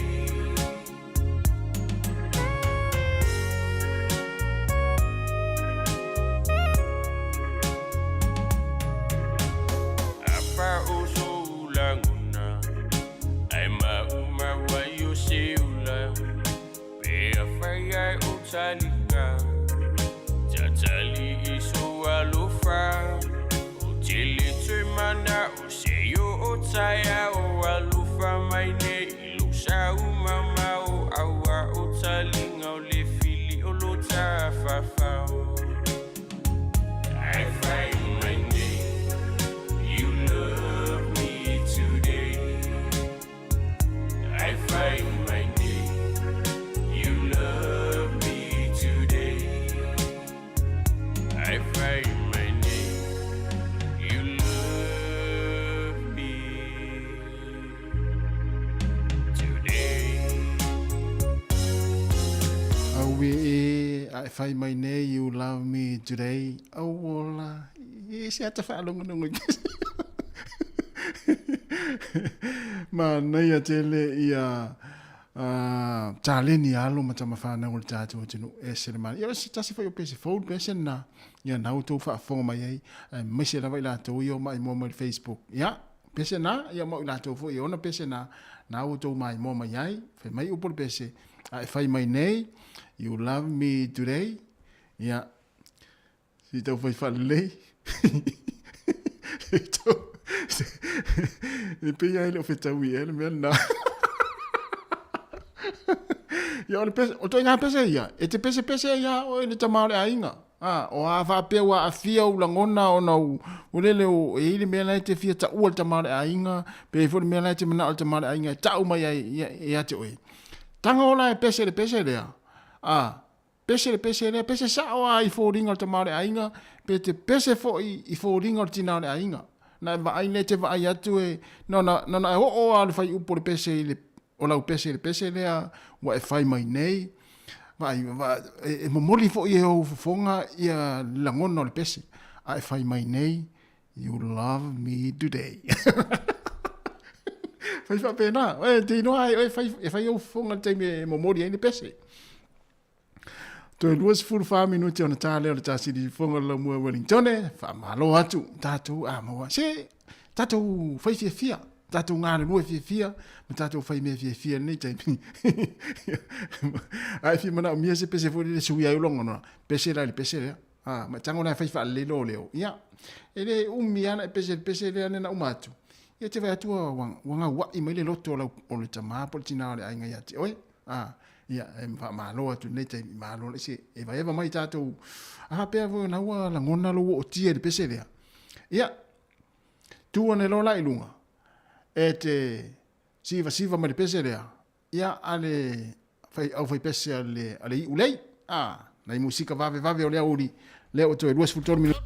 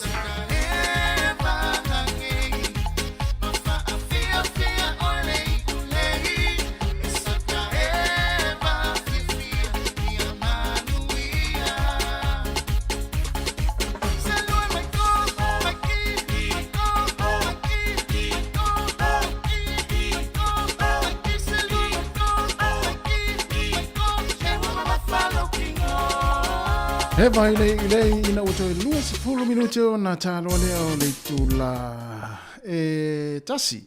Yo tasi mai an tatu tu e lungo le ala leo le tasi ona tesi ma le tasi fa mo si fonga la mo e Wellington. Ia fa o pel tatu maftanga i lungo le Facebook ma le YouTube. Fa no e vai atu le ne yaso. Fa ali ale fina ngalo ma le fa no se tasi o tina. O tina le e fa ya onga isa mo. Yo e. Ale me o tupu. Ia mana tua fo yo na file sa fa longa nai le Valentine i New Zealand. Ale me o tupu. Ai mata mai siti na le mai Samoa. Ala fa ya tu nga lima lisi di ima le sita mai ta. Ia ai o fa no nga siti na fa ya onga le. Ona ole le.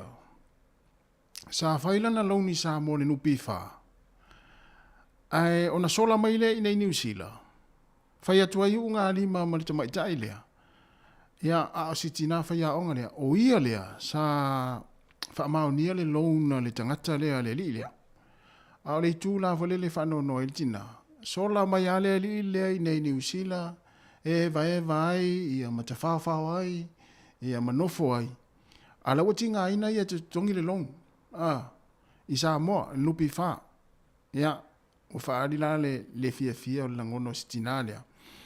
Ona o le vaenga fo le o le sa ave i le anga le lei. Sa anga le lei ai ina ia wha mao niala na long. Ia a o le mea watupu. Ia ua le iloa fo i lea le ia le anga le lei o sia tina. Sa anga le lei ai a te ia le tau mawhainga o le na long.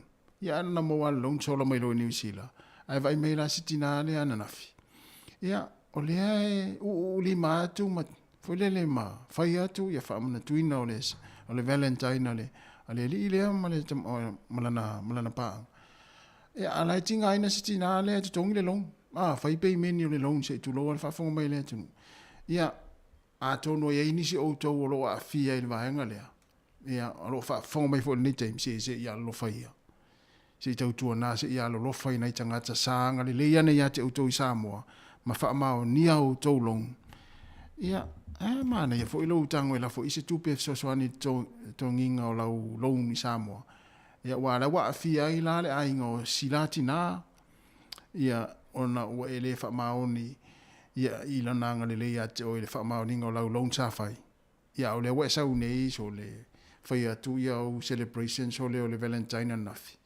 Ia lai tinga ina sitina tau tongi lau loun lena sa wha mao ni ia. Nau nei vahenga tu atu whapena wa e te tununga to tere tātou e a fi ai. Ai maise a tātou i Samoa sa ma fulele sa sulu atu iai isi o ila tau fia wha mao ni lau long. Nana long. Ia e pita i ane na ona mau a sola loa. Tā lo whai. Ia. O tangata ia e a mio le ima mio le anga se tilo ia e tuli lo ina. E al taime tau ia ilo a mio le anga. Ia e na ona i vahenga tu ina atu. E wha mana tu atu. Ia maana ia pea le se tau fisosoani nai tangata i Samoa sa anga leia nei a te utou le whaingo o tau louna ana utou mai le to e wha maoni nai tangata e pei o na lofa nei a te utou. O leo utou e 15 minute tare tu la tasi ia wha fianga wha awo tu pea ia wa fo i lau wha fonga malau mai mo mai ia i le tau tua si fonga lau mua i le nei taimi o leo oli.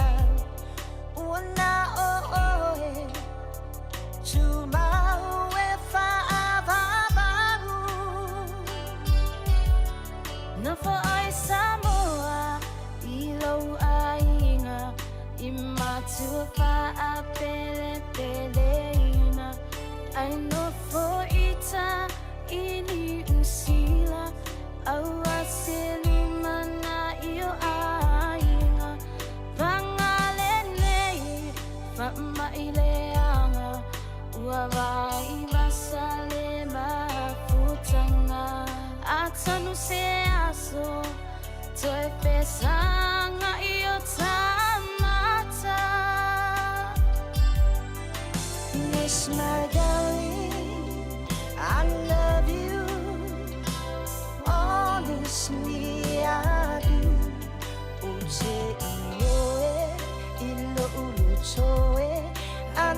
chele awana oe e wina chele fa'au sosonga ina ia le peti ale alofa a ole wa moni e tuma wile cha uchinonga a ole wa moni e tuma wile cha uchinonga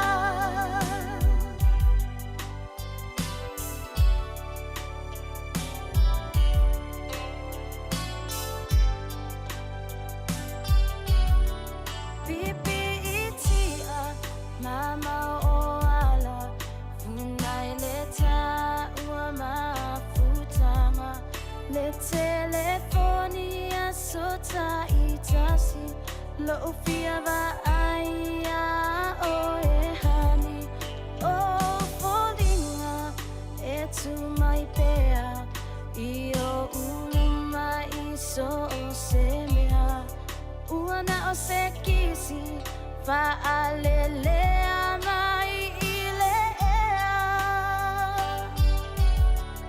ai ui ilea chano fo chachalu ilea chua ya io se aso fa chau nui nao chamo o mo onga fusi fusi ai nai le alofa momoli atu o alofa anga mo ole kelele puluvanga feilo ai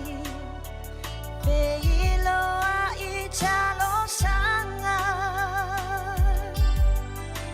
miss my darling I love you honestly I do uche ioe ilo uluchoe ani chele awana oe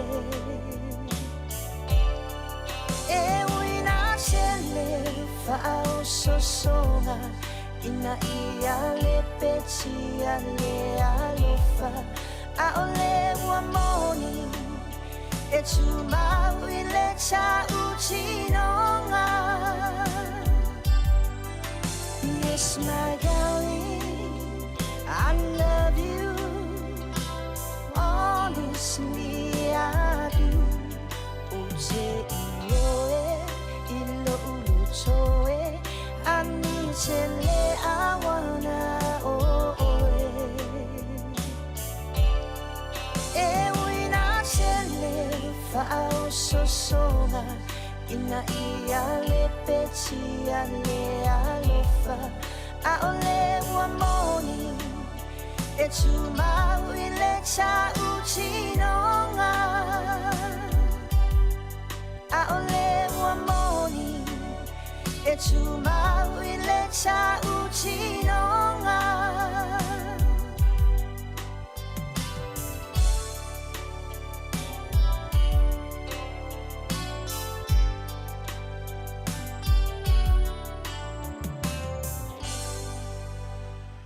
le nei fa fiang le taimi o le uli ina ua to es full just minuta tale tu la tasi ia le pesel na ia o le fa fiang ma sunga ia mauto tasi a suao ma sion fartua ia matalena a suao ia fa fiang la vai moli moli atu ia wa fo ila fa fonga malau mai mo mai ia le tau tuar si fonga la mo nei taimi o le uli ele antele ata tole fa tau le peselea ele antele aliva le ai o antele a o antele ale fa tau le peselea o antele a foile le ai ai lon fale o antele ata tau antele aliva ia ai nei fale o lesi taiao ai fale o lesi ai ia le ai ia fa fo mai antele a o tau so stanga tai no antele ia le pesele le fa tau ia te o tau ia a tama leila ia ma fai le fe au ma vai le tina o tamaiti si fonga la mua le o to se full minute tali tu la tasi pesera le fa tau ia antele isi antele ia e malta tu antele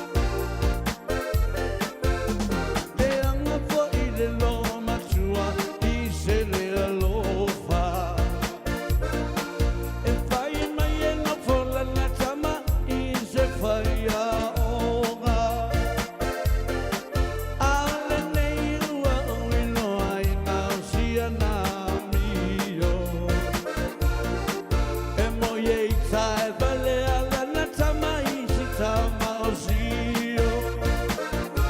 Te mea la lava ingata o le whaianga. Ara wala, e moe le polonga, le lotola I le tinga.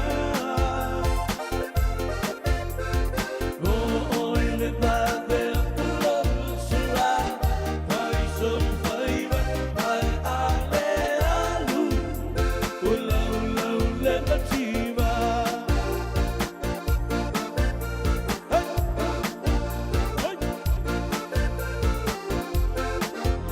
Ai a pretene so ma whakawhiki o ngā kompo.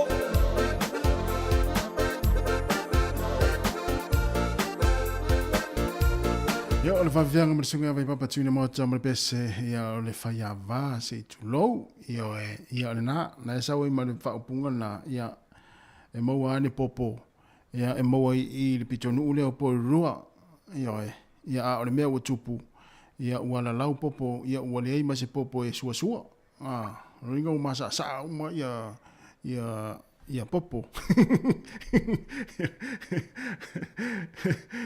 ia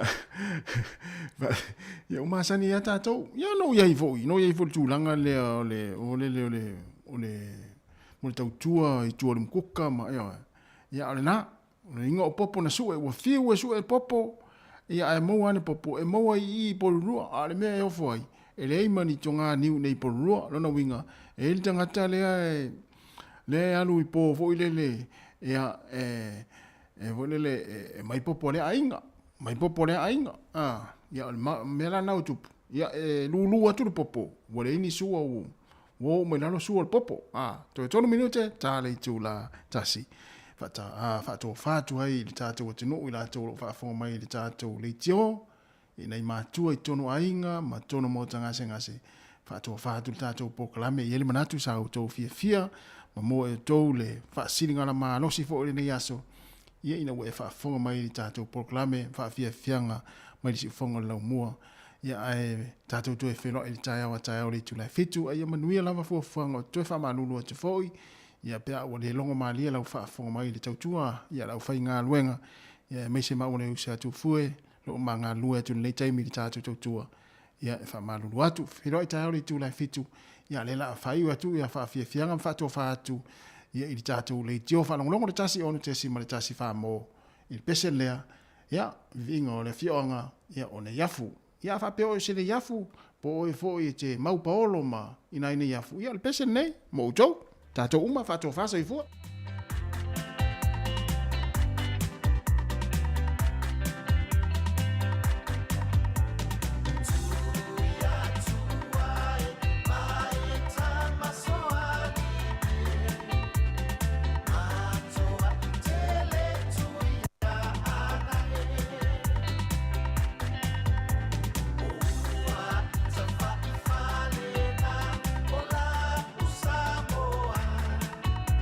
Now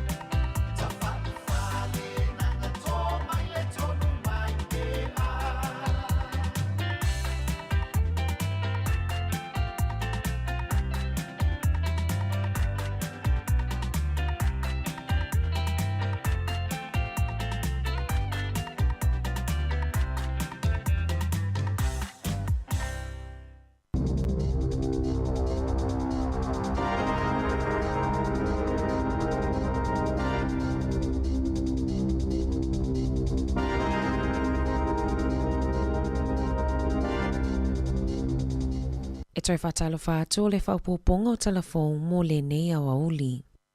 O le ali taitai a fola Samoa, o ia e taitai se au malanga to se fululua mō ngā luenga whaavai taimi, i le whatoanga a le Johnny Appleseed i pako whai, sa ia whaamaonia mai le leitio New Zealand le tai aona le la, ua iai nei ia ma le au malanga i se nofoanga saunga le mū, ina ua lawe a ina mai e se helikopa mai i tawalungo whale na sulufai ia i ana nafi, ma whaatali ai mo se fesosoani i le silia ma le whai tū la, a o te tele ai tā whenga malolonga mai lea whao Gabriel. I se whamatalanga a fola e whaapea, sa whaile maalu tai au ana nafi aiwa ai aloa le a matana sa o ato le vai i tutono le whale, ma sa manatua ai e nisio i la atou, le ainga i le tsunami lea na awhi ai Samoa i le lua awhe ma le iwa. Sa po e ina i se itasio le au malanga le taimina o atua i le fesosoani, ma sa matua la ngona le anganga o le whawhetai, na whaamaonia mai e fola i le tai au ana le la, o se taimi o le aso e o atua i le pūlenga a le kamupani e asi le au malanga, peitai na whaamanino mai, o loo saunga le mu umai la tau, ma o loo lava tau mafa, o lava lava ma vai tau mafa, ma o loo whaamautu i le whaleta alo i Hastings. E tusau le itu la e lua i le wawea ana le la, na maua mai ai se ripoti mai le ofisa o puipuinga whaale malo, e winga i le tūlanga o lea wha ua matua i awha ina i le a ai atoa o waidoa i Hawke's Bay. E o mai le tai au ana le la ua motusia feso o tainga uma, motusia le elitise, ma le ai se initaneti le a ai, ma o le whaafita au li tele lea mo i la tau o tau mawhai e whaianga luenga lawe ai.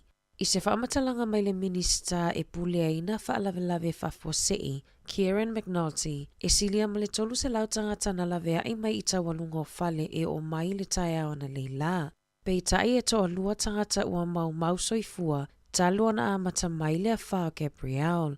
O le popolenga o loo iai nei le matanga luenga, o tangata ua awhia i lo longa mata whenga, e le o lava mea tau mafa e tau siai o la tau a inga. Pei tai wana o tau mafa e nga whatia ai mo le aso e tasi, ua motusia uma awala e fesoota iai i isi a ai, ma e pau le wha moenga o loo i tangata, o fesosoani i mea tau mafa e awala atu i helikopa i le ea, ma ele i maua lava se fesoota inga, i lewa o Hastings ma Napier. Na vaia le pisi ma le tumutumu le malai vaalele au kilani i le aso na nafi, ina ua tele malanga vaalele na wha mautu, ma nisi na tau nuu e toe foi atu nuu na o mai ai, o nao le le saunga le mu o nisi o a ai ma atu nuu na whai malanga nga i ai, o nisi o whainga malanga na nga i mai au kilani, pe tae na toe foi ai le itu lau ele au kilani. O se whainga malanga mai Singapore mo au kilani numera SQ lua valutasi. Na toi fo i Singapore ai ua wa ai alau whanua au kilani. O whainga malanga maasani mai i Singapore e iwa i tu la ma le lua 5 minute le umi e whai malanga ai i le ea. O nisio malanga wa alele mai Australia i au kilani ele ima whai ona tu lau ele. O na o le tele o isi wa alele na whaatumuli ai le malai wa alele. Le ana whaaua wa isi whainga malanga i le malaiwa alele Wellington e makalai estete. O le ai se a fianga i tūlanga tau i le kiliwaina o a ano manufasi masusu i whale o loa i aso lumanai. Na whaalia le pulesilia le Fonterra, Paul Phipps, e tele au nanga ale kamupani e iai tane maloli i le tui mātua whangarei ma le Coromandel ua whaaleanga ina i le a whaa. Na tā ua ele so upo le Fonterra, e le aini whale o whaangai o i aisua asusu mai manu papalangi i Hawke's Bay. Pei tai o ala tau la i Gisborne, ua motusia le fesota inga, e silia ma se laulafu manu o le ātau fia au nanga mo se taimi le tū mau. E o mai le po ana po, o lo ofa a wau pea le sailinga o le ali i fui mu, le ana le iloa talu o na alu i tutonu o se whale o lolo vaia i Motutara Road, i le po o le asonga fua. Pei tai o le isi ali i fui mu na maua, o lo fata o tolia i le whale mai, ma o lo o ise tūlanga tinga aina.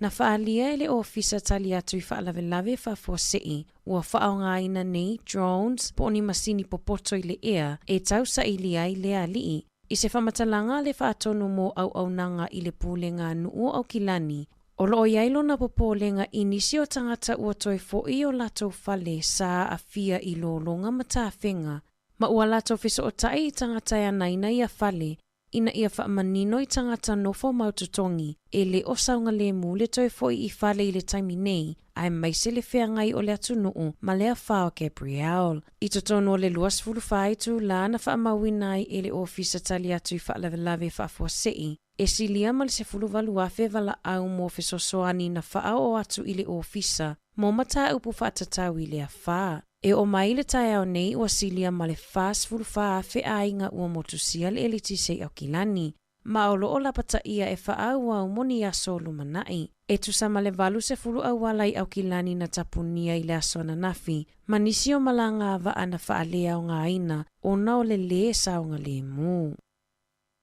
Na ripotia mai ele le tio New Zealand I le aso na nafi.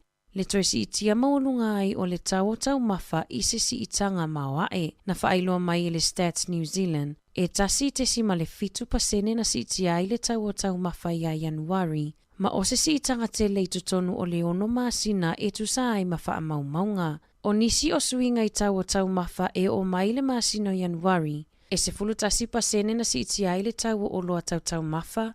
Valo te si male tolu pasene na si itia I le tau o tau mafa I fale ainga ma tau mafa vela. Se fulu ono pasene na si itia I le tau o fuala au tau mafa mata, ma fuala au faisua. O a ano manufasi mai ana si itia I le iwa te si male lua pasene. Fa apea ma mea inu e lea o fiai ava maalosi, na si itia I le fitu te si male tasi pasene. O le tele o faafitau li ua whengai nei male atunu ui faalave fa ale natura. O le ava ai le toi si itia I lunga o tau mafa, ini maasino lumanai. Ua whaalia ni langona mafatia o nisi o le au whai pisinisi, ua afia I longa matawhenga, le te leo le afianga I a latou pisinisi.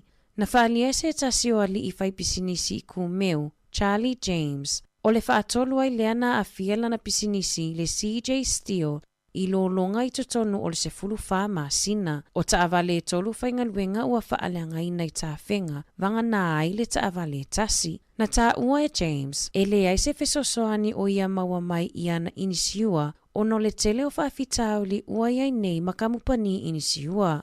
O James o se tangata mai Afrika I saute. Ma e toa whaa na tangata whaingaluenga ua le ai nei ni ngaluenga, ma o se whaanoanoanga tele lea mo ia. O na o lana pisinisi e whaamoe ma whaalangolango I ailana au whaingaluenga, a wale tausinga o latou a inga. Talama I le Pasifika, ua whaalia se anganga fiafia o le sa avea ma whaululunga o le malo toke lau ia Ross Ardern. Le tua a o le sa avea ma palemio New Zealand Jacinda Ardern. E tu sai ma le whaamawai o Ardern I le tofinga palemia. Na whaalia Ross o le whai ungolo vai aso nei. E asia tuai le tamaitai o Ardern I toke lau. Na whaalia le langona mita o na tua a I lana whai unga na whai. Ma sato e te paitua I le lua fesfuru fitu. Ina ua whato a se e mai I le tofi. I taalonga, na manumalo le awa Afrika I saute I le lato taalonga kirikiti. Sa taalo ai ma le au kirikiti a tamaita I New Zealand le White Ferns, I le asona nafi mo le ipo le lalolangi. Na whaalia le kapetenia le White Ferns ia Divine, o se whaanono anga tele mo ia ma le au le malolo I le asona nafi. Ona o le ala I titi ai le avanoa e o ai I le semi-finals. O lo opito I lalo New Zealand I le whaatulanganga o au mo le ipo le lalolangi. Masama lolo foi I le awa Australia. Talafoia mai le sifofonga o le laumua mo le nei vaenga o le aso.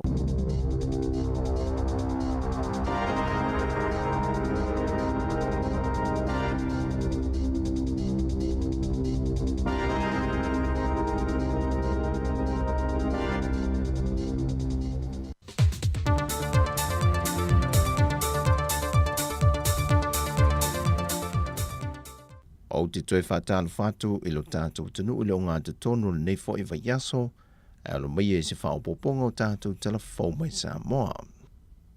O le u whaamatu atu masaini ina pepa, e whaamaunia le tu I nātou le tai se lau lima se furuafe tā la, e le isi lima I tu malo. E au fiai, vai mongo numero tolu, le olo awano ne lo nafua mai a tapunu Nico Lihang, e na tau au atu I le sui tei fono lo lātu I tumalo, le tō whāwe a tauia whantasi pule iata.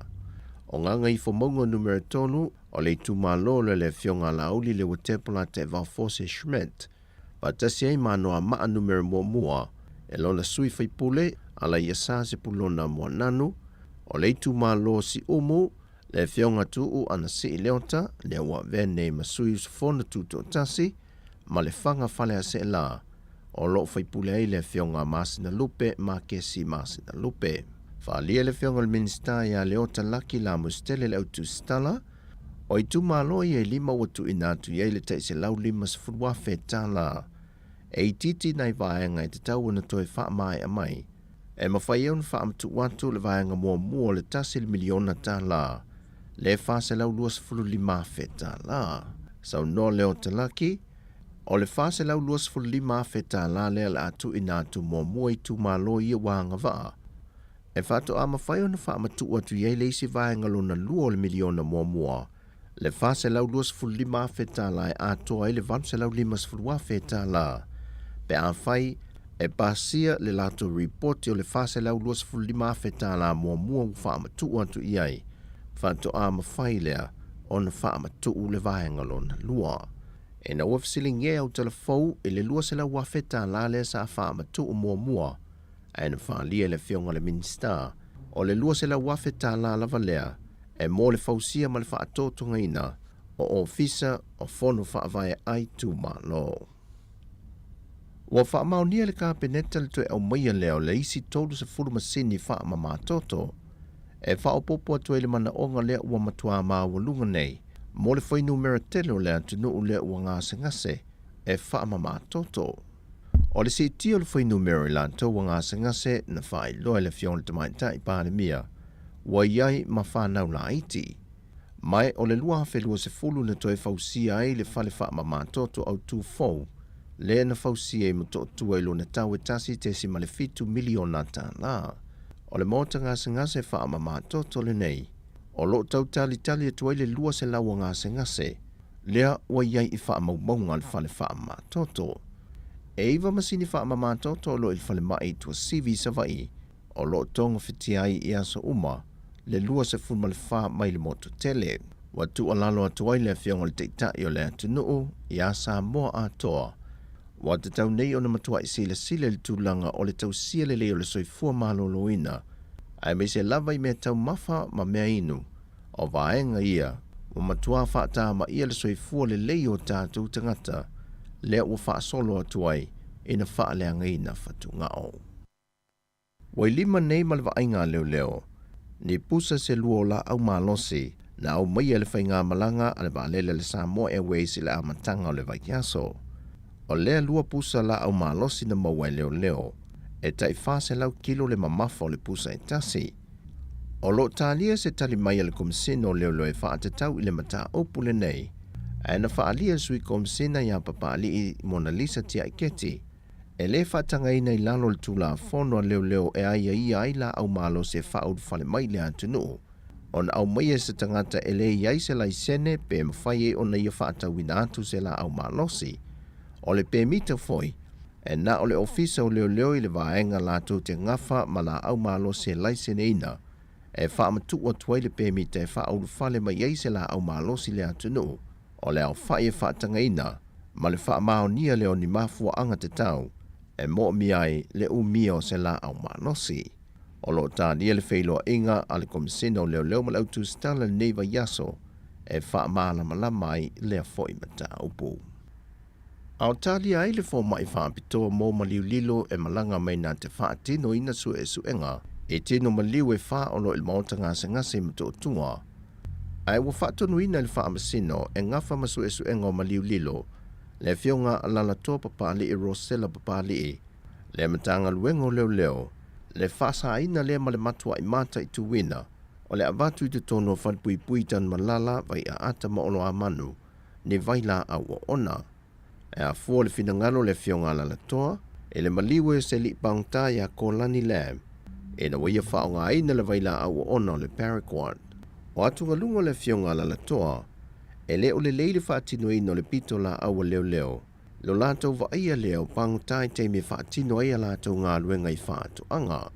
Ai maise o le lei loa le pe whaape whiono o atu le vaila au ona i te tonu o le whale pui pui. O whaatonu ina le fionga le whaamasino leo leo, E nei e whaia se so e su e ngai whao ngai nei se tu tino tuto tasi. Ia pole ofisa foi o sulu whainga lātou te whaia so e su enga. A ngā i le maliu o Kolani Lam. O tala ia mole nei aso manuia lu tātou wa tunuu, whaasoi foia.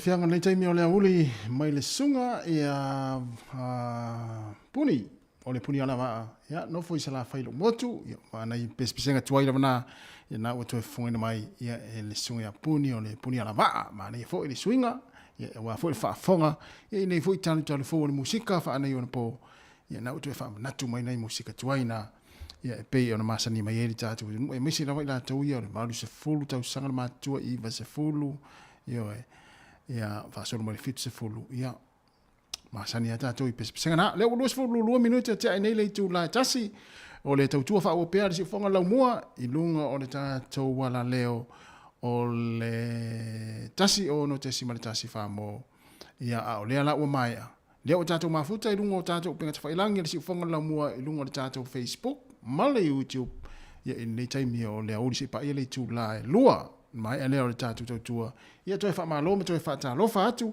ia musika lava tatu a musika ma fia ma talie ma fa inga luenga fia ma tal no fia ia ma feo fia ma ai fia ia o le unga lava pe uma le aso o le fia sao ia na ia le o se mai la fa pese le tiama so se fina o le lei fa talo fa tia MJ afualo fa fitai te le lava le mafuta mai ia fe tau ia lo sau ia taina tu lo maltato pesele ai ana fuor pesele e su mai no sunga MJ afualo ia o pesele so se fina mai le o pesele tiama ia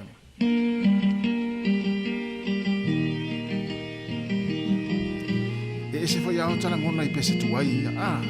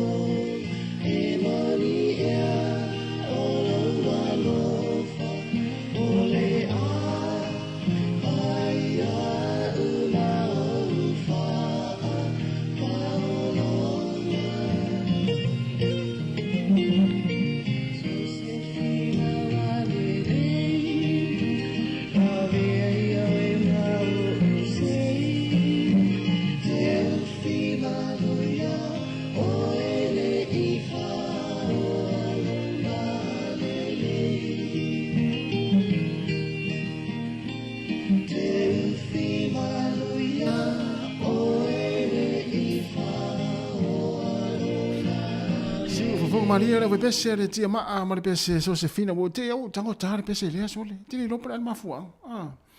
Ia o fa fia ngala fo e mon mria tu le taimi ia wa fo ile mafuta mai rungo tato o penga te whairangi na Facebook mo le YouTube i o le pese na. Tu sa tatu lo le pese lea. Te o mia lo le play le pese lea. So le e whatalo wha mai lo e le sunga MJ a fora wha pēr woi. Ta i maari e fo ia ai o le pese lana ia le na o alofa atua ia te utou u mai e whaonga mai le tatou Facebook i nei taimi ia ma utou mai mua mai ai ma lo le wha malos i oe ia utou ia mai mua mai le Facebook. Ia e whai wha asito a tele. O le pese na le tatou ma utou ia mai mua mai ma whaonga mai le tatou penga te whairangi le Facebook. Ia u te au alofa atua i ma utou e mese o le tatou tautua nei. Ia i lautou mai mo mai. Ia mana ia i oe. O le ana vai atu o le e lafo mai e isi tatou paanga ia latou kuka o le nei auri. Ia o Erika Maoe o le whaalif o le mamoe ma le whaalif whai. Aue. A le no mai atu ia peti nansen ena le la. O le whalai maukeni sole.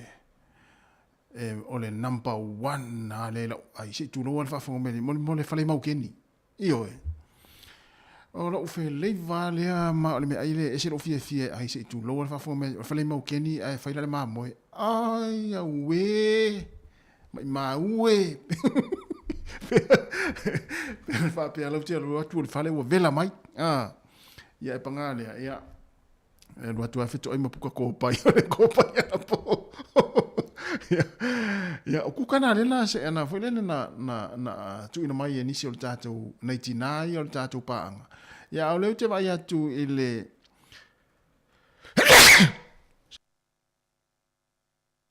sorry. O le ana o vai atu i le tatou i le sunga ia MJ afualo. Ia o le ale le kuka e te. Ia o io le mafau ia i yasola ia al falai tumutumu sole e sa o la le sunga wala na ai fo le kuka le falai tumutumu maukeni tamma la le va e falai la e leni u te fa mau ni la le tumutumu maukeni sole o le matua ma naia ia pi le se ki pe au fa tasi ma fa le fu misiruki tumutumu maukeni la ma le fa ali fu fa palani po le fa le futalo ia wa uma po le umutamu ia pore ulu ia tamana ia le wa afa tone tu na tasi si fonga la mo Wellington fa afia fianga su filoi ia wala fo ila mai mo mai lungo tatu penga tfai lai nei temi o le uli ia pese nei ia China tu mo ila tau ia fa nga mai tatu tatu YouTube le nei temi o le uli to tele ila tau ia mai mo mai tatu YouTube ia to tele atu vai nga le mai mo mai le YouTube nei do vai nga le mai mo mai le Facebook ia fai a sina to tele ila tau ia lo mai mo mai i le tatu YouTube nei temi ia pese la nei ia ta fa pito atu ia mo ina tau ia mai mo mai lungo le tatu YouTube channel si fonga lo mo mana tua subscribe tatu YouTube ia ona mo pe fa pe le i tele subscribe le tatu YouTube ia ona tatu mafuta le tatu si fonga lo mo pese la nei China tu mo to ia mai mo mai lungo le tatu YouTube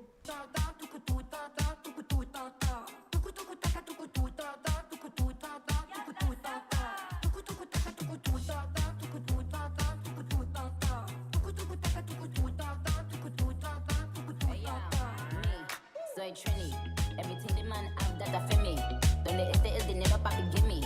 Pretty face, ugly girl can't see me. Me not pretty, let me do my little shimmy. Fat but the waist still skinny. I'm so good that the man I get clingy. I'm even weak when I do it up the Henny. Desmond has a barrel in the marketplace. Molly is a singer in the band.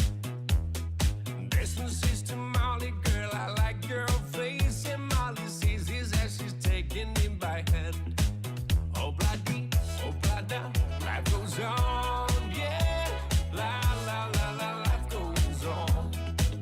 Oh, bloody, oh, blada, life goes on, yeah. La, la, la, la, life goes on.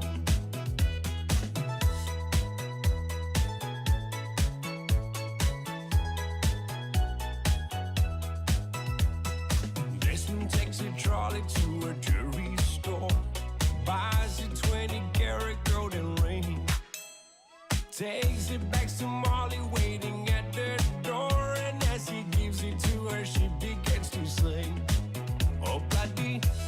da, life goes on, yeah. La la la la, life goes on. Oh bloody, oh blada, life goes on, ooh yeah. La la la la, life goes on. In a couple of years, they have built their home, sweet home. With a couple of kids running in the yard of Desmond and Molly Jones. Happy ever after in the marketplace. Desmond lets the children lend a hand. Molly stays at home and does her pretty face, and in the evening she's still singing with the band. Oh bloody, oh blada, life goes on, yeah. La la la la, life goes on. Oh bloody, oh blada, life goes on, ooh yeah. La la la la, life goes on.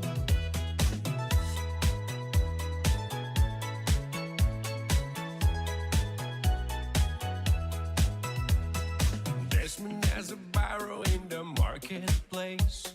Molly is a singer in the band. Desmond says to Molly, girl, I like your face. And Molly sees his as she's taking him by hand. Oh bloody, oh blada, life goes on, yeah. La la la la, life goes on. Oh bloody, oh blada, life goes on, yeah. La la la la, life goes on. La la la la, life goes on. La la la la, life goes on.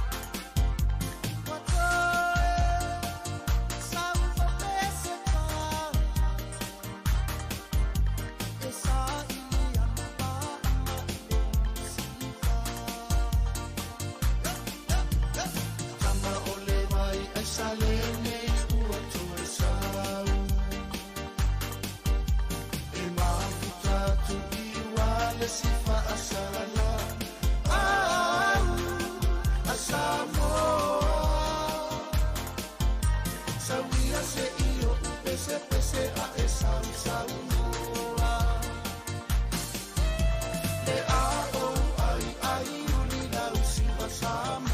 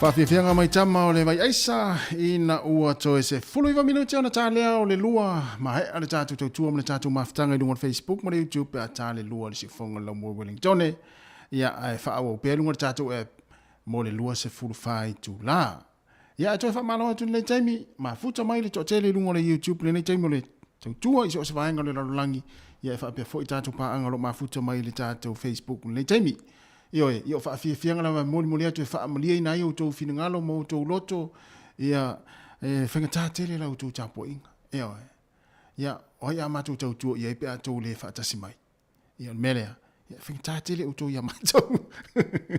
O talo fa tu le sunga ia anga mai tu ngafa ia mai se le to tele ia mafuta mai ne MJ Afualo, Angelea ia ma lo ta to tenu ele un fai ona fai lo mai ona to fina ngalo la uche mai tau atu ia ole to tele mai mo mai no Facebook mo YouTube fa talo fa foi le usa research ia mnatu na wa mata foi ona tau fa mai atu nga luenga ia ina i mastone ia fai le mu o to sape au to ya ngai mai ia ilunga la wala pe ama ai nga luenga e manatua ele ma na vani si le lua io e ma na nga luenga ma sani ata to ni usila le sifi ole au e fa to ama na vali tolu research fa maoni linga luenga yo ele o te meta un tapena ia me fainga luenga to ata pena lava pe afa le lua ia ona uto anga i mai lo le lunga wala ai le fa pe mana vali te ele mana vani si to kwata lua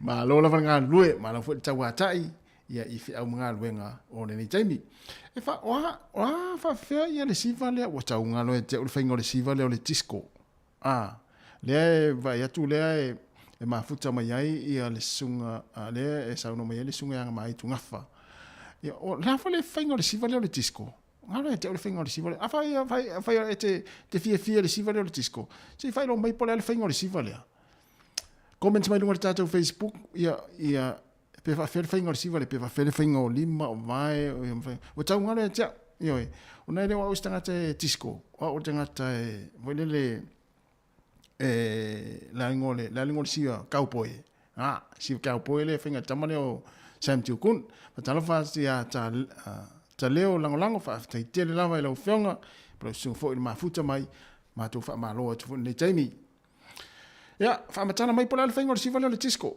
siva ya sola fia yo ma tu le tu inga tau sanga le lo lima sfulu fitu sfulu ono sfulu fast sfulu ya ile siva le tisco le wa tu le wa ta u mai le sunga ya anga mai tu ngafa e o te ro la pe feta wi le pesele le siva le tisco Yes, PF tawil pesere angaf. PF tawil pesere. Hey, PF fa menal fingol me PF penal fingol siva. Dua fa pe ya. Mu alu numa, sautua, ali tafa, fa pe. Yes, siva ne la il tiskol pese na pe to fi siva ne.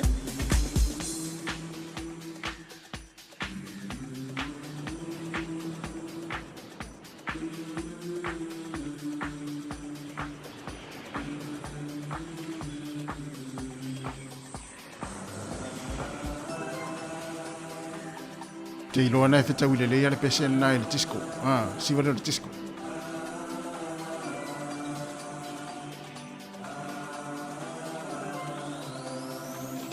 By the rivers of Babylon. Hey. Yeah. Yeah.